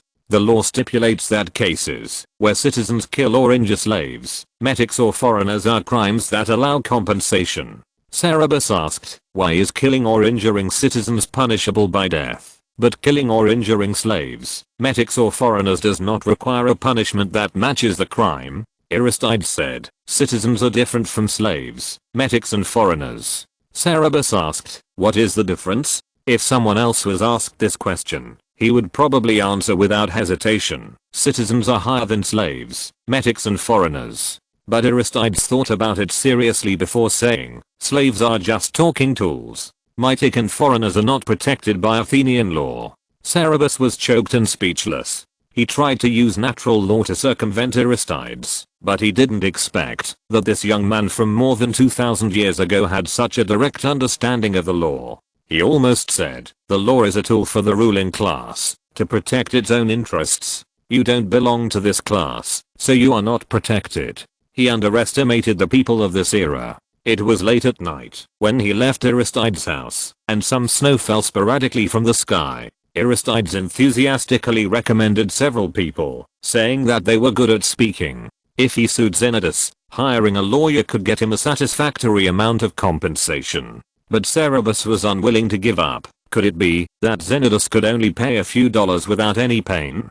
He had gone around the gates of hell. He couldn't accept this result. Since he had already left, he went to the rich man Callias's house to see Phaedo the next morning. It was not difficult to get into the house of Callias. He met a slave who was going out at the door. He said he was looking for Phaedo and was immediately taken in. Compared with ordinary Athenian houses, Callias's house was indeed magnificent, with snow-white marble columns, fountain statues, and black and white marble tiles at the bottom of the reservoir inlaid with geometric patterns, which was very eye-catching. The slave took Cerberus to the stable, where Phaedo was cleaning horse manure. He was very happy to see Cerberus. Cerberus, are you okay? Cerberus said, yes, I came to see you. His eyes fell on the horses. There were 4 horses tied in the stable, and each of them was of good quality. Among them, a tall chestnut stallion was particularly majestic, with a curved neck, a tall tail, big eyes, and fur that shone like satin, which made people unable to take their eyes away. Phaedo threw away the dustpan, and asked with a smile, is it beautiful? Cerberus nodded. Phaedo picked him up, and put him on the back of the chestnut horse. In his previous life, Cerberus could ride a horse, and was a horse lover. Although there was no saddle on the horse's back, he could still sit steadily. He gently combed the horse's mane, and was willing to signal Phaedo to pick him up after a long time. Phaedo wanted to scare him and tease him, but he was a little surprised. Horses are expensive, and not affordable for ordinary families. Cerberus's family looked ordinary, and he didn't expect that they could ride horses. But he didn't think much about it. Seeing that Cerberus was still a little reluctant, he said with a little pride, his name is Apple. Its mother won the championship of the chariot race in the last Olympic Games for the master. My master spent 1,500 drachmas to buy it. A superior house in Athens is only worth about 3,000 drachmas. This horse is more valuable than the total worth of their entire family. Cerberus was a little amused. Phaedo interpreted his expression as envy and promised, I will strive to be a coachman for my master in the future, and then I will secretly lead it out for you to ride. Cerberus thanked him for his kindness. When he came, he brought a small bag of sweet almonds for Fido, given by someone who asked him to treat a disease, and the two walked aside to share the almonds. Cerberus asked him, "Is your master good to you?" Fido said indifferently, "Not bad. You Athenians treat slaves very well, and don't beat them very often." Cerberus asked, "Where are you originally from?" Fido looked a little sad and said, "I'm from Mykonos. I'm the son of a noble. There was a storm on the sea in July this year, and a merchant ship docked on our island. There were many goods on the ship. We went on board to trade, but the ship suddenly opened and took us away." His voice gradually became low and tears flowed down. "My mother originally didn't allow me to go on board, but I secretly took my sister on board to play without telling her. I will never see her again. She only has 2 children, my sister and me." Cerberus pulled his clothes, motioned him to bend down, wiped his tears for him, and asked, "Do you know where your sister is now?" Fido felt comforted by the child, and wiped his face a little embarrassedly, shook his head and said, "I don't know. I was sold here not long ago, and was only allowed to go out these few days. I remember the woman who bought her, but I haven't found her yet." Cerberus said, "What's your sister's name?" Fido said, "Her name is Verassia." Cerberus said, "Don't worry, I will help you find her. Athens is such a small place, you will find her." That's right, in the eyes of Cerberus, who was used to seeing big cities with tens of millions of people in later generations, Athens, with only more than 10,000 citizens in the entire city-state, including farmers living in the mountains and citizens in the port area, was really a small place. Fido smiled with tears in his eyes. "You are so young, how can you help me find it?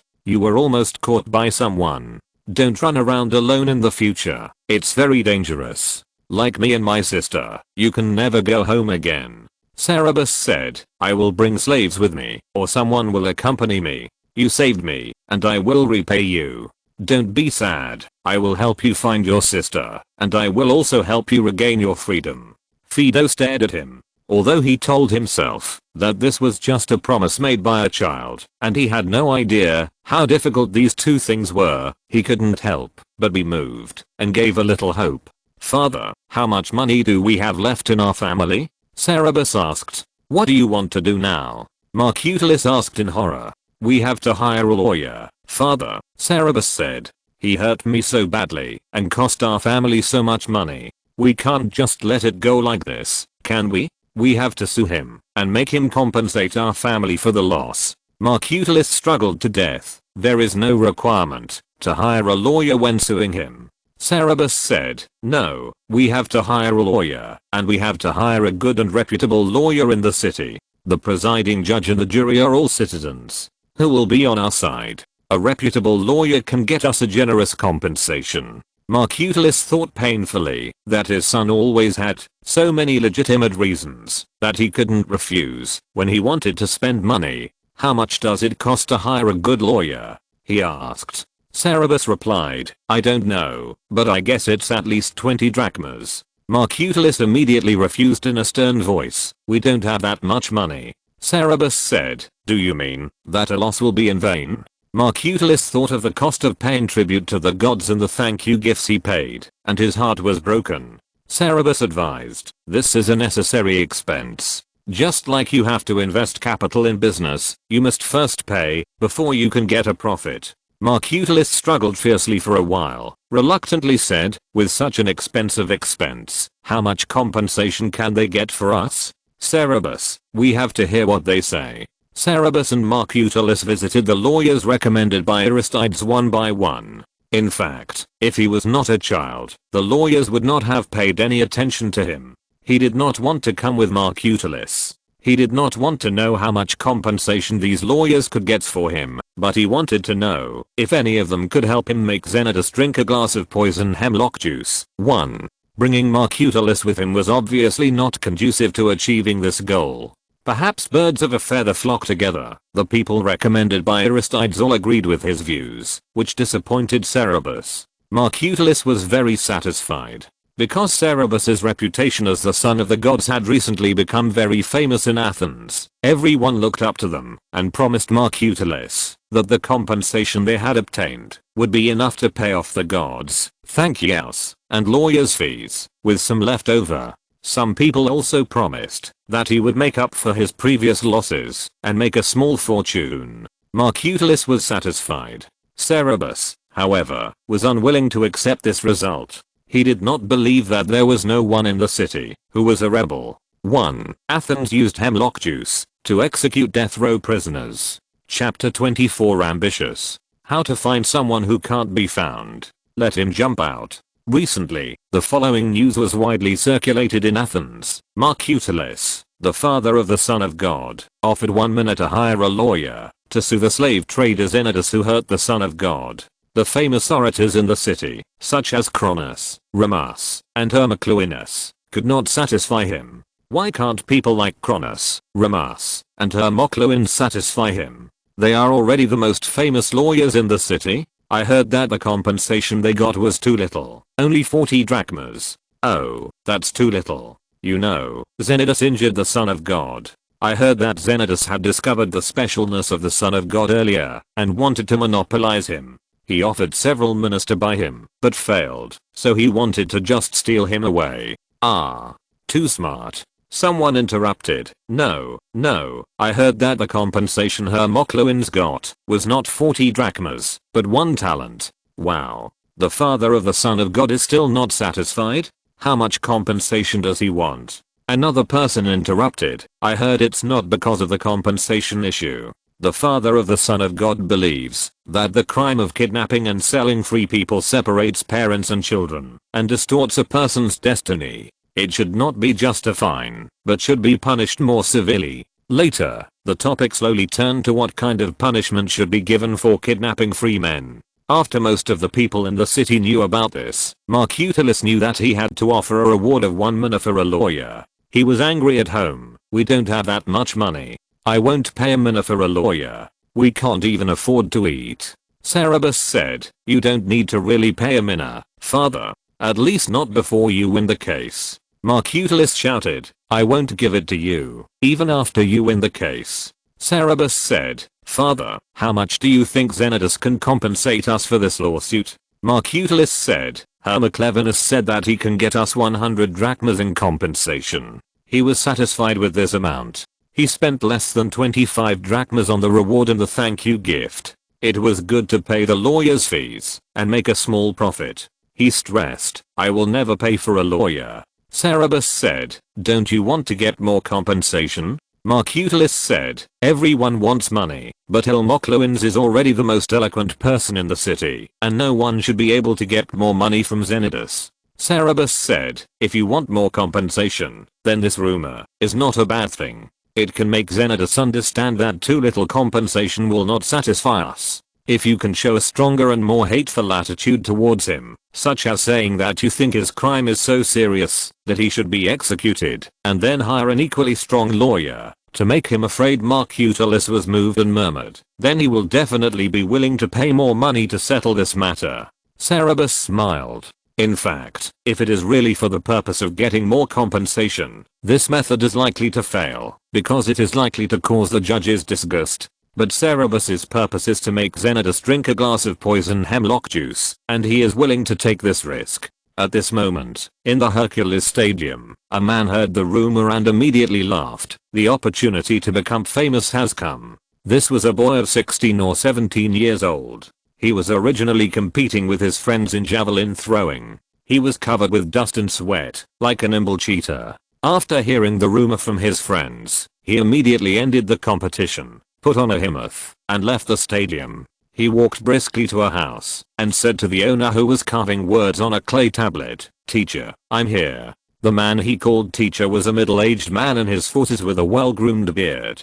He looked up and asked, "Why are you here at this time?" After seeing the boy's appearance clearly, he laughed again. "You are really a young man. You are not afraid of the cold, even if you wear this in the cold weather." The so-called himmoth is a large rectangular piece of cloth that can be wrapped around the body in any way the owner likes. Themistocles' way of dressing at this time was to start from the left calf, Pull the cloth upward to the left shoulder, go around the right shoulder and return to the left shoulder, and pin it on the shoulder with a pin. His left arm and calf were exposed to the air. This is a way of dressing that teenagers like, which can make the bodybuilding body looming, and is convenient for movement, and looks very chic. Themistocles said, "Have you heard the rumor, teacher? The father of the Son of God offered a reward of 1 minute to hire a lawyer to sue Xenodus." The man said, "Of course I heard about it." Themistocles said, "Isn't this your chance to become famous? Cronus, Remus, and Hermocleonus are all dissatisfied.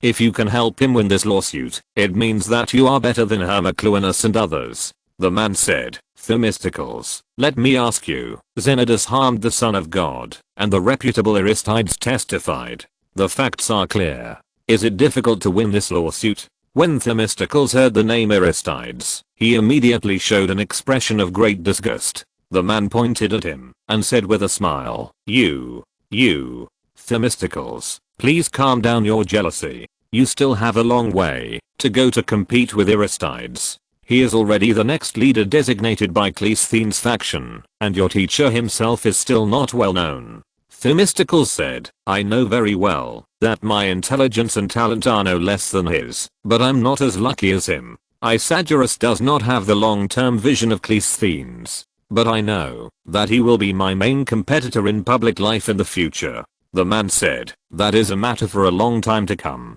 At this time, Cleisthenes has been driven away, and Isagoras is in his heyday." Themistocles said, "I think Isagoras' ambition cannot be satisfied by a king's consul." The man said, "This is still the business of the big men, and it has nothing to do with us. Let's talk about the matter of the Son of God." Themistocles said, "It shouldn't be difficult to win the lawsuit. I guess the message outside was posted by the father of the Son of God, in order to get more compensation. This is not difficult for the teacher." The man shook his head and said, "If it is just to get more compensation, Hermocleans can do it. After spreading these rumors, there is no need to reject him." Themistocles said in surprise, "You mean, the father of the Son of God really wants citizens to pay a price other than money for hurting Metic?" The man said, "What if he really wants such a result? Then the law of Athens will be used." Themistocles asked, "Then will you accept this lawsuit?" The man showed an interested smile. "Yes. Why not? Using the law, wouldn't it be more proof of his ability?" Chapter 25, Municipalus. My name is Municipalus. I heard that you were going to hire a lawyer to sue Xenodus, so I came here to recommend myself. A middle-aged man with a neatly trimmed beard said with a smile. Marcutalus looked at him with some doubt, "But I want to find the best lawyer in Athens. I don't want Xenodus to get away with just a few dollars. I want him to pay the price on the scales of the goddess Themis." Municipalus asked with great interest, "What price do you think he should pay on the scales of the goddess of justice?" Marcutalus answered according to Cerberus' instructions, "If it weren't for the blessing of Asclepius, my son would be in the underworld now. I hope he will go to the underworld too." Municipalus said playfully, "Do you know what this request means? During the sailing season of spring and autumn every year, many people who go out to sea to do business in Athens, frankly speaking, have done this part-time job by inappropriate means, when their masters are not paying much attention. Are you asking that when someone comes to hold them accountable, all these people will be punished the same way?" Marcutalus. He definitely didn't mean that. How many Athenians don't go out to sea to do business? This will offend all the Athenians. Cerberus, who was listening to the conversation, saw that he was stumped by the question and said, "So you mean that you can't make Xenodus receive a more severe punishment than a fine?"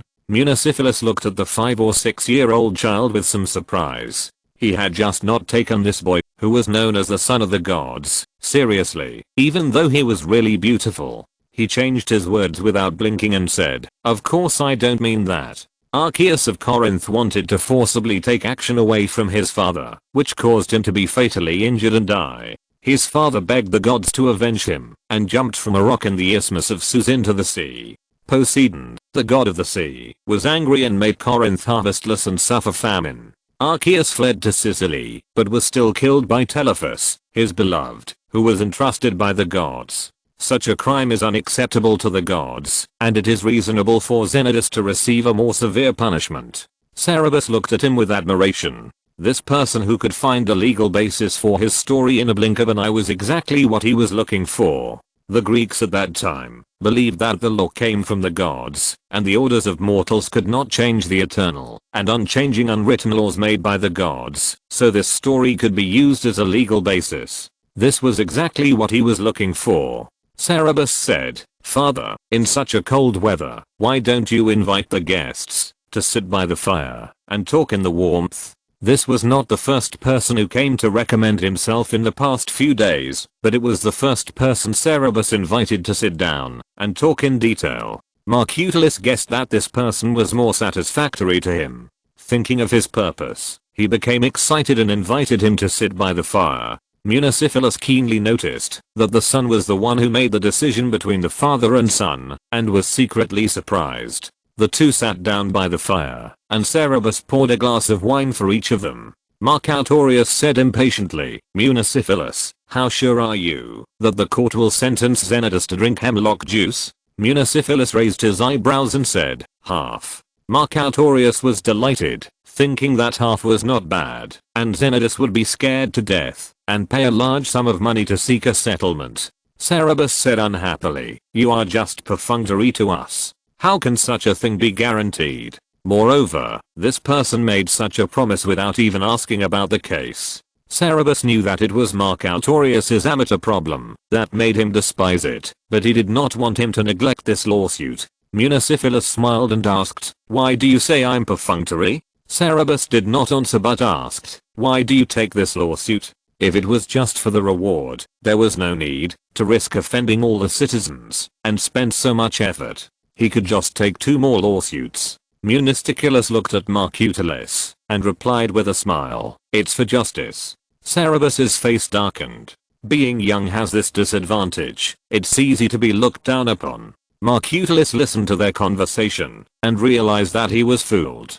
He said unhappily, "We only need lawyers who are completely sure. If you are not sure, please go back." Munocephalus was blocked for a moment, but he corrected his attitude and said, "No lawyer dares to guarantee that he will win a certain lawsuit. But I dare say that there is no one in Athens who has a greater chance of winning than me. There are not many people who have the courage to take this lawsuit. Among those who dare to take it, no one is more eloquent than me. My oratory skills are inherited from the wise Solon. Cronus, Remus, Hermocleunus and others are not as good as me. They are only famous because they come from prominent families, have wealthy families, and have more opportunities. I'm from a poor family and cannot afford to handle public affairs, so I'm not known. But people like Hermocleunus know my abilities. You can tell them my name and ask them, and then decide whether to entrust me to represent you in this lawsuit." After that, he stood up, bowed slightly and walked out. Marcutus asked his son hesitantly, "Cerberus, do you think what he said is true or false?" Cerberus said, "You can ask Aristides if it is true or not." Aristides had already started to get involved in public affairs. There were only so many people in Athens, and this man was so ambitious, he must have an impression of him. Aristides really knew this man. He is a shrewd and capable person. Cerberus asked about this person's ability, and he said, "He is not an orator, but he practices the sophistry of Solon's school, which should not be underestimated." "Has your father decided to hire this person as a lawyer?" Cerberus said, "Since you said he is not a man of great ambitions but little talent, then he should be the lawyer. If your goal is to make Zenodus suffer a heavier punishment, then he is the most suitable candidate." Aristides showed a little disapproval of their goal, but still said, "He is a flexible person. If there is anyone in Athens who is most likely to help you achieve your goal, it is him." Cerberus thanked him and wanted to leave, but Aristides stopped him again. "Cerberus, since you have decided to file a lawsuit, have you agreed on the witnesses?" Cerberus was startled. "Witnesses?" Aristides said. "Phaedo's side." Cerberus replied, "Phaedo is willing to be a witness for me." It was Phaedo who took the initiative. Cerberus also went to see his master and asked for Callias's consent. Callias also agreed generously, but asked him to touch himself and his wives, concubines, slaves, and children. Aristides said, "Then you should thank him well. Slaves must be flogged before testifying in court. Many slaves are unwilling to get involved in the lawsuit of free people." Cerebius was shocked. Slaves must be flogged before getting involved in the lawsuit. He had no idea about this before. Aristides said, yes, 15 lashes. This is to prevent them from framing free people for the sake of greed. Phaedo was too young and would be scared when facing this punishment, so he gave this reminder. Cerebus's expression changed. After a while, he asked, is there any way to exempt him? Aristides shook his head and said, perhaps the executioner will be lenient because of his young age, but he cannot be exempted. In addition, you have to guard against Senators bribing the executioner to deliberately use heavy hands. Many people use this to intimidate slaves. As far as I know, Senators is a man who will do anything to intimidate slaves. Cerebus was silent for a while and asked, if I don't have Phaedo as a witness, what is my chance of winning the lawsuit? Aristides said, at least half. He only saw Senators running away, but didn't see the whole process of what happened. If he wasn't Aristides, without Phaedo as a witness, Cerebus wouldn't even have this half chance of winning. Cerebus closed his eyes, exhaled deeply, and said, half is enough. Thank you for your reminder, Aristides. Phaedo is a little child, and has saved his life. He can't let Phaedo get hurt again, because of a lawsuit. It was just a lawsuit. Would he let Senators go if he lost? Besides, he might not lose. End of this chapter. Thank you very much for reaching the end. Don't forget to like. Looking for more exclusive content and immediate access? Subscribe to our Patreon. Remember, every like, subscription, or donation encourages us to continue. Thanks to everyone. See you in the next video.